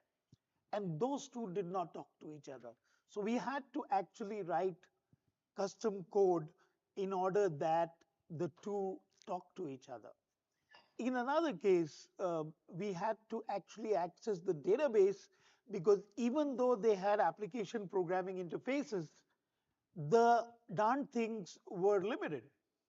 And so, we could not use those to integrate two pieces of software where we needed data interoperability and so on. There was another case where APIs from the same company's products were incompatible. And the reason this happens very often in that world is because mergers and acquisitions are taking place all the time. So just because you're selling that product doesn't mean that you made it, and therefore it could have been made on a completely different paradigm compared to your own products. So, keeping track of who is doing what and what is compatible with what, that becomes a very big challenge. And it's not just that at a point in time you do data interoperability, come the next version and all your work could be down the drain because they could have changed the paradigm. The second big challenge is that very often these vendors want to keep their data structures close to their chest. If you attended the session before lunch on electrical, we had a session where EVs were being talked about, and we were saying, why don't they interoperate? And the reason is that no EV guy wants to share his data structure with anybody else. Of course, there are issues of, safety and so on, but that's not the main reason. The main reason is they'll keep it close to their chest. So, those are two challenges that we faced in our world. Chris? Yeah. So I would like to build a little bit on what your story about the medical scenario. Um, One of the major challenges right there is that you have data silos. Somebody owns the data in every one of those systems. Getting each one of those systems, very similar to your connectivity, data is power, data is money, data is revenue. So the moment you start giving access to that, are you losing some financial edge? And that becomes something we have to talk about. We don't want you accessing our system and putting it into a competitor's system. The downside there is you end up with data silos that you can't run a cohesive analysis on. For example, if you wanted to run data analytics and you wanted to see in my world, um, in construction, we do a bid process. We have customers and we want to see the performance of that job through our estimating, and we want to know how financially sound the job is. And at the end of the job, we want to know, did we actually make money at the end of the day, right? And you can't do that if you've got point solutions that refuse to talk to each other. So you can't pull together business intelligence. You can't go to upper leadership and say, if we made this change based on this data, we would get this outcome, because everybody's holding their data so close to their chest. So I think that the points that each of you have raised are significant points that flow across the three areas. I'm going to add another one, and that is the problem of how much data and how useful is it.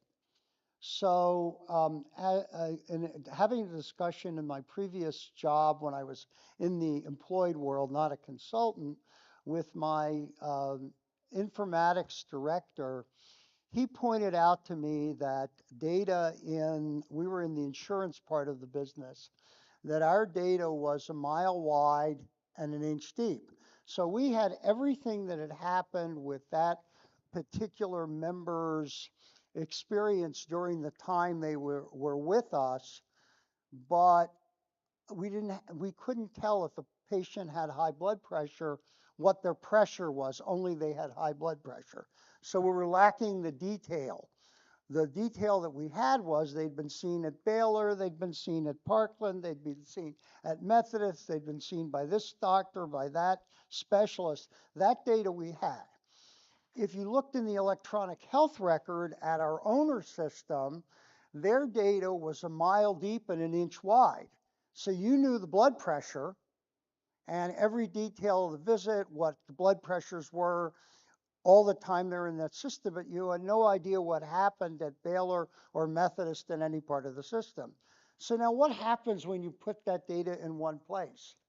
You get big data. Big data is great, but it's also big problems if you're the person seeing that person. If I'm the provider trying to maintain my productivity, I can't go through every single visit in all of those records that I have in the big data. The way I put it is that what you've done with big data is you've created the Pacific Ocean of data.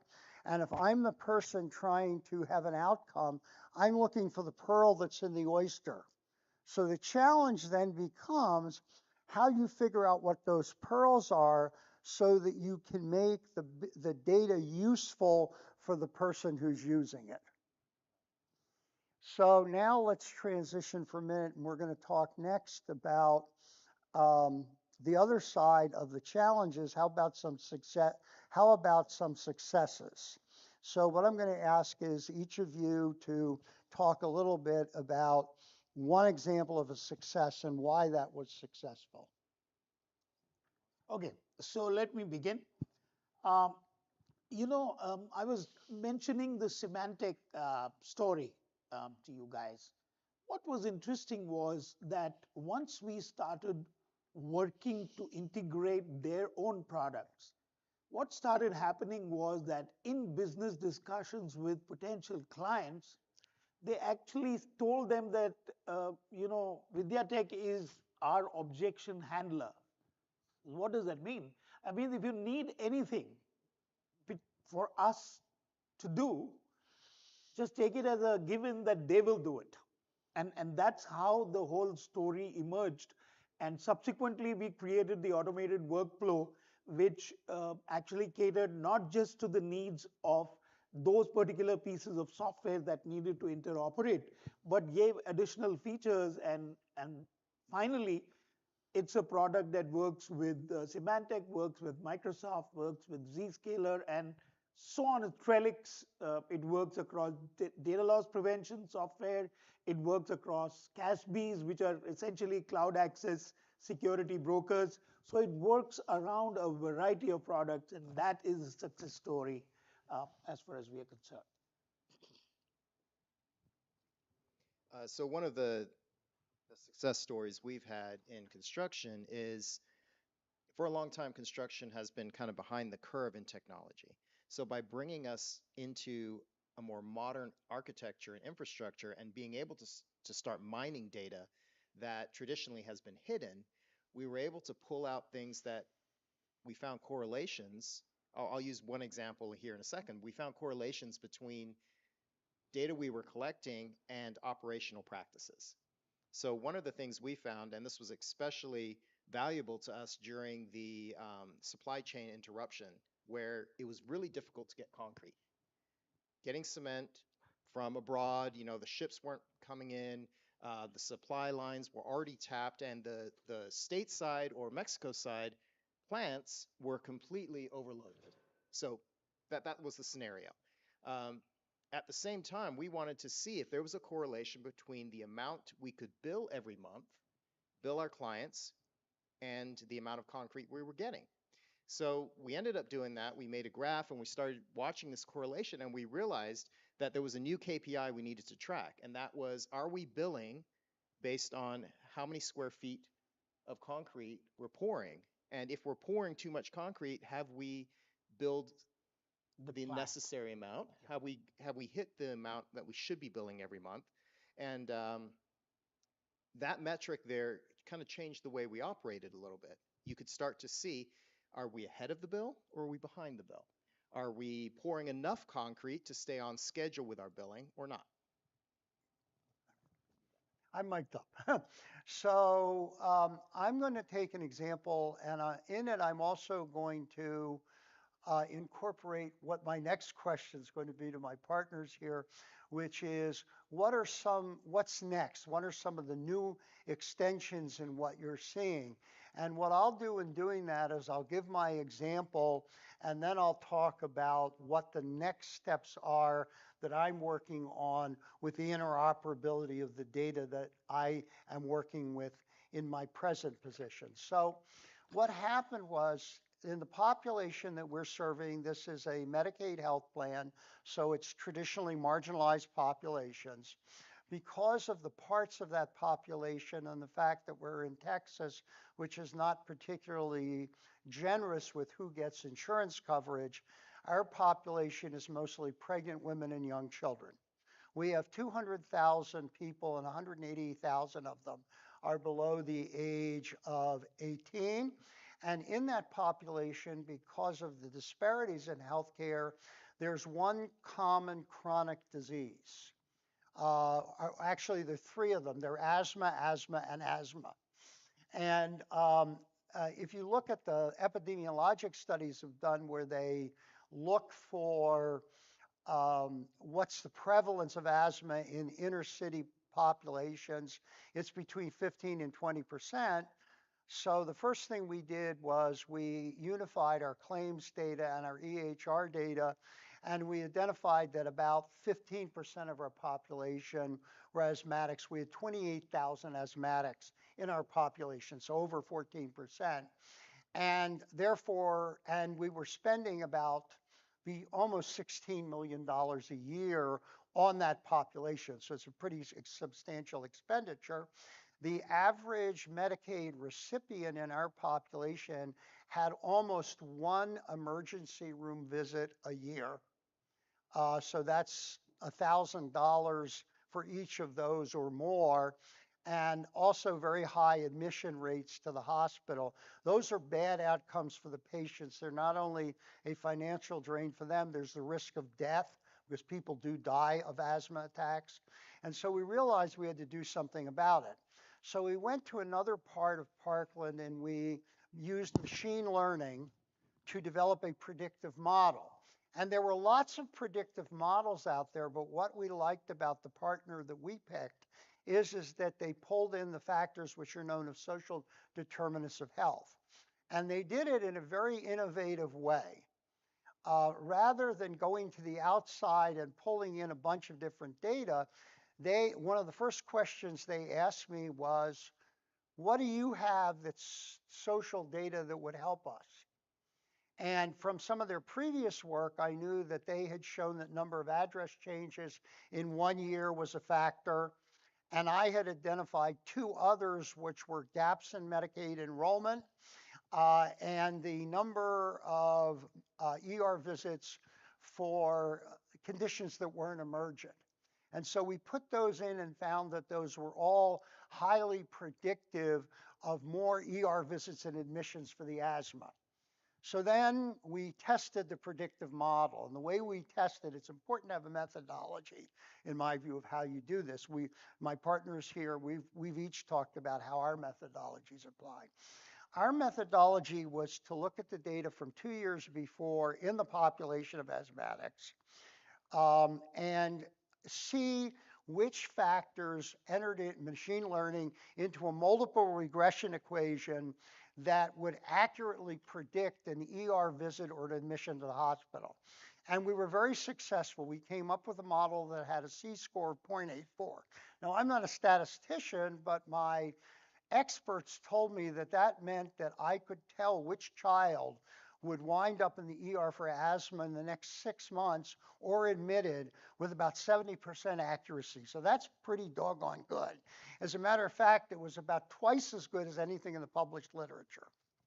So in the second year, we tested whether that model accurately predicted in a second retrospective year the outcomes. So is this model now, the question is this model durable? And we found the model was durable over 2 years. Now the next question is, if you use it in an intervention, can you make a difference? So we gave the information to our primary care providers. And remember my point about making the information usable. One of the things that we did for our providers was we asked them in what form did they want it? Did they want a printed list on an Excel spreadsheet? Did they want it integrated into their electronic health record? Only a few could do that at this point. And for the spreadsheet, we invented a color-coded spreadsheet that characterized their asthmatics by the asthma risk from the most, with the highest probability score to the lowest probability score. But it was color-coded: red for the highest, yellow for the second, I think it was orange, and green for the lowest. So they didn't even have to be able to read to know who to center on. All they had to be able to do was look at the color coding. And we also included data to help them understand which clinical factors we thought were driving it. So as an example, you have an asthmatic child who doesn't take their medication, but they've been in the emergency room 3 times. Well, it's obvious that the problem there is the non-adherence. The provider needs to work with the family to understand the importance of adherence to the medications to bend the outcome.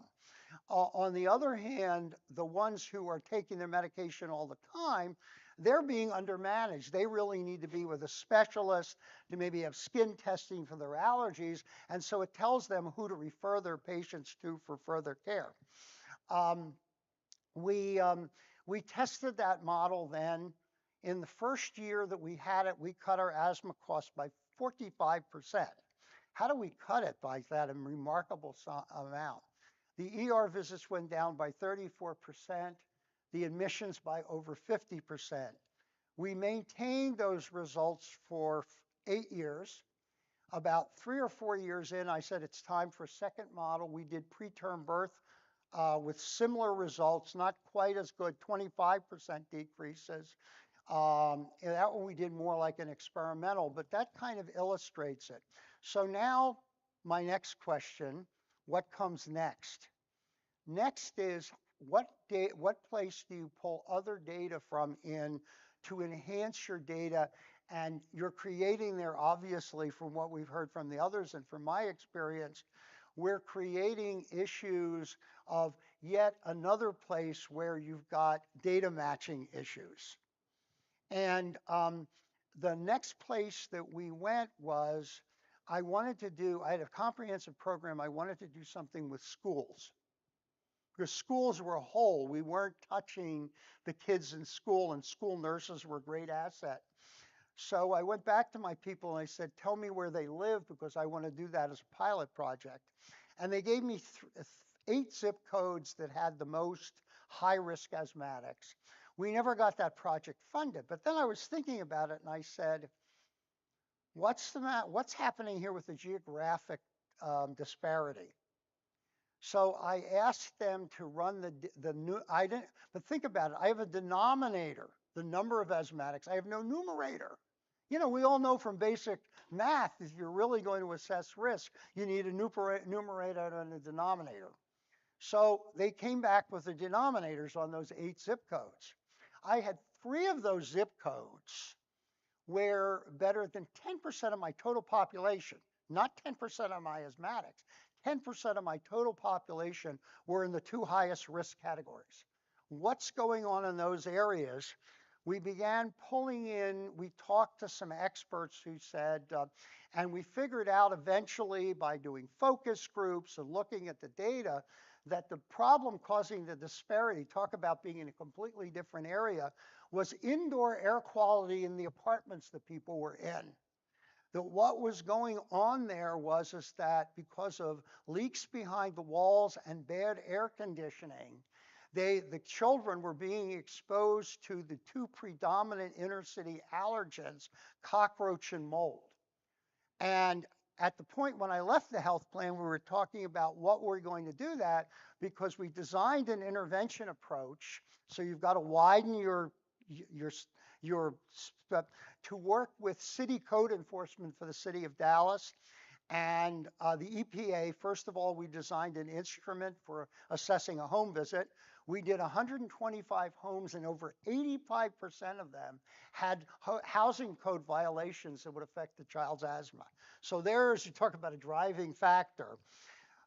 What we found when we went to do the intervention was the parents would not report to code enforcement because they were afraid of the landlords. And indeed, we had examples where the landlord took retaliatory action. As one of the parents told us, when my furniture is sitting on the sidewalk, having the sitting on my side doesn't do any good. And the next approach was to bring the geomapping down from zip code to block and address level, which we did. And but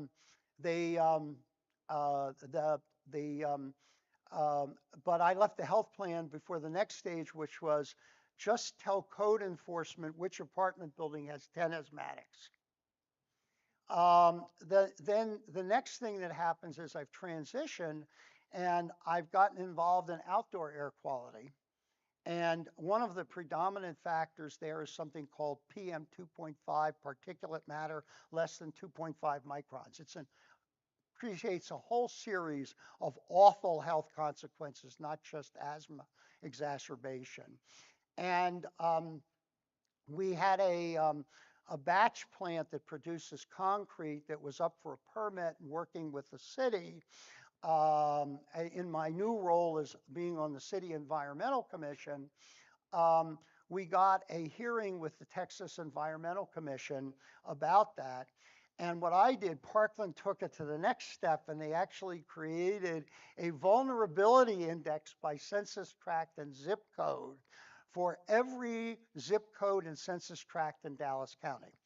So this hearing is coming up. What I did is I went out to the site, I pulled down the zip code and census tract that this batch plant was in, and lo and behold, out of 86 zip codes in Dallas County, it had the second worst asthma vulnerability in the bottom worst 2% for asthma vulnerability of any zip code in Dallas County. And the census tract was saying, census tracts as part of zip code was in the bottom 3%. So what we succeeded in doing there was that the city fined the batch plant $30,000, and they're still waiting on the permit, but the plant has closed down because of the waiting time. So we were successful in mitigating the effect.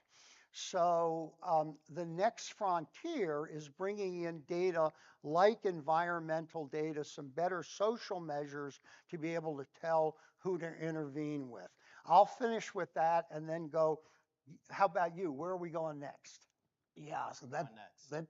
that story kind of overtook the I topic. know. Okay, so It's a great story. I mean, yeah, yeah. good outcomes, everything. I mean, Okay, so where we are going very pithily is two places. One is using AI and machine learning in order that across data sources we can predict what the false positives are, because that definitely improves your productivity and efficiency and so on. The second place we are going is because we've got such diverse data sources, using AI, detect patterns across those data sources, which tell you what's going to happen in future.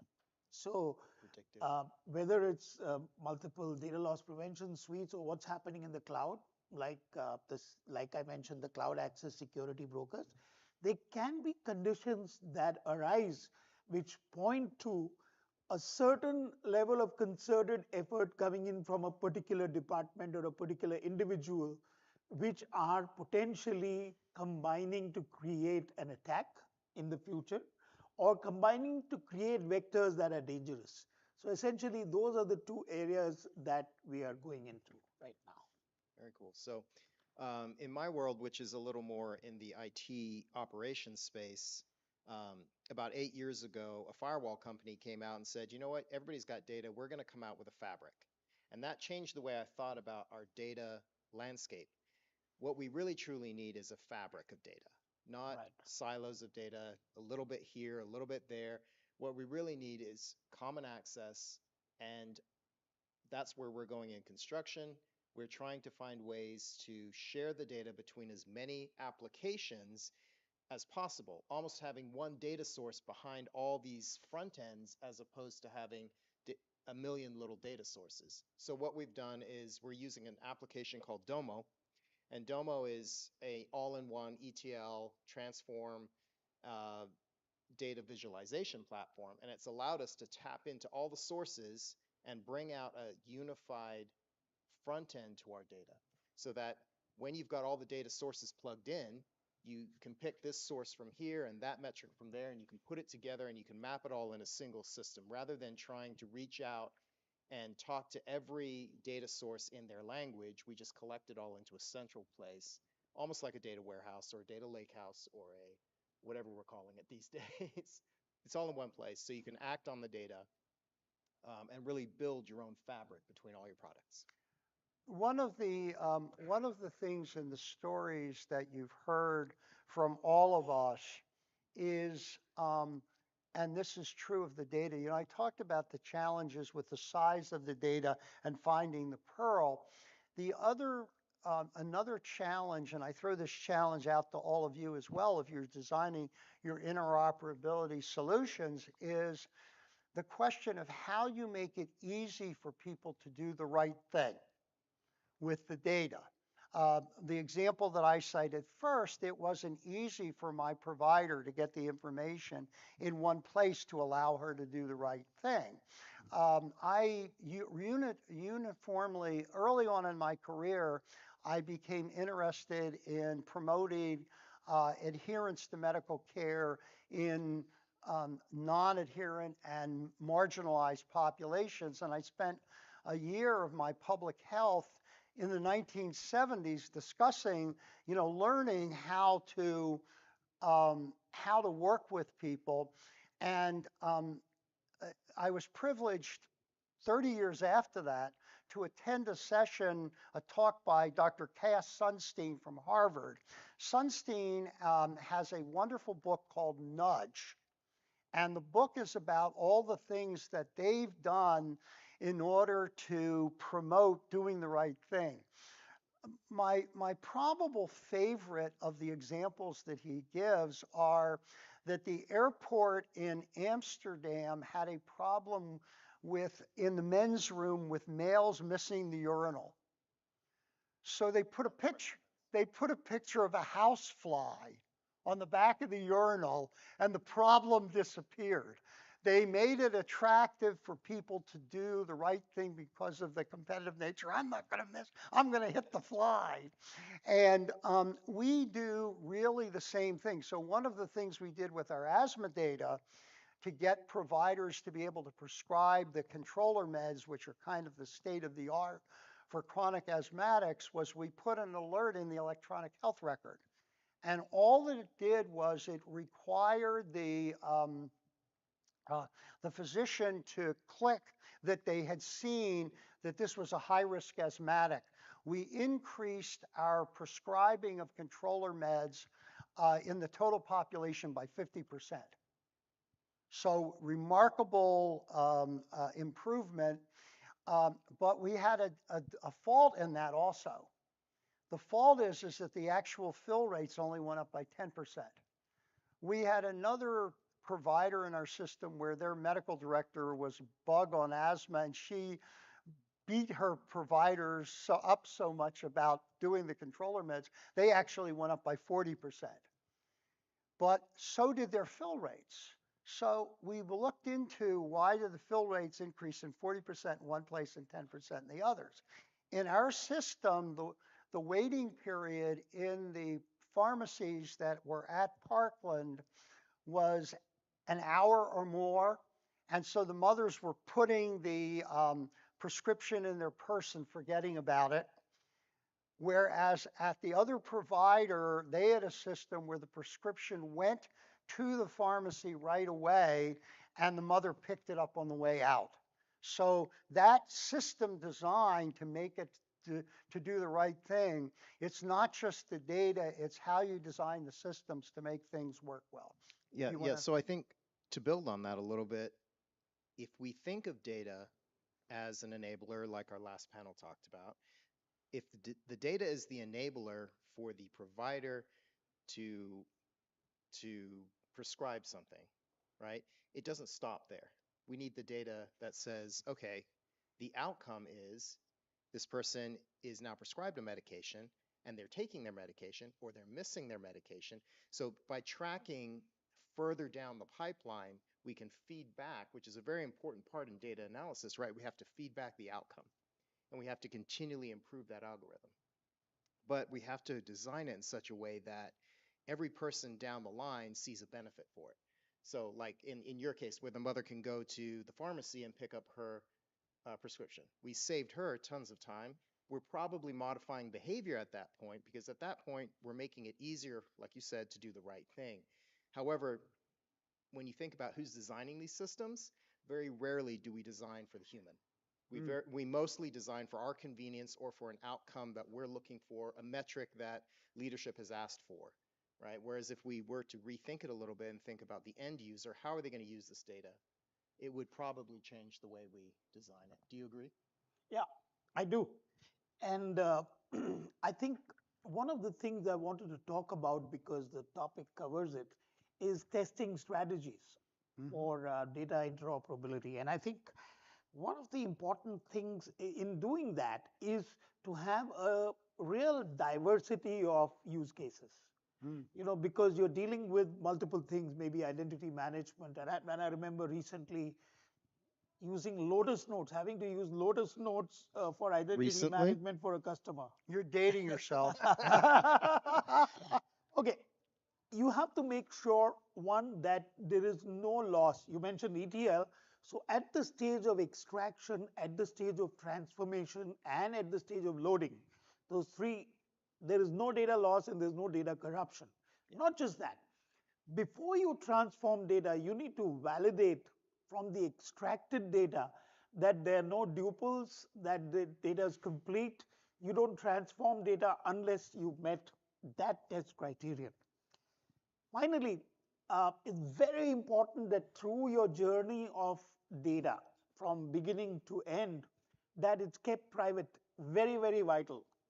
And the second thing you need to test for is that it's secure through that entire journey, that there are no gaps in security.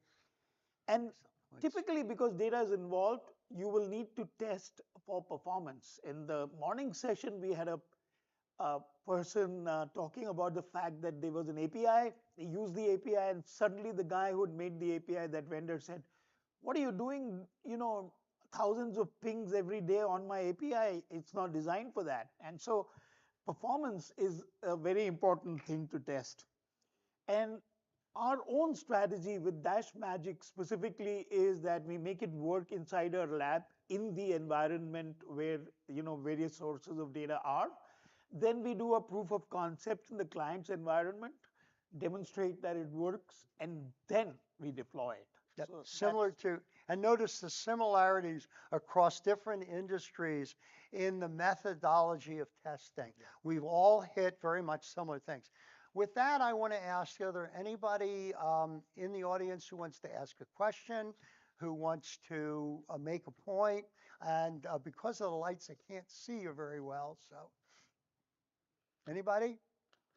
If not, we thank you for your participation, and it was nice to have an audience. So, but we had fun talking to each other, I think, also. Yeah, it's very cool that we all have a very similar experience across multiple industries. So, yes. Anyway, thanks everyone for coming. Thank you.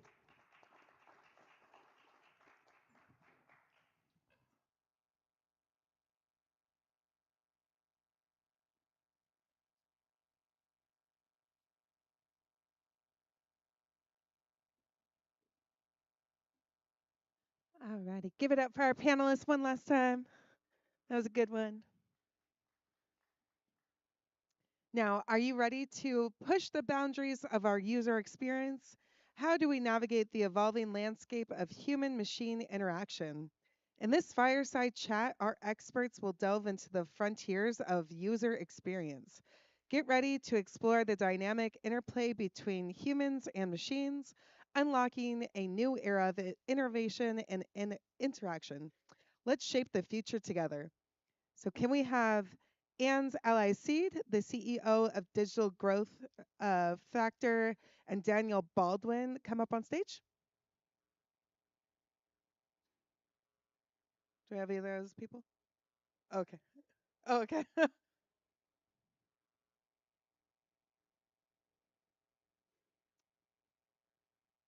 uh, sorry, Alvin Liu. Yes. Yep. Come on up.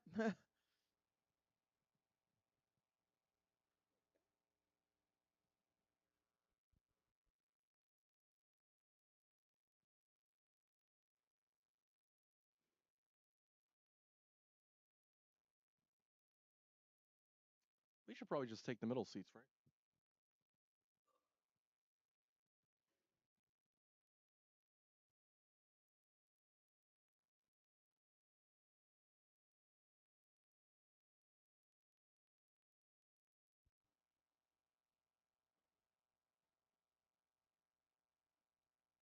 Cool. Does Daniel have a mic? Or how does that work?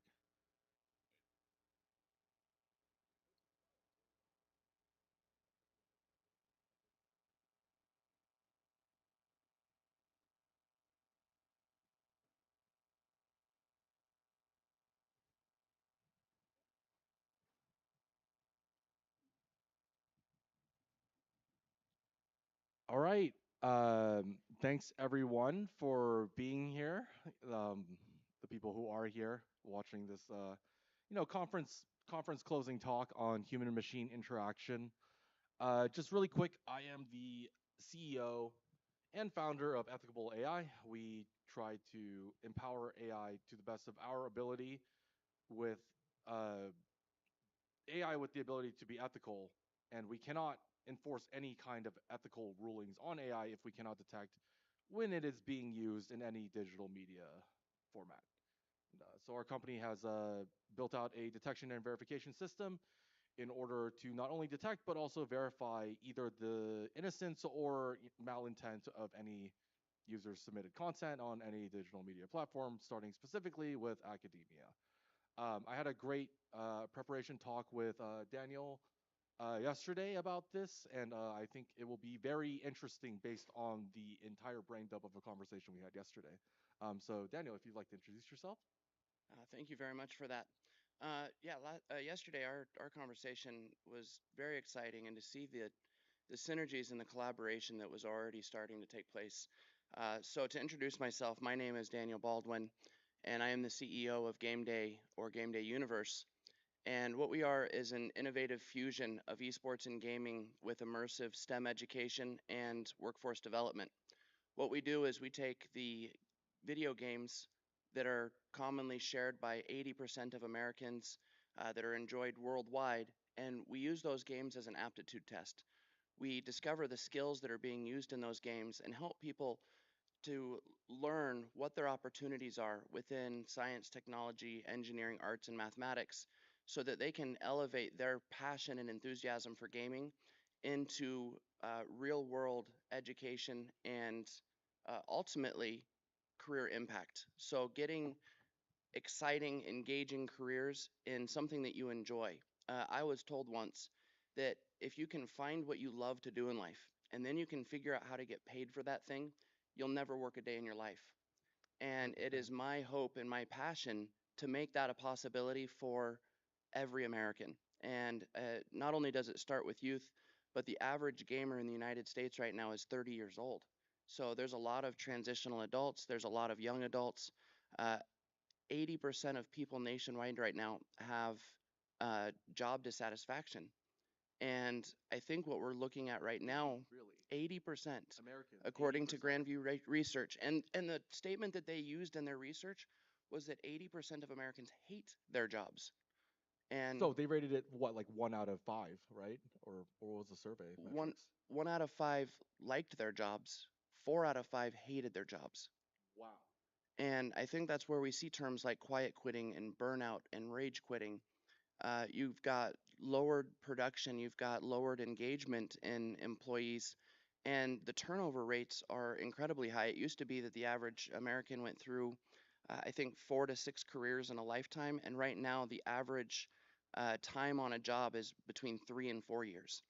And so what you have this rotational door, and the cost to employers right now in lost engagement and productivity as well as replacement of those employees, it is a $7 trillion problem right now. I completely believe it. Um, I want to wrap that problem back into what I believe could be maybe not a silver bullet solution, but definitely a lens in which to apply to the problem, which is our panel topic, human machine interaction. Well, And before we really dive into the weeds of it, um, I just wanted to kind of highlight that I come from the programming technical side, the machine end of the human machine interaction. And you were self-describing yourself more as the user experience, user side, human side, right? yeah, I think I'm more of the end user on that. And so to kind of connect those two ideas is when you have a $7 trillion problem, employers are looking for solutions wherever they can find them, right? $7 trillion. That's more $7 trillion. than the U.S. GDP. That's a huge problem in lost productivity, and when you're looking at 2 times salary to replace an employee, uh, really quick solutions come in machine learned environments and integrating things like AI. And unfortunately, that can create a different problem. And I think that's why I was so interested in participating in this fireside chat is discovering where the opportunities in human machine learning processes are, but also in where the pitfalls might lie if employers jump to that too quickly as a fix all. Right. I think we can sense a general sense of malaise may not be the right word for it, but at some form of negative emotions around feeling like humans are no longer useful in society. Rather, maybe that's not the right way to put it, but in a society where we value productivity so much, sometimes when you don't feel like you have the tools or knowledge to use your abilities to the maximum leverage, you may feel like you are not contributing to society, and that is one of the most prime predictors of mental health or we can go into that later. But I do want to start the actual the actual panel as we are 10 minutes in. Let's talk Actually, we're with right on the time. yes, exactly. I have a very good internal clock from running board meetings. Um, let's start with the happy case scenario. Let's be naive, right? And we'll end expert, but let's start naive and let's pretend we're just kids. And I'm gonna ask this question: what does a true symbiotic relationship between humans and machines look like? Question mark. And that question is a completely open question. What does symbiosis look like between humans and machines? And let's start with the most basic principle thinking to try to answer this question before we delve into the pitfalls of the happy path essentially. Yeah, I think absolutely. So I think a symbiotic relationship is where humans are still providing uh, the core basis of work, but the machines are adding as an accessory to value. And so what they're really doing is they're bolstering our efficiency. They're providing us an ability to maybe do more or produce more or things that we wouldn't have been able to do otherwise. But still, you have a human leading that interaction with the machine basically as an elevation, A tool. an enrichment tool. Well, how I choose to think of it is that all tools, period, are simply extensions of either the human mind or body through our limbs, etc. And that AI is a tool, and while it may be an extension, it is not a replacement. And I think we've lost a little bit of that. I think a lot of people today maybe not be perfectly honest about their ChatGPT usage. I think they may be labeling things and not reading what they wrote. And the problem starts when people perceive you to have a certain level of expertise, and then when you start writing messages or papers or emails or memos without reviewing your own content, people take that to heart because you spent your whole life building that reputation. And even though you feel like, oh, I need to use AI and leverage it to the max, just realize that AI can only ever be an extension of your mind. I don't believe it can be a replacement for human um, creativity. And people say, well, no, stable diffusion can, no. Like, yeah, stable diffusion can create quote unquote new images, but all of the patterns that it learned from were created by human creativity. And if you ask AI to come up with a new pattern, it can randomly generate a new pattern, but what meaning does it have? None, right? It doesn't mean anything because it was not created by a human. It does not express a human narrative or context. And in that sense, it can be pretty to look at, but once you start to search for meaning when there was never meaning to begin with in AI generated content, I believe that's where we start getting hallucinations and stuff. So, in my opinion, symbiosis looks a lot like, true symbiosis looks like AI as a tool, not replacing the core, right? An extension of our abilities, not necessarily the core of our abilities. Um, Yeah, I think absolutely. So when you're talking about uh, transparently representing the use of AI, right? yes. Warren Buffett said you can spend a lifetime building a reputation, and it only takes 5 minutes to destroy it. I love that quote because it's too true. And when you have somebody that, you know, maybe they're overwhelmed, maybe their bandwidth is spread too thin, and they decide to use the AI tool as a quick fix, and nobody will know, right? Nobody will notice that I did it this time. And that might be true most of the time. But there is going to be that time that you didn't proofread everything or that the message content just didn't line up correctly. And all of a sudden, now it provides anybody reading your material or interacting with you has to ask themselves, is this just another AI generated content from this person?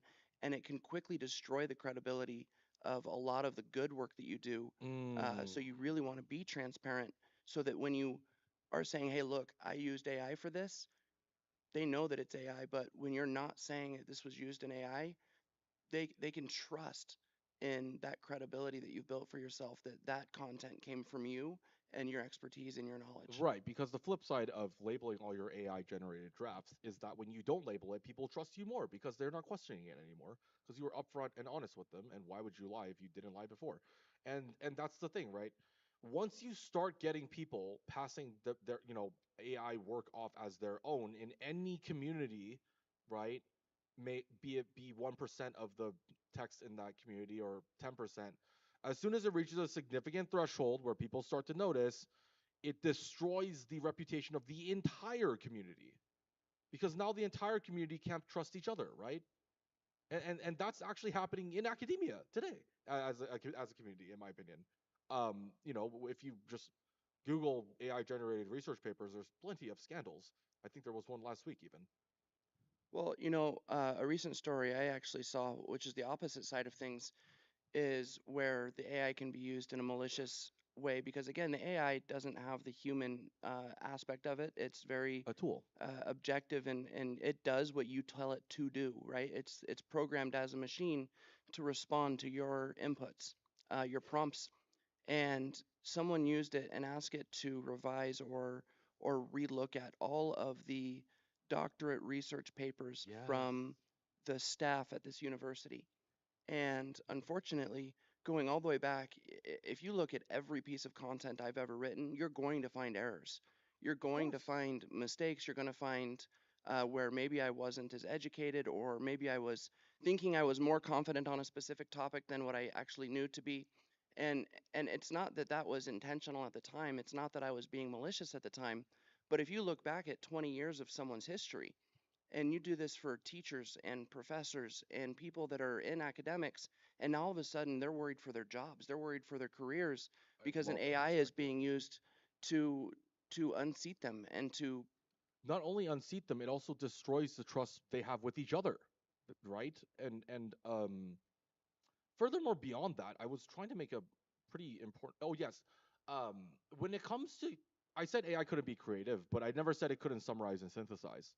In fact, it can do that very well. It can summarize and synthesize very well, just like the human mind summarizes and synthesizes new ideas all the time. But when we get to that last step, where after our synthesis we create a leap of intuition to create something, AI is impossible. AI cannot do that. And in my opinion, it cannot do that because at the base logic computation unit of a computer, an arithmetic logic unit in a CPU, or otherwise, just basic circuitry, it's doing math, it's doing logic, it's doing discrete math, and I don't think you can discrete math calculate a leap of intuition. That just doesn't happen, right? Our base, whatever our base logic unit is in the human mind, being a brain cell or synapses or whatever, right? Some may even say the soul or something more esoteric, but there's certainly something we have that an arithmetic logic unit does not have, is what I'm saying. Well, yeah, so at its base level, that AI, that program, it's a machine learning, right? And it only knows what we've taught it or programmed it to know. So that's where your failure of creativity is we can give it a basis of prediction, we can give it a basis of understanding a general concept, but again, what we as people have is this, like you said, intuition, this gut, our ability to dream or to be creative, and that's not something that a machine at this point can take over. But one thing that I do find very interesting is as this program has evolved, right? You started with the early OpenAI Chat GPT, right? Going into Chat GPT 4, and now Chat GPT 5 is coming out. I And I know. think that this is where it's going to become harder and harder to really figure out where that line is drawn. It's going to be harder and harder to tell. I'm trying to draw that line very clearly right now and very succinctly, which is that AI is unable to make leaps of faith. They cannot they cannot and will AI cannot and will not make a leap of faith onto a new thing that they think is 90% accurate and then go into a rabbit hole on it for 14 months. You know what I mean? Like that's not what AI does. AI only has, look at it this way. When you talk to an AI, it only has the context that you give it. That's what you were saying earlier about the programming, right? The AI only has the context that you, as the programmer, give the AI. Now, I could give the AI the context of every single Reddit post on the internet. They did do that already, right? I could give it every single Wikipedia. I could give it all the context in the world. But then you must remember that humans do not share their internal stories online in such a manner, right? I mean, I'm not, I'm not going to share my deepest personal life stuff with you on this stage. That would be ridiculous. And why would you post that to Reddit? And even if you did post it to Reddit, you're not getting a whole sample, right? There's crazy amounts of bias in what people are sharing online, right? And in that sense, you're never going to get an AI that truly has, like deep context of human emotion, intuition, feeling, experiences, etc. Because when you talk to another human about any idea and you're trying to invent something, they'll give you their own internal context as is relevant. And also, that context is from an entire lifetime of experience. And also, that context is all of their friends and everyone's context that they ever experience, synthesized almost perfectly to your conversation. And that's what a human can do, hold ridiculous amounts of compressed data in their minds. And we have to, literally have server rooms full of GPUs to mimic this behavior at the internet scale, right? But I think there's a depth of human knowledge, not breadth, depth of human knowledge that cannot be expressed with mere logic gates. And that's where I'm at, like philosophically speaking, I guess. Now, so I know that we've talked quite a bit here so far about the careful balance that has to be maintained in this particular case. And one thing that I think needs to be highlighted is the presence of biases, right? Whether or not we're programming cultural, influential, religious, or even demographic or age related biases into those programs, because again, it's going to reflect whatever information we provided it. And it taking that objective appeal from what we've given it, how do we um, identify when those biases are present, or how do we better eliminate some of those biases from a technical aspect? Because again, this is where in my head I can kind of identify biases, and sometimes it has to be pointed out to me, right? Sometimes I don't realize that I'm acting on a bias until someone says, "Hey, you're kind of taking a biased approach to that." And then it's easy to reflect and go, "Oh, well, maybe I am." But when you're actually programming that into ones and zeros, how does that, because you're on the technical side, right? Yes. How do you identify or eliminate those biases? And once it's gone down an iteration or two, if a bias has been identified, how do you fix or change something like that? I'm going to take the floor for about 5 minutes here to share a very interesting story that will answer this question.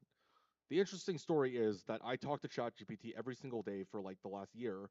And at some point, my friend said, "Hey, you're starting to be whack to me because you treat me like ChatGPT." And I said, "Huh?" They said, "Yeah, you just order people around and expect them to do it instantly and just synthesize everything instantly and have all the knowledge of the internet." And I said, "Oh crap, I'm over symbiosing with the I am parasitic to the AI now. You know what I mean? Like I'm over symbiotic with the AI." And I would have never gotten that feedback from ChatGPT. ChatGPT would have never told me I was doing that. Why? Because ChatGPT has a system role that says you are a friendly and helpful assistant. You can actually make the role anything, but that's what ChatGPT is. It's a friendly and helpful assistant, and it does not push back on you. It doesn't tell you you're biased. It doesn't tell you you're wrong. It might tell you, you're not in the right direction. It does not look you in the eyes and tell you, no, you're wrong, and here's why, like a human would, with all the intent and passion of someone who wants to genuinely make you a better person. And and a lot of this is actually transparency, weirdly enough. It's privacy. It actually loops back to transparency and privacy. And the way I'm going to explain that is like earlier I said, you wouldn't post all your darkest secrets on the internet unless it was anonymous, right? And in a way, in order to analyze social biases in text data on social media, you necessarily need personal identification information that will break anonymity, if that makes sense. Unless there was a way to model social dynamics without revealing any PII, which essentially would be like the advertising profiles that Facebook and Google, etc., are building on each customer in order to put them into an infinite feedback loop of scrolling and buying more products, etc. That's the feedback loop that they're trying to create, and it's good for the corporate bottom dollar. But we at some point we have to ask ourselves: is that really the way humans want to interact with machines forever? Right? Um, and I ask that question simply because I believe that there is a way, technologically speaking, blockchain technology or otherwise, to create, real models of human interaction and the biases that come from them without leaking any identification, doxing people, personal identification kind of information. And so I think that the problem of bias is actually also innately a problem of transparency and privacy, which a lot of AI companies completely ignore and get really bad biases because they don't respect their customers' privacy and transparency. So I have a question in regards to what you're talking about there. So PII, personally identifying information, right? NPPI would be non-public personal information. I'm not a compliance expert. I just know these terms from my compliance guy. No, and so you're good. So here's my question: non-public personal information in that particular regard and protecting privacy. Um, it begs the question: is what is public? Because a lot of this information is somewhere, right? And if you're asking a machine whether or not this information is publicly available, it's going to be able to find and source that information, even though as a human, there's a limitation to how far I'm willing to search for something, right? But it doesn't have those same limitations. It only has limitations provided initially in the setup, right? So is there a potential of um, accidentally revealing non-public personal information or accidentally breaking these privacy barriers because it's just acting within its boundaries? This is where you have to bring in concepts of radical transparency and consent. Um, when you say oh yeah, like what if Meta's database gets hacked and all the private information is released or something like that, right? Or I mean, let's choose a more salient example. What if OpenAI's database of all the chats and all the linked emails gets leaked, right? And some people were privately journaling there. Okay? I mean, that would be catastrophic, but you have to understand that this is because your personal data is not your personal data. You have no sovereignty over it. You signed a TOS that said it's their proprietary data now. So it's a problem of ownership, right? It's a problem of data ownership and consent over data ownership. You know, I think people have given up on the idea of owning their own data because there's no options to do that. So I know that we've again kind of discussed the um, scarier side of this, the more boundary driven side, and I think it's important to recognize that first. But there's a lot of opportunity in this, right? There's a lot of good, or else I don't think we would have created something that would have been so widely adopted No, the if it tool was is just powerful. negative. And so, on the opposite side of that, is there an opportunity to, if I'm somebody that doesn't understand the potential side effects of revealing my private information, can I use an AI to further protect or put up barriers against my private information? Yes, absolutely. First of all, if you use LLMs in your workflow, you should look up the Mistral project because you can run it on your laptop, open source, and it's just your LLM assistant. There are open research projects.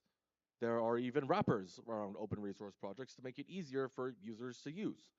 And in terms of privacy, like you can just go to Facebook, delete your Facebook, and get your entire GDPR or whatever privacy dump, and just have it all there, and see what they had on you, and then you can feed all that information into your own private on desktop LLM that is local and not connected to any internet, and you completely own all your data at that point.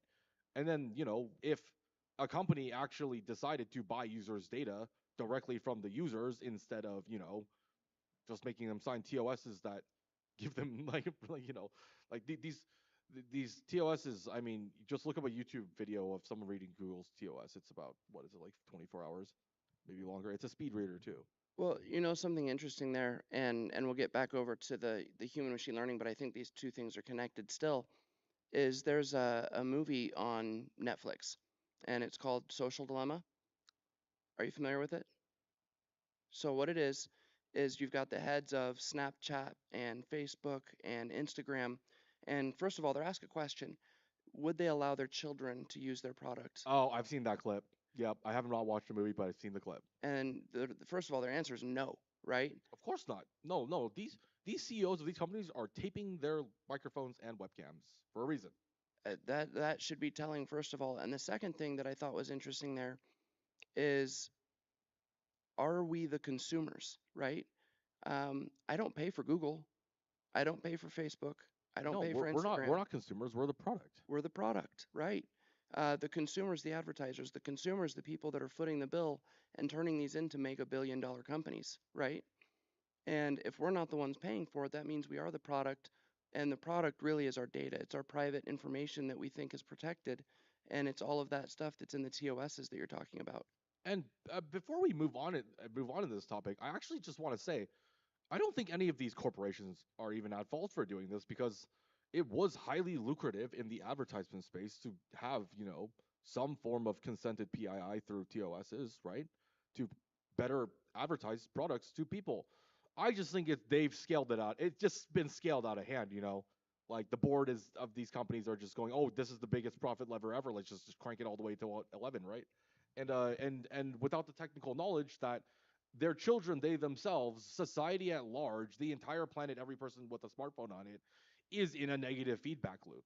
And that's what I'm trying to say is that we are in a negative feedback loop of constant, you know, consumption of products, and we're the product, and it's not even meant to. I don't think that was their original intention. I don't. Just like I don't think Sam Altman is evil for releasing ChatGPT without a detection schema, because he didn't realize. And when we innovate, we don't realize what the impact of things we have are. We're bright, starry-eyed entrepreneurs, and we go out and we build a product. Like I don't even know what my product Trust Right, right? Like what could Trust Right turn into evil-wise, right? I mean, I know I'm trying to enforce ethics, but like, what if people use that to further obfuscate, right? Etc. It is totally something to consider, and it's always going to be an arms race, and it's always going to be not an arms race so much as the equation has a lot of variables, and the optimization point is very hard to reach, and it's just going to be a collective human struggle between people on the back end and people on the user end, just trying to consolidate to a point where it makes sense for everyone, right? Yeah, I mean, I don't think any inventor ever went into it with the envision of a malicious No way, future no for their way. invention. I think they see the positive impact of their invention. They have these dreams encompassing their invention, and they may see that there's the potential for negative impact, but I don't think any inventor goes into it with that being their focal point. Unfortunately, when you put something out there into the world, there are going to be those that see the malicious opportunity with that invention. And ultimately, there has to be innovations that come with whatever that invention is to to evolve it as those things are discovered. And backing into the machine learning aspect, and where we're talking about social media and Google and the private information, you start to integrate something called algorithmic learning processes, right? And if I can get you to look at an advertisement, and I know that you spent 2.3 seconds looking at that advertisement. Yep, yep, yep. I now know that you are 60% likely to look Mm-hmm. at this advertisement. Mm-hmm. And if you look at those two advertisements for a combined 5 seconds, I know that you'll watch this video for 20 I seconds. used to do ad arbitrage, so I actually know this stuff. Yes. And I can then walk you down an algorithm of Absolutely. arriving at a They particular call it a product funnel. or purchase or action, right? And these are now driven by AI processes. I know. I actually had the idea to do this back when GPT-2 came out. I had the thought, oh, what if we just automated all of this? And then I realized that I'm not adding any value to to the collective market by doing that, so I didn't do it. Because I thought there were more important things to work on than just making cash printers that take up, like are literally just, like get cool. You make cash and cool, it came from someone's pocket and cool, they consented to it. But like what does that mean for tomorrow, right? Like you can only ignore the effects of tomorrow so long before you wake up tomorrow and like the world's just exploded, right? You can only push it off so far. And I think we're at a point where we can't push this off any further. I think we need to collectively realize that hey, maybe the malicious people that we're trying to crack down on just feel like products in society and they're just, lashing out. Because look, if you live in a mindset where everything is a commodity, including humans, and you will act like a machine, that needs to make money, and you will make the money. However, you can make the money because it's your not quote unquote, it is your job, right? People just say this all the time. I'm doing my job. They are, and I'm Well, not mad at anyone for doing their job because you need to pay rent and bills. Like it's just that's just how it goes. But it really, it's actually the onus on the inventor and the company to basically clean up after themselves, in my opinion, right? This goes as far as Apple recycling their own iPhones, etc., right? Just to give an example. Like companies need to take responsibility for the impacts of their actions, not wait for government and other companies to clean up their stuff and then try to acquire them. It's a slap in the face, right, of all these startups. well, two pieces there. First of all, you can say that in that particular regard, us as humans are programmable, right? And so Of course, that's how we learn. the division between the machine learning and the human machine learning, that line is becoming more and more blurred, right? As these companies learn that humans are programmable through these workflow processes, and that they can get us to arrive at a specific decision or action or impact, that's where we need to really be intent on how much we're integrating these technologies into our own workflows, our lives, our processes, and how much of it we're keeping that human element, so that we maintain that control. And second to that, I would agree with you that these companies should have the responsibility to take ownership of what they can do or their impact, or what um, actions they're taking that can have a negative or positive impact, instead of waiting for government or regulation to come down. But the other obligation of these companies is to profit, to make money for their companies, for their shareholders, and to keep They their have a board, they employees. have investors, they have people with lives on the line. And unfortunately, until there's a regulatory reason to do so, these companies are going to continue to do what is the most lucrative, um, while also maintaining a, well, we didn't know that it could do that. We didn't know that that was going to happen. Right, but at some point, I mean, actually, you're right. A lot of these companies don't have ethics and philosophy boards, so they actually don't know. And that's a quick recommendation. Go hire some ethics and philosophers on every tech company, because look, every time you invent something new, you don't know the ramifications of what you don't know what you don't know, and until you go look for what you don't know, you're not going to find it, right? And the other point that I was trying to respond to you on is really like that human, what is wrong with how machine learning interacts with human learning? Really, is was kind of what your question was, right? It's like it seems close, but it's not quite. And here's my take on it. It goes right back to that logic unit thing. I think that machines can help humans learn math very well. In fact, I know math very well because I coded a lot, and bashing my head against a compiler is a great way to check if you were right mathematically. Instant feedback, accurate feedback is the best way to learn. And so, with the advent of compilers that run quickly, we can check our math really quickly. You know what I mean? Like mathematicians can check really fast. But with the advent of stable diffusion, ChatGPT, etc., we have devalued art. Weirdly enough, art has been devalued, as in not in the sense that art is no longer worth anything, but the education of teaching artists has been devalued. Oh, these machines can make art, so why should you ever learn to make art? And in that sense, to wrap up my thought, I think it is incredibly dangerous to attempt to sever the human, experience from the creation of art.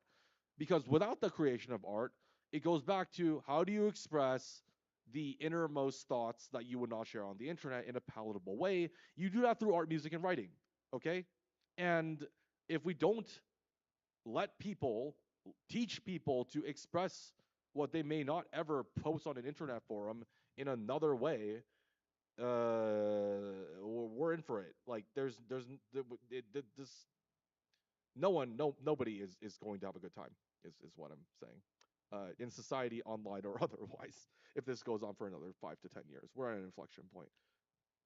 I think that's fair. So let me ask you, as we're kind of going backwards in creating these transparencies, instilling these ethics, eliminating these biases, what are some things that can be done either from the end user point of view, if that's a reflection or feedback to the developer or programmer, or what can be done from the programmer's end to continue to instill ethical processes or eliminate these biases or create transparency? So if I'm looking at a piece of art, if that was a machine built or created piece of art, um, I'm still interacting with that piece of art. I'm still enjoying and absorbing that piece of art, but does it make a difference to me whether or not it was created by a human?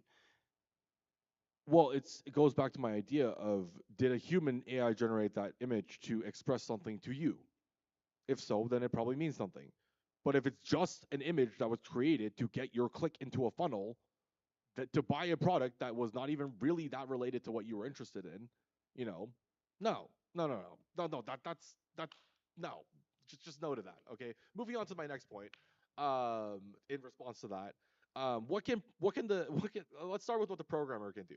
What the programmer can do is, realize that there are other professions other than programming, and just because you can do something that everyone praises you for doesn't mean you're actually more intelligent than them. And to respect the soft sciences, respect the arts, art, do soft sciences, read philosophy before you write a single line of code. You know, they added art to the STEM, so now it's STEAM, STEAM. I love it. It's Steam now. Yep, and it just like okay, cool. Steam now. Yes, Steam. Absolutely. It should be Steam. And I think there's a lot of bias around how people perceive their own jobs because they're defensive. I think every single career is defensive about their own job relative to other jobs, and just saying like, "Oh yeah, no, my job's so much more important than yours" to every other career, because everyone is collectively feeling threatened by AI, myself included. So much so that I try to manually, like try to understand ChatGPT so much because I felt like if I didn't understand ChatGPT, then I would be out of a job at some point, even as an entrepreneur, right?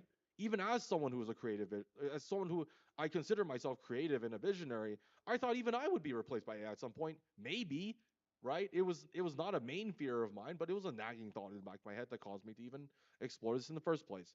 So from the back end technical side, please respect that there are more lenses than your lens. And your lens is most likely purely logical. And while that works in a lot of cases, there are way more lenses to look at problems at. Way more lenses. And from the human user experience side of these applications, first of all, demand that your companies be transparent at least about your data. And if not, boycott them entirely. Like, you are allowed to use open source software. By the way, here's a hack for everyone listening. If you type in FOSS, stands for free open source software, any software after that, like so FOSS blank what you're looking for, you'll find what you're looking for. You don't have to use any paid software these days because the open source community is so good. Now, it may take more some time in your education. There may be less integration. You might have to pay for storage. There's a bunch of stuff. So I don't recommend you do this for every single tool. I'm not saying, go like only watch like FOSS YouTube or something, right? Like, no. You can use your normal apps and do that, but just be mindful, right? Be mindful of what you're consuming, and possibly, if you can, before you click on the next ad, think about, how did I get here, right? That's a question I think a lot about on my phone. I'm scrolling Instagram and it's like, wait, how did I get here? Wasn't I just responding to an email, right? Just ask yourself, how did I get here, a lot when you're using technology, and just trace it back. Be mindful about what you're doing, where you're at, and where you're going. So, to reflect on something that you said on feeling threatened by AI, feeling whether or not our jobs are threatened, first of all, they are and they should be. And Oh, I think let's there's a go. fallacy that's created in this that we felt like during the Industrial Revolution, jobs were going to be threatened. During the .com, our I jobs agree were going with to be you, by threatened. the way. Technology revolution, our jobs were going to be threatened. And in each of these time frames, absolutely that is true. There are jobs from the 1800s and 1900s that no longer exist today, and nor should they, because those jobs were replaced by our evolution in growth in a society. And all that that means is that we've become more efficient. And as AI replaces some of these jobs, it is also going to create new ones. It's going to create new opportunities, and it's going to make us so that we have the availability to, again, uh, evolve and enrich our lives as a total. But there's also the opportunity to stagnate and to say, well, my job's been eliminated. I have nothing I can do. And to excuse behind that, or you can change. You can pivot. I'll tell you, this has become incredibly relevant to me as a startup founder. First of all, when I was in finance, did I see AI as being a threat to my job? Absolutely, I did. Of course, and me too. So I learned to use it. And so you learn to integrate with it, whereas others will either hide from it or blame or find anger in that, but I don't think that you necessarily have to. I'll tell you on things that AI has made my life easier as a startup founder, uh, being able to do the work of 4 or 5 different people, Summarize and synthesize. right? So I think that as we learn to pivot and as we learn to evolve and integrate this AI in functional, useful ways in our lives, it's going to create more opportunity. Absolutely. And a great example is when I was in finance as one job, right? I was producing for me. But as a startup founder, integrating AI, building out my company, as I begin to hire, that's the growth and creation of multiple jobs now. And so you could really say that in this particular case, AI might have eliminated one job, but it's going to create tens, if not hundreds of jobs. I love that you just it's a positive feedback ratio is what you're saying, you know? Yes. Yes, yes, yes, yes. And I love that you just outright said it because I was tiptoeing around that point. You just flat out said, nope, nope, nope. People are going to lose their jobs from AI. That's a good thing. But what the the continuation of that is, in my perspective, you know, we're going to reach a point where AI summarizes and synthesizes pretty much all the information for us. Okay, what leaves us with is the human creativity part. And what I really want to say in this, before we kind of wrap up and go to Q and A, is I've thought a lot about this. You know, like what really is the human experience but the narrative, right? What is the human experience but the narrative of your life and passed on by others and the collective narrative of all of our ancestors and since recorded oral history or whatever, right? Um, in that sense, like what composes narratives? What allows for the creation of narratives other than human experiences and the communication of those experiences? And at that level, I simply postulate that is working your job an experience? I mean, yeah, it is, but like, is it the experience you want all the time? 80% of people say no. Ooh, and that's the thing, right? What if we could all just create art and party all day? And would it even be that bad? No, it wouldn't. And And that's what your company is doing, isn't it? so yeah, so my company Game Day, we actually have sort of a motto, and it's actually the reverse of a motto. We've all heard, and I spoke about this in a fireside yesterday. Knowledge is power, and that's not true anymore. This was the basis of which universities sold degrees and built, where you would have to pay two, three, $400,000 so that you could say you have a BA or a doctorate or a master's or whatever it is, so that you could say you have this knowledge that other people don't have. I started coding around the age of 10. I went to school for computer science. I didn't learn anything in school. I just worked on startups the whole time. I got a degree so people would take me seriously. Well, Very very aware of this. and I don't totally agree with your statement. I do think you learned maybe not what your degree says, but Ooh. you learned resilience, The teamwork, other thing, no. communication. I didn't learn anything from sitting in lectures. Correction. Not much learned from lectures because I did all the reading beforehand. However, I spent so much time doing amazing research in college. I love that part. Pretty much was just doing research the whole time. And yes, I love that. That's when I discovered that my passion is scientific computing, right? And I would have never really had that chance to discover that if it were not for the in-person social like learning nature of universities, the sanctity of which is being poisoned by ChatGPT usage and has also been, scattered from the diaspora of hybrid and fully remote learning environments after COVID. And so to kind of um, And thanks for pushing back on me there. oh, AI wouldn't do that. there you go, the human part. So to two step back, if knowledge isn't power anymore, what is the power is access to information. And that is, I think, where AI really becomes a benefit is in democratizing access to information. But now is where we really have to learn how we apply that access, how we apply the use of that information, and how we integrate the information that we all now have access to create ourselves opportunities of benefit. Are you saying that because you can Google anything at your fingertips, that knowing what to Google is everything? Yes. Because the knowledge gives you the access to the knowledge? That was deep, sure. Wow. No, no, no, no. I completely understand what you're saying at that level. That was a ridiculous synthesis. Thank you. You blew my mind yet again. Um, I actually wanted to say that ideas are influence. You want to talk about that one?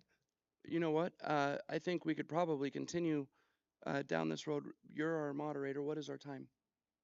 I believe it's about time for Q&A. I think we've taken about 40 to 50 minutes of the hour, if I'm not mistaken. Yep, we have taken about 40 to 50 minutes up, about 50 minutes of the hour.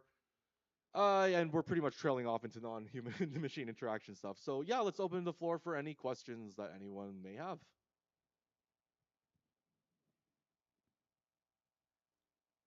In that case, I think one of the really neat things that we have an opportunity to do is when you look at the generational difference, when you had your uh, boomer generation, your Gen Z generation, even your elder millennial Gen X generations, these are generations that were learning how to integrate technology into their True. lives.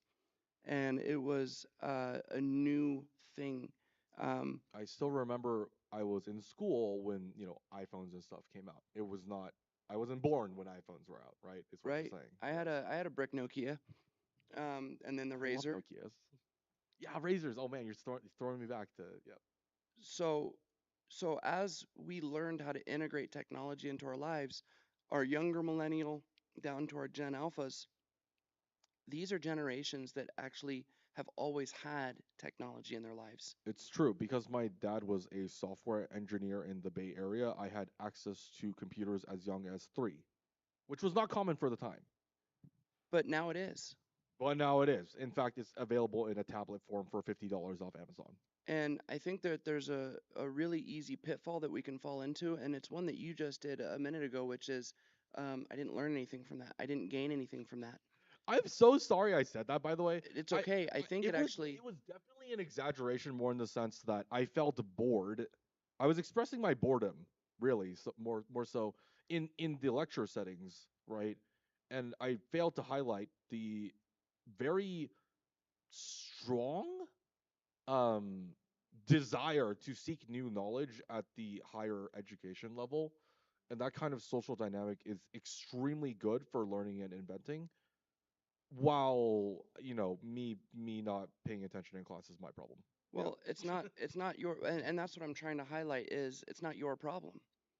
It's a problem that you actually share with a lot of people, Sure. and it's something that I'm seeing a lot in these generations that are coming up. I'm going to say 30 and under Oh. is a failure to recognize the skill sets that you actually have innately learned, and that can be resilience, that can be communication, teamwork, leadership. For instance, right now, what we're doing, even though our audience might not be hundreds of people, there are hundreds of people watching us on this stream, right? I wasn't And even aware of that, by the way. Not speaking, that it makes me nervous or anything, but no, it's okay, but speaking in public settings, that was once something that was feared more than death, right? oh yeah, now we just hop on Discord and like yeah, or whatever we're doing, stream on Twitch. That was what I was trying to say. Absolutely. And but if we're not taking the time to recognize these skill sets, if we're not taking the time to recognize uh, the true depth and value that we offer, I think what we can do is we can fall into a problem where we feel like we don't have a value or we don't have a skill set to offer back. We didn't learn anything or take anything from that job or from that experience when really there is so much opportunity out there. And it's one thing that Game Day is taking to heart, which is where we're looking at video games, something that was largely looked at as a waste of time and a one way ticket to uh, killing all opportunities and not having success in your future. If But any, really, yeah, okay, to elucidate this point more, first of all, the malaise I was describing earlier, I fully internalized how much I feel it, so thank you for pointing that out. Second of all, if you're looking at me and going, oh wow, this guy definitely just like studied his whole life, it's like no, no, no, no, no, no, no, no.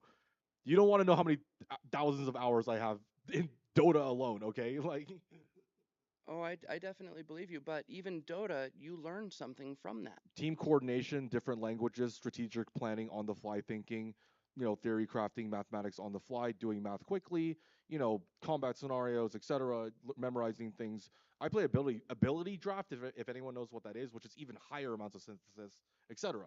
And I've never thought that video games were going to cause be the end of me because I had to explain my whole theory to my parents to even let me play video games. And I've always been an advocate for let kids be kids, you know. And everything that you just said, operating all of those processes in high stress situations, right? High stress situations because look, if you let your teammates down in a team match, ooh, you better have thick skin. I mean, there's thousands, if not millions of dollars on the line. There was a Dota 2 tournament that sold out the Staples Center faster than Taylor Swift. Did you know that? Yes, I watch every single international. Okay, that's an incredible statistic. But if I took someone with those skill sets, if I took someone that's able to operate under pressure, under stress, that's able to do math, code, speaking through different people, understanding and representing different cultures, religions, languages, age gaps, I could put you into so many dynamic situations, from project management to leadership to development to politics, into um, those skills are transitional into so many different categories other than Dota. And if nobody's That's ever not even told my you only that, game because I would peaked the season one peaked legend in Hearthstone, which translated perfectly to any kind of strategic mind reading, planning, scoping people out, semi-professional poker even, right? I play I'm diamond in Overwatch. Like I don't even need to explain that one to you. That's a first-person shooting game, very hard to get into. Most people don't even like that game because their excuse is, "Oh, I don't like it," but I know why they don't like it. It's too hard. well, and it just doesn't scratch whatever that itch is to them that they're finding enjoyment, because No, we can do hard but things. guess what? I don't like playing Minecraft at all. I cannot sit there for 18 hours and build something like block by block. I don't want to do that. I'd rather play music. You know what I mean? Absolutely. And so if you took someone that was playing Minecraft, for instance, because they are able to sit there for 18 hours building things block by block, they make great architects, city planners, My developers. brother was one of those people, and every time I'd walk by one of his structures, I would just it was incredible, incredible. Because I know that for every 10 minutes of his structures that he showed me, he spent 1,000, like, 1,000 minutes, right? That's but has anybody told, and maybe he has transitioned this in his life, but if nobody's reached out to the Dota player or the Minecraft player and said, "Did you know that what you can do is actually incredibly value in this career set, in this opportunity? Did you know that you can make money doing what you love?" That is a hyper important, hyper salient point that you're making.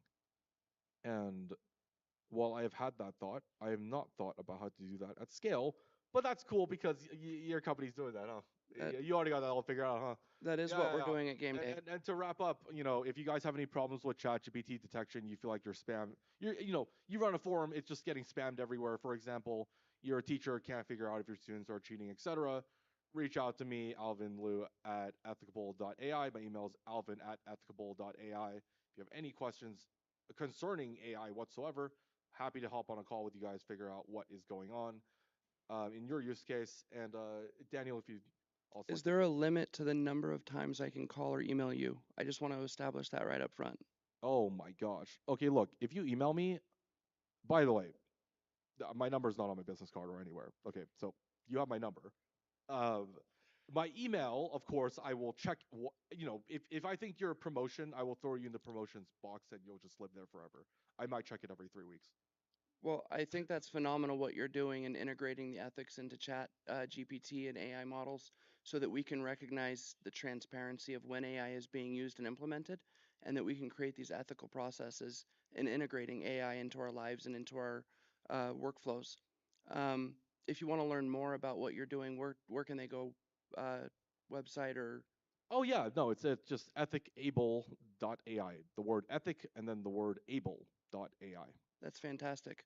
And if you want to learn more about what Game Day is doing with integrating the skill sets used in video games into STEAM and STEM educational processes, and how we're creating workforce development programs out of that so that we can help people discover ways to do what they love and get paid for it, go to gamedayuniverse.com. Awesome. Well, you know what, Daniel? Thanks for having this talk on stage with me. Thank you very It much. was enthralling. This was a great conversation and a lot to think about, and I'm sure we'll talk more.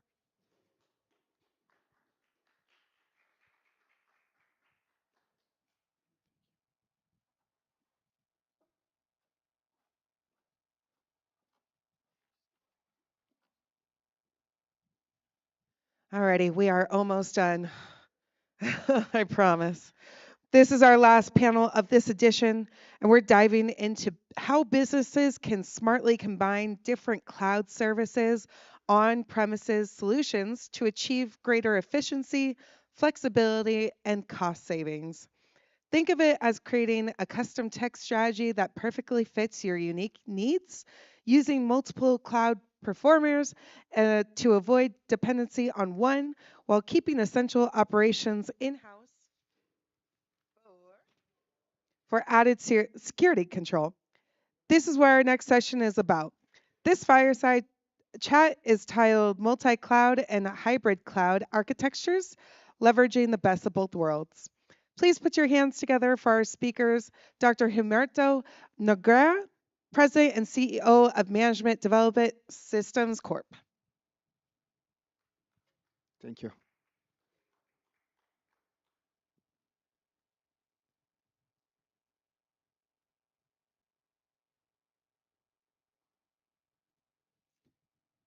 Okay.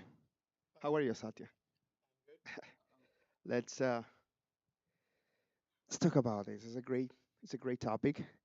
I know that yeah. Well, my name is Humberto Noguera, and I'm a doctor, and also been working in this information IT technology for around 20 years. And I've been seeing how this technology has been evolving, the evolution, and yeah, pretty much. Let's have a good discussion here, conversation. Yeah, my name is Satya Krishnasamy. I am founder and president of Chain AIM.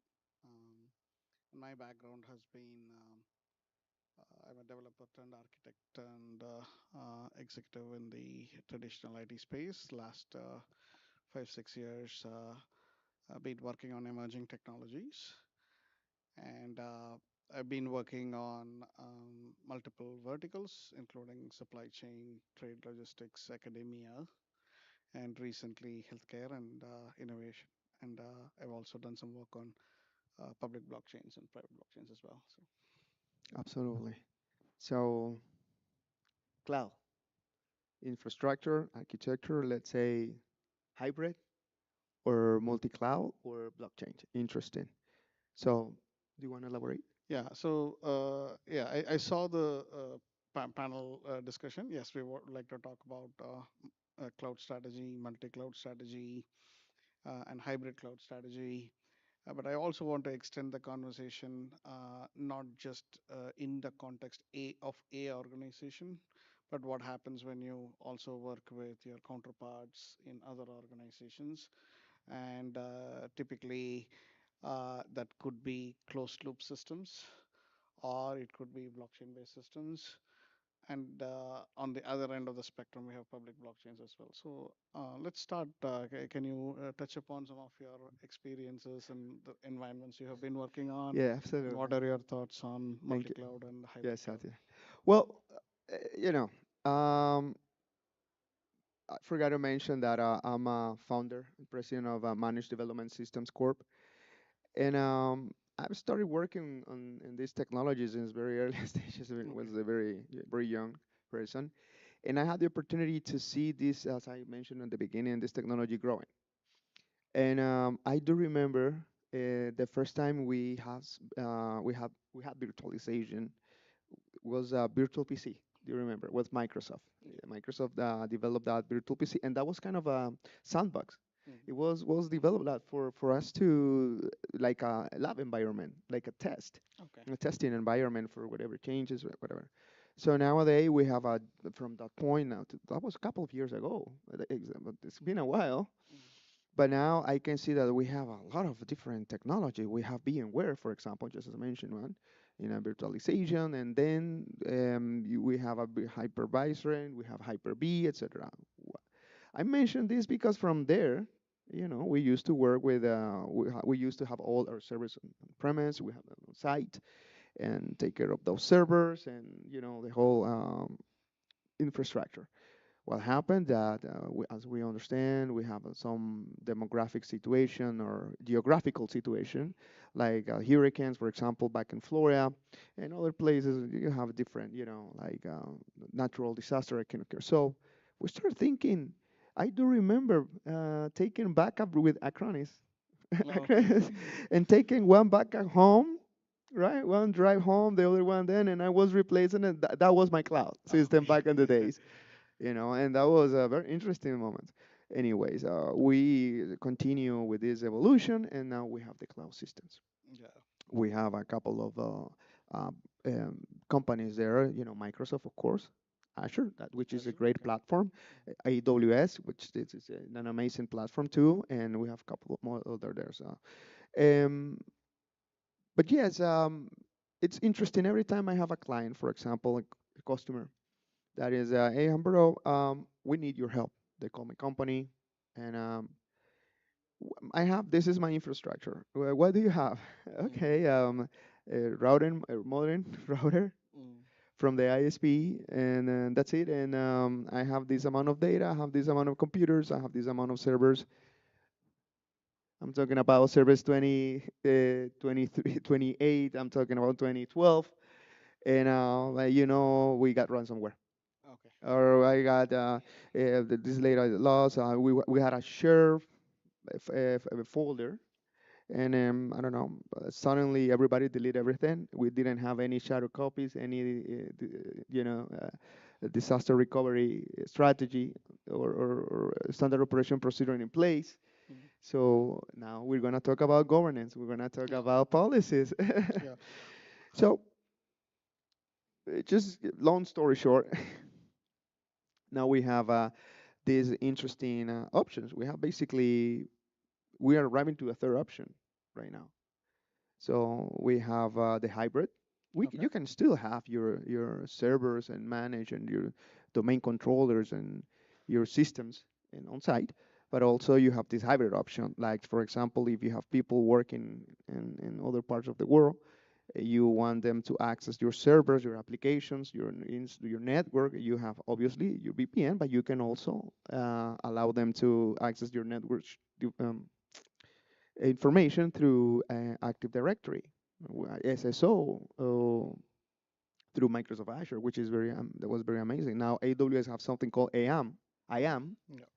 I am, all right. So and yeah, and actually they work together, and that's part of the multi-cloud because we can have both worlds. You can have Azure and AWS working together. Yeah.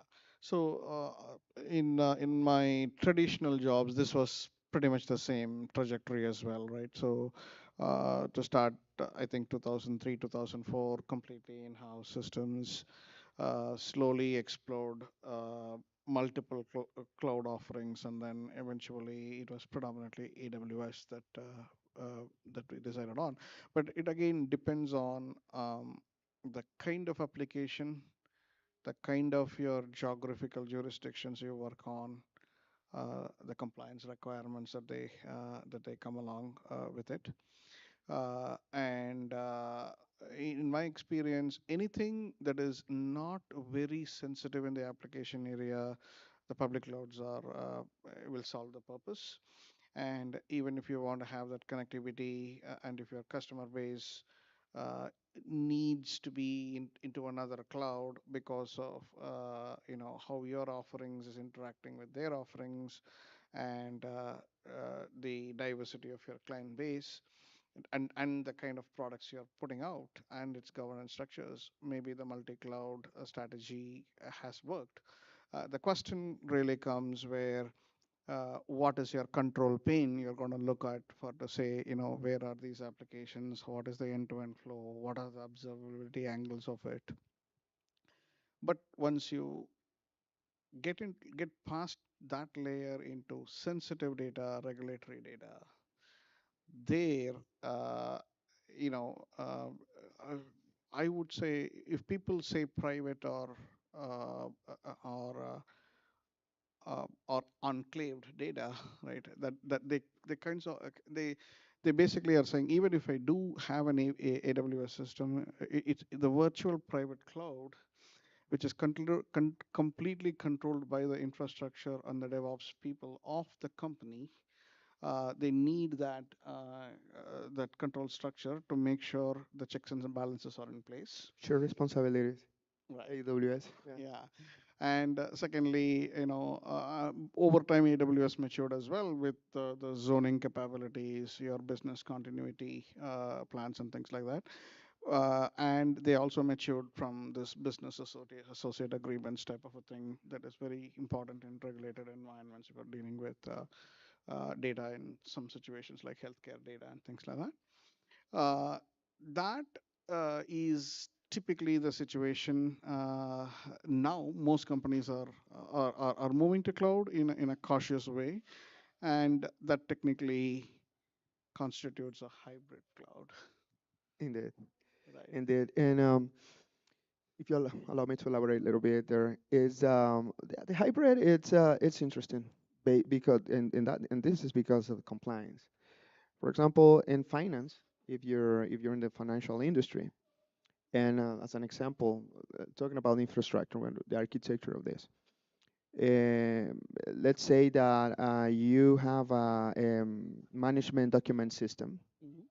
and quote to quote, just to say something, not Ignite or any other one, right?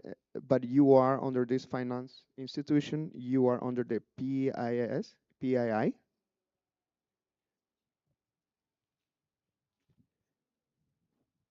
Yeah, I'm good. Okay, PIA and DS, and which is the compliance there. So they are actually enforcing you to have a copy that is cloud-based. That management document system is cloud. It's cloud-based. Mm. So, but now they're enforcing you to bring the data and have it on site for audit. Mm. So you should have that data, even though you have everything in the cloud and everything can access it through the cloud, and it's like pretty not it's amazing. It's private. It looks like SharePoint or something like that, but you have retention policies. You can do you can follow your data, etc. Uh, Audit, etc. So, but now they enforcing you, and I was in charge of actually I create that server Mm. using a specific rate. Anyways, the thing is like there's some compliance that are enforcing you, forcing the companies to have the data there if they need it like today, Okay. and that is basically in the hybrid part. In the multi cloud, let me add something else there. It's interesting. I've been in multiple companies and clients. They have a NAS network attached, a NAS system, NAS Mhm. server with a couple of disks, and running Synology, Linux, Mm. and you Most could. likely they are not heavily regulated, I would assume. Well, that was the situation. They called me for that reason Okay. because they become public, and now they have a situation with the auditors. Okay. But this is the thing. There was a NAS, but the NAS was doing everything. It was a web server. The NAS was a backup server, the snapshot server, Uh-huh. and apart from that, they were using Microsoft Azure. So this is a good example of a multi cloud service because they have S3. They have an S3 with AWS to transfer the data, with the key from the Synology device to there, and then they were having this backup way, and they were using G Suite for the as Exchange server, as an email server, plus the can you see the multi-cloud, multi-situation there? The architecture of that infrastructure was very interesting. So Okay. you want to add something? Yeah, I mean, I can easily see that. I mean, again, it comes back to like even if you're running all those, how complex or simple, how geographically you're located, and what compliance mean to you in different jurisdictions becomes most important, or some of the variables that you need to think through while you're putting out those architectures and carefully make sure that from an audit perspective you have internal audit processes as well on a thorough basis. Oh, absolutely. And the migration, because we were going to, okay, I'm going to have my domain controller only on site. Then we're going to move everything. Okay. So, and it was a situation, good luck. migrating something from G Suite that is not the usernames or not matching in the Active Directory, then you have to move to Exchange. So there's kind of things, those kind of challenges that we have there. So, but moving forward about the data, and now we have this hybrid, which is the most common, small business, business, big big business, like huge companies, like can mention a couple of them. They have like clusters and Clusters. clusters. Oh, I'm also seeing I've been involved in a little bit of work that extended our organization, right? Typically, these are SSOs or APIs when you're really not having a single copy of the data between your companies. But one of the things that as we got into network-based ecosystems on the distributed ledger rails, it kind of increases this cloud architecture question to another level. So I have some experience about it. I can touch upon a few points because that kind of dovetails into how you should start thinking about your cloud architectures. So in our example, uh, we have worked with private blockchains, which are primarily you have one server on one company will have to connect to another server on another company, right? Now, how do you do that, right? Now, do you connect on-prem to on-prem or on-prem to cloud or cloud to cloud? And this is assuming all of your participants is going to be on that one blockchain. But we all know that's not reality. You will have a food blockchain, you will have a pharmacy blockchain, you have, these consortiums were coming all over the place. Now you really needed to understand how does this operate when you have a multi-cloud, multi-blockchain situation. That is if it is all private. By private, what I mean is Dedicated, yeah. restrict the access, you check the certificates, and you say who can participate, who can not participate. And then on the left hand side, there is a wild wild west on the public blockchains, which is literally is how do I say that, right? This is one of those nodes that participate, in consensus mechanisms. They process these transactions and prove the order of the transactions and things like that. In that part of the world, there's a lot of innovations happening, but mostly they are so far has been uh, simple use cases. But slowly, I'm seeing those systems are starting to tackle higher complexity use cases as well. I like this. This third option we have here, the blockchain. Well, when I was analyzing the actual model of the blockchains, how it works, um, it reminds me like the TCP/IP protocol. It reminds me like when you start creating package and send a package from point A to point B, and how we convert with the header, the destination, the source, the package encrypted, and then you create the packet and you send this packet at that level. How much that packet level? I can easily relate to that. So if you look at any blockchain work, right? You don't call them as companies. You don't call them as anything else. Most of them are protocols. Protocols. So basically, this is how will one system work to another system, anticipate the response to the counter response, and finally settle on what the intermediation is to say that's the golden copy of record. Uh, how it does it might the mechanisms might differ from one implementation to another implementation, and how many rounds of these negotiations happen. But that's the basic essence of it. It's the same logic, like the It's one the before, same. but It's a with a similar new logic. hash. Let It me is a put it very this way. complex hash Yeah, security there, right. and that's the other thing about this technology. It's not new. I mean, it basically Distributed systems were never new. It's just a question of how to tie them with the economic security mechanisms. Uh, has been the uh, underlying change in how this technology has taken a new dimension. And from my point of view, it's as simple as this, right? First generation things were about databases are faster, blockchains are not faster, right? But that's not the right question to ask. The real right question to ask is, what are you meaningfully sharing with your counterparty, and that does that data really have to move? Because the more movement of data, you're opening up for more and more things. And even in healthcare, you will probably hear things like minimally needed data, right? And all those controls and procedures. HIPAA. And that HIPAA. is where, if we can program something where the data movement can be as less as possible, and then the trust based system can actually take over. And again, there again, from you're not going to put everything on the blockchain, because depending upon what type of it is, you probably will have to run a whole bunch of chain and only have that layer to minimal data that is needed to interact with your other parties.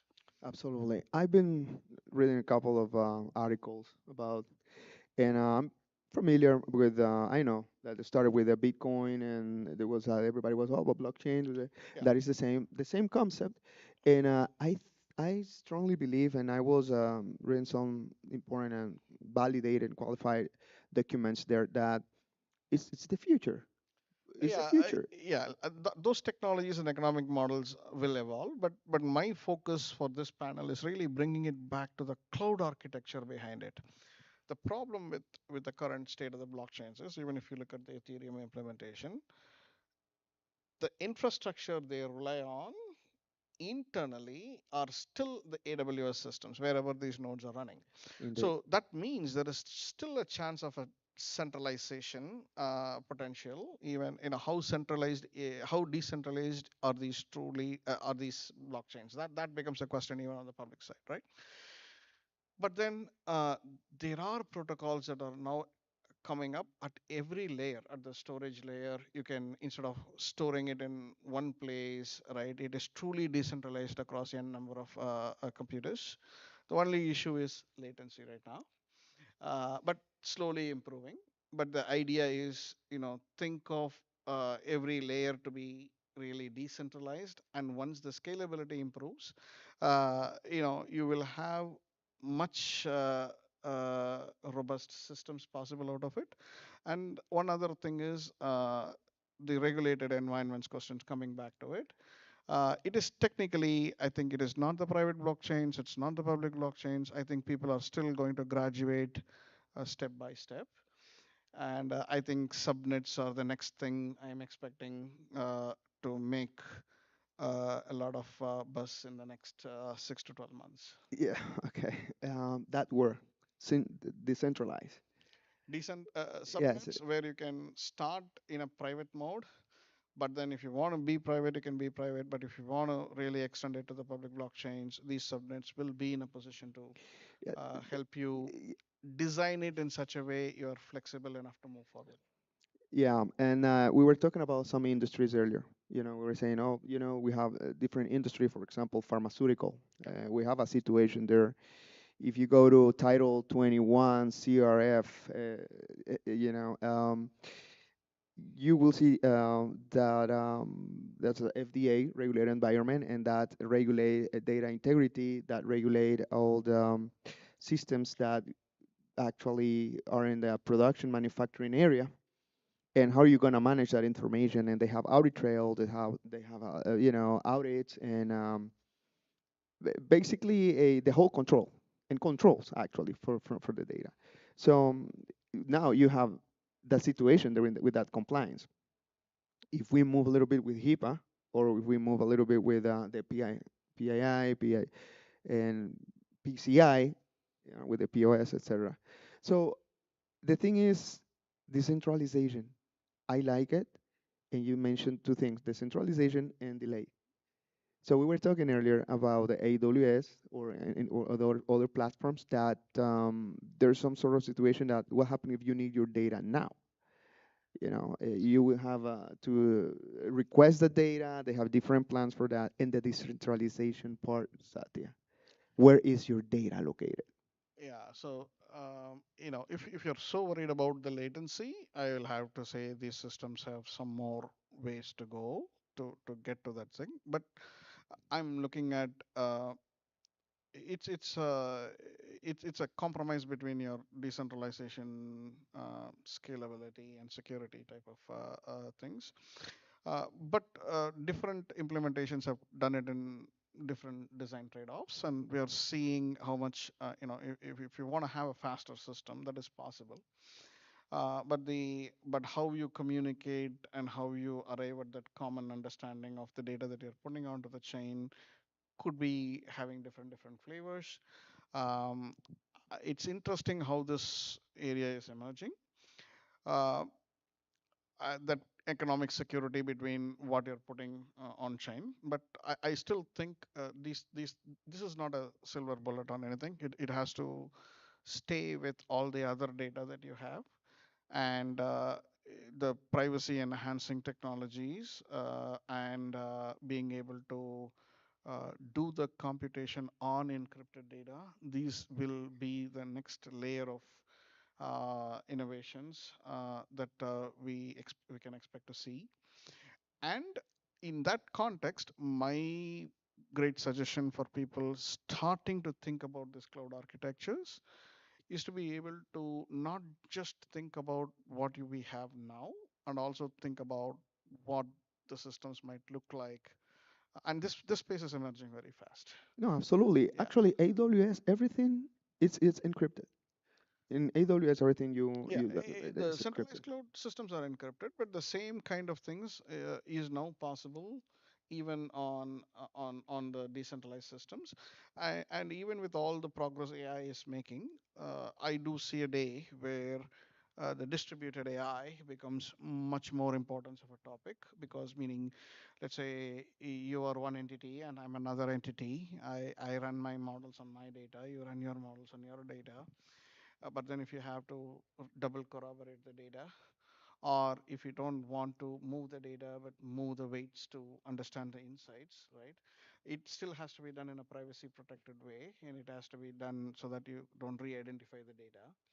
So these are all things which eventually has impact to what your requirements on your cloud architectures will be. And the idea is to say, when you're designing your hybrid architectures, set yourselves up for flexible reconfiguration. Absolutely. Good point. Flexible reconfiguration. Because even though, actually, AWS is moving faster in encryption, and they also have a new system that can help you with to be in compliance. You can actually modify AWS and say, "Hey, I am doing this.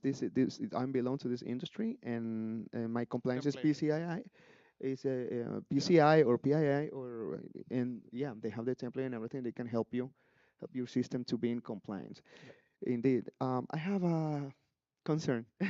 This, it's something that I've been thinking about. We've been talking in this forum, in this conference, a lot about artificial intelligence and how artificial intelligence is amazing, what are we doing, the future, etc. So yeah, it's a concern. It's a personal concern. Um, this is getting like artificial intelligence doing a lot of stuff here that about security. What about the hash we're using? And that's my concern. I mean, we know that artificial intelligence can do multiple things there, and it's not concerning that they can probably focus on breaking the hash or You're talking about but not like systems from a human. security point of Yeah, view? not Okay. like human, but in your blockchain. Oh, okay. So, see, blockchain security from if you're talking about the basic ECDC architectures to be, how long can it go? What are the other quantum mechanics type things that could come in, quantum computing come in? Um, those encryption mechanisms are evolving. I think that's that's one area that is already evolving, not a problem. uh, the issue is about with AI, my most important issue is about judicious use of the compute resources. because as cool as these technologies are, as cool as you can run them, some of the costs can be offloaded based on who already pre-trained the model and how that pre-training is equally applicable to your model. It could still rake up your compute if you're not careful about it. That's one element of AI, right? And the other element of AI is, what are you doing it on, right? If you're doing it on data that is not highly integral, then the question is becoming, what are the insights coming out of it going to be, and what is the vetting process towards it? So data integrity means different things to different industries. If you just look at a NLP corpus type of a thing, whatever we are talking about, oh, Gemini did this, Gemini did that, okay, that's fine. But in the context of a business process, like a regulated industry, like the kind of industries we are talking about, I think there is an element of understanding the guardrails and say, what is a framework that is responsible enough to understand the possibilities, the limitations, the cost. And there again, I'm expecting breakthroughs the next few years continuously. For the cost will go down. That has been the the the the lineage so far. But it should still be judicious to say, where am I now? Where am I? What is the judicious use of this at this point in time? Where will it be in 12 months from now, 24 months from now? And you have to start thinking about that in a holistic manner. Absolutely. So, I can imagine right now a IT manager or a decision making vice president IT or something thinking, okay, I have this infrastructure here, and how can we get how can get this more secure? How can I be in compliance with my policies, etc. But also, this is the thing, cloud is the terminology, the famous terminology here is another personal computer.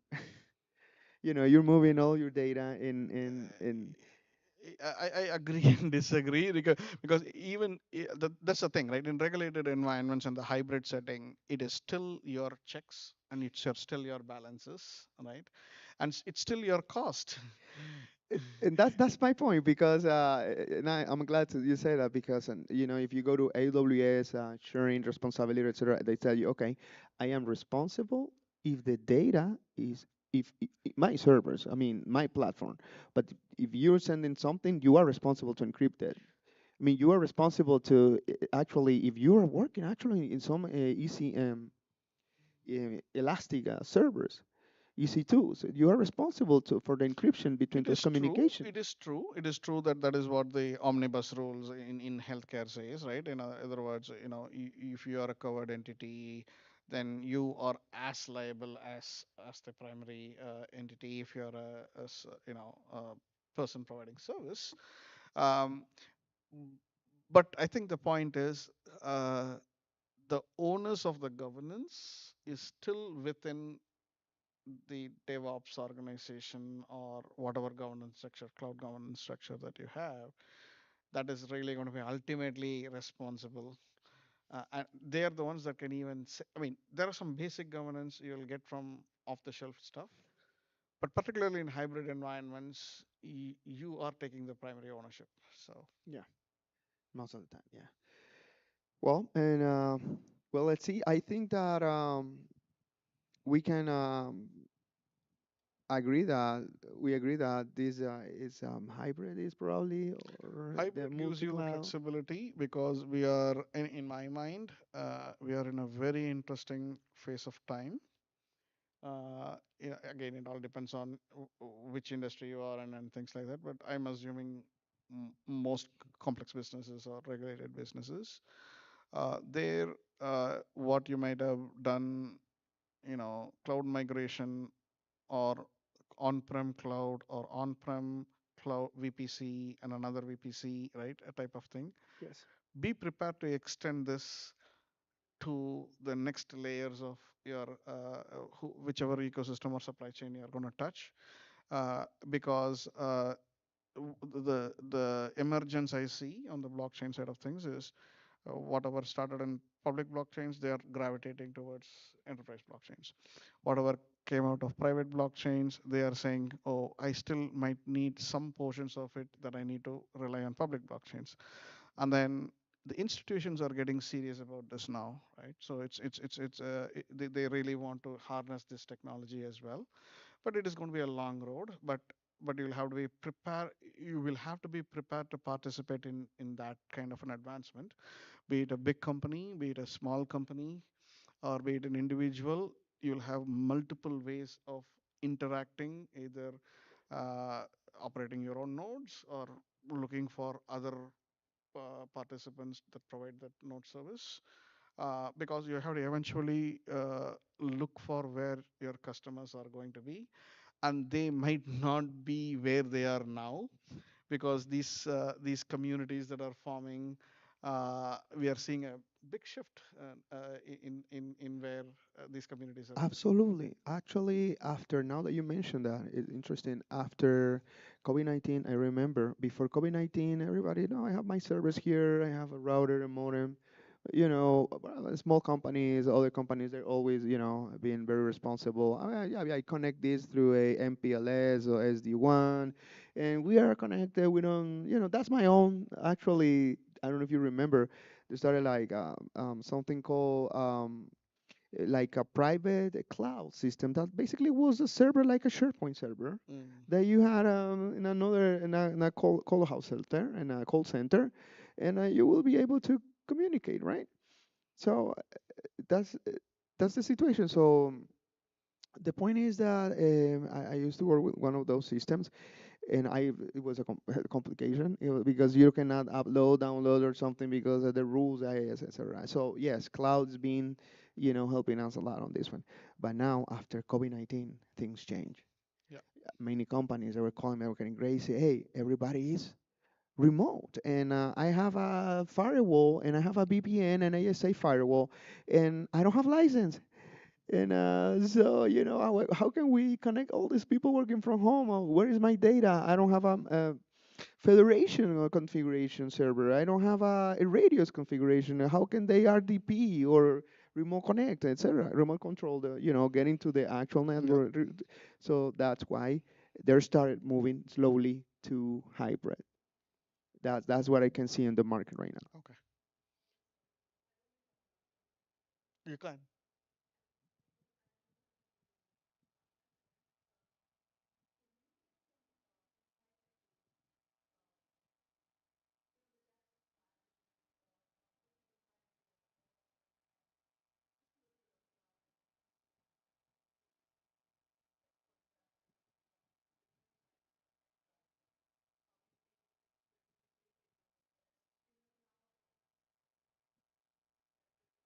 They have some benchmarks out of Microsoft.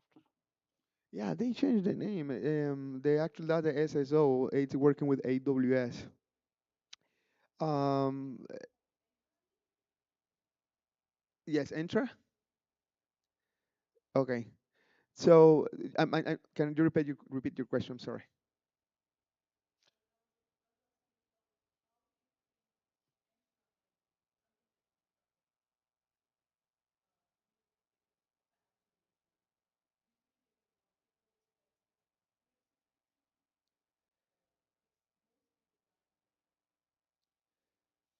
See,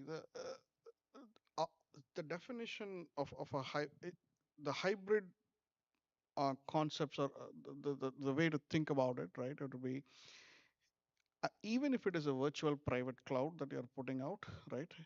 It is still in the context of governance is where we are more worried about. In other words, right? It's really about tomorrow if there is an audit, right? Who can clearly run it end to end?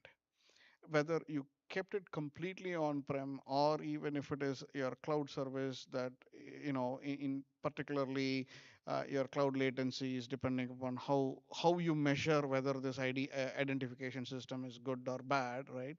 If it is a notion of latency or throughputs, or your availability numbers that you have to hit and things like that, um, that is one part of the equation, but the rather more important part of the equation from our perspective is really the governance behind it. So if something went wrong, right, who had the full audit structure behind it, right? And this is what in our experiences we have seen, right? You have to have a huge number of provenances to say this is exactly what had happened. I'm not a Microsoft expert per se, but in general, I've seen the Google models. In the Google model, there is a huge emphasis on zero trust kind of platforms, Yes. right? So what happens is basically the default assumption is you don't have the permission to do something. So from your ID to the privileges you get is kind of like a iteratively added on type of a thing. Okay, so what happens in this context is you'll be in a position to prove that you had done all the due diligence to say you were compliant, right? So from a even if there is a possibility of the benchmarking numbers are not as you're expecting, right? For example, one if you're comparing one cloud versus another cloud, in my point of view, that is just a transitory thing. This whole cloud latency and even blockchain latency is whatever we're talking about today is probably not even valid in 3 months from now because all of these are moving in breakneck speeds.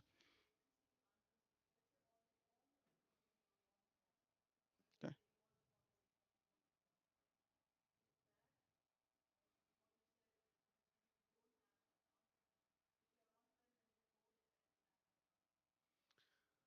Even in the VPC, you could, as long as your access mechanisms are correctly mapped. I'm very familiar with how it works in GCP and how you define your organization structures and your zero trust policies. That's what is more important. I would like to add something. Also, AWS and IAM, AWS IAM, they can help you to actually audit. And if you are like a root user, you're able to, perform audits to the specific users. Now, if this is hybrid, you can have a VPC with EC2s and everything configured there with your servers, etc., virtual servers. But also, my question is, that's the thing, Satya.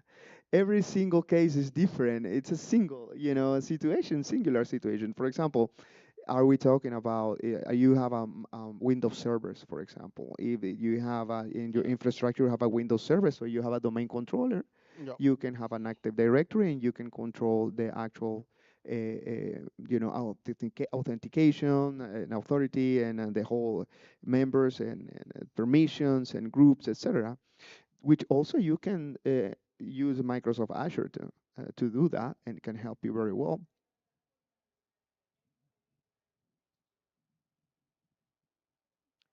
Yes, they changed the name. It used to be Azure AD. That's what I was saying. Yes, they used to call it. That was the actual Azure Active Directory. Okay. They changed it to some because they have now. This is the situation. They say Azure AD, but you don't do 100% what you can do in the domain controller. Now they're moving to that new stage, the new layer. Now you can control more because now you can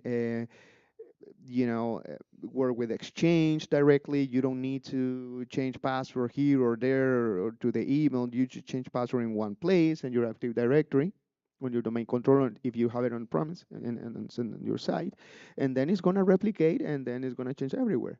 So yes, interesting question. I appreciate that. I didn't understand it very well, but yes, Okay. that depends on your infrastructure, depends on what you have.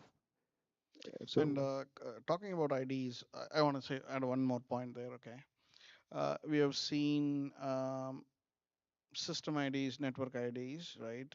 Uh, but there is a huge movement now. It is going on self-sovereign IDs. These are decentralized IDs that are attached to you as a person, right? In other words, it's not your Azure ID, it's not your Google ID, it is your ID, right? It's basically, and then I see a day where things will harden around that on the security perspective, and the cloud architectures adapt to it. That works like the Bitcoin or this kind of this It's technology. They work like that. You have that. I This is really, your idea, I don't confuse cryptocurrencies with but blockchain. it's the same. It's kind of the same, but I see a huge amount of this is not a I'm talking about IDs where entire nations are thinking about putting their citizens' data on chain, right? Yeah, And how do you do that, right? So yeah, basically, you ascertain an ID so that you can, when you come on chain, you'll be able to, everybody knows who you are. yeah. In AWS, we call it key roles. We can add, and there's actually a key management. You can actually add specific keys to specific roles. It is your key, is your ID, is your That's another area where I'm thinking like, one of the common complaints we have on blockchain systems is, oh, it's so complex. Managing the private keys is complex. yes, The IDs are, I can't figure out what this is and things like that. I see progress now that is coming. How do I take something in a Web 2 system to kind of make it easy to navigate the Web 3 system? I think that area will evolve as well. absolutely. But yes, uh, we hope we answer your question. Okay.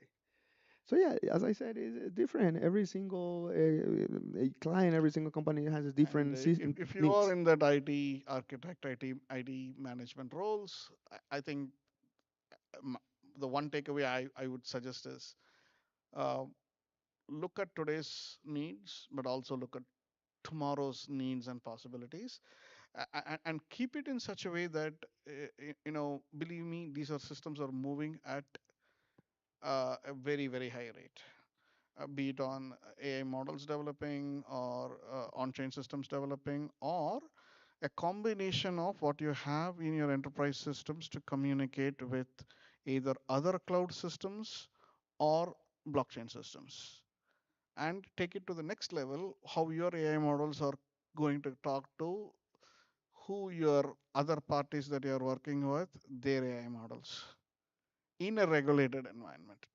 That's really where this is going to go in the next few years. Absolutely. All right. Good. All right. So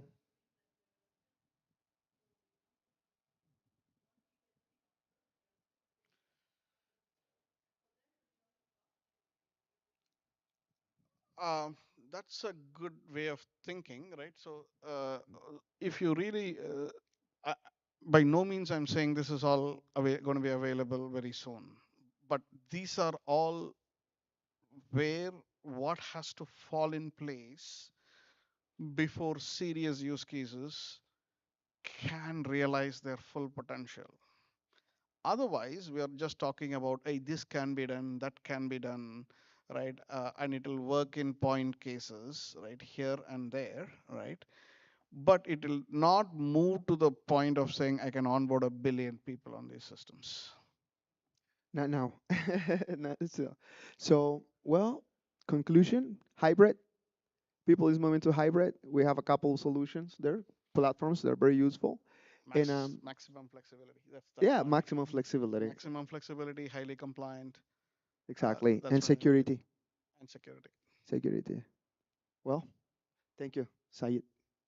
Sayed, thank you very much. Thanks a lot.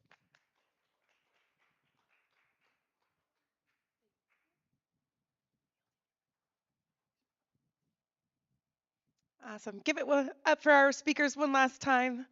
They did great. Well, this marks the end of our Internet 2.0 conference. So, this is it for the 2024. But before we part ways, we have thrilling news. The agendas for our Dubai Winter 2025 edition in Las Vegas and also Dubai as well. Um, you're going to find information on the website. We have impressive lineups of speakers, and I assure you that the next installments will bring a wealth of experiment, excites, and partnership opportunities. We look forward to these events. Remember that the journey of discovery and collaboration continues, and visit our booth near registration desk for more information. We would like to give a heartfelt thank you to our VAA Industry Gold sponsor and your unwavering support. I've been Kay Banks, and it has been a pleasure to be your host, and I will hopefully see you guys next year. Have a good time. Bye.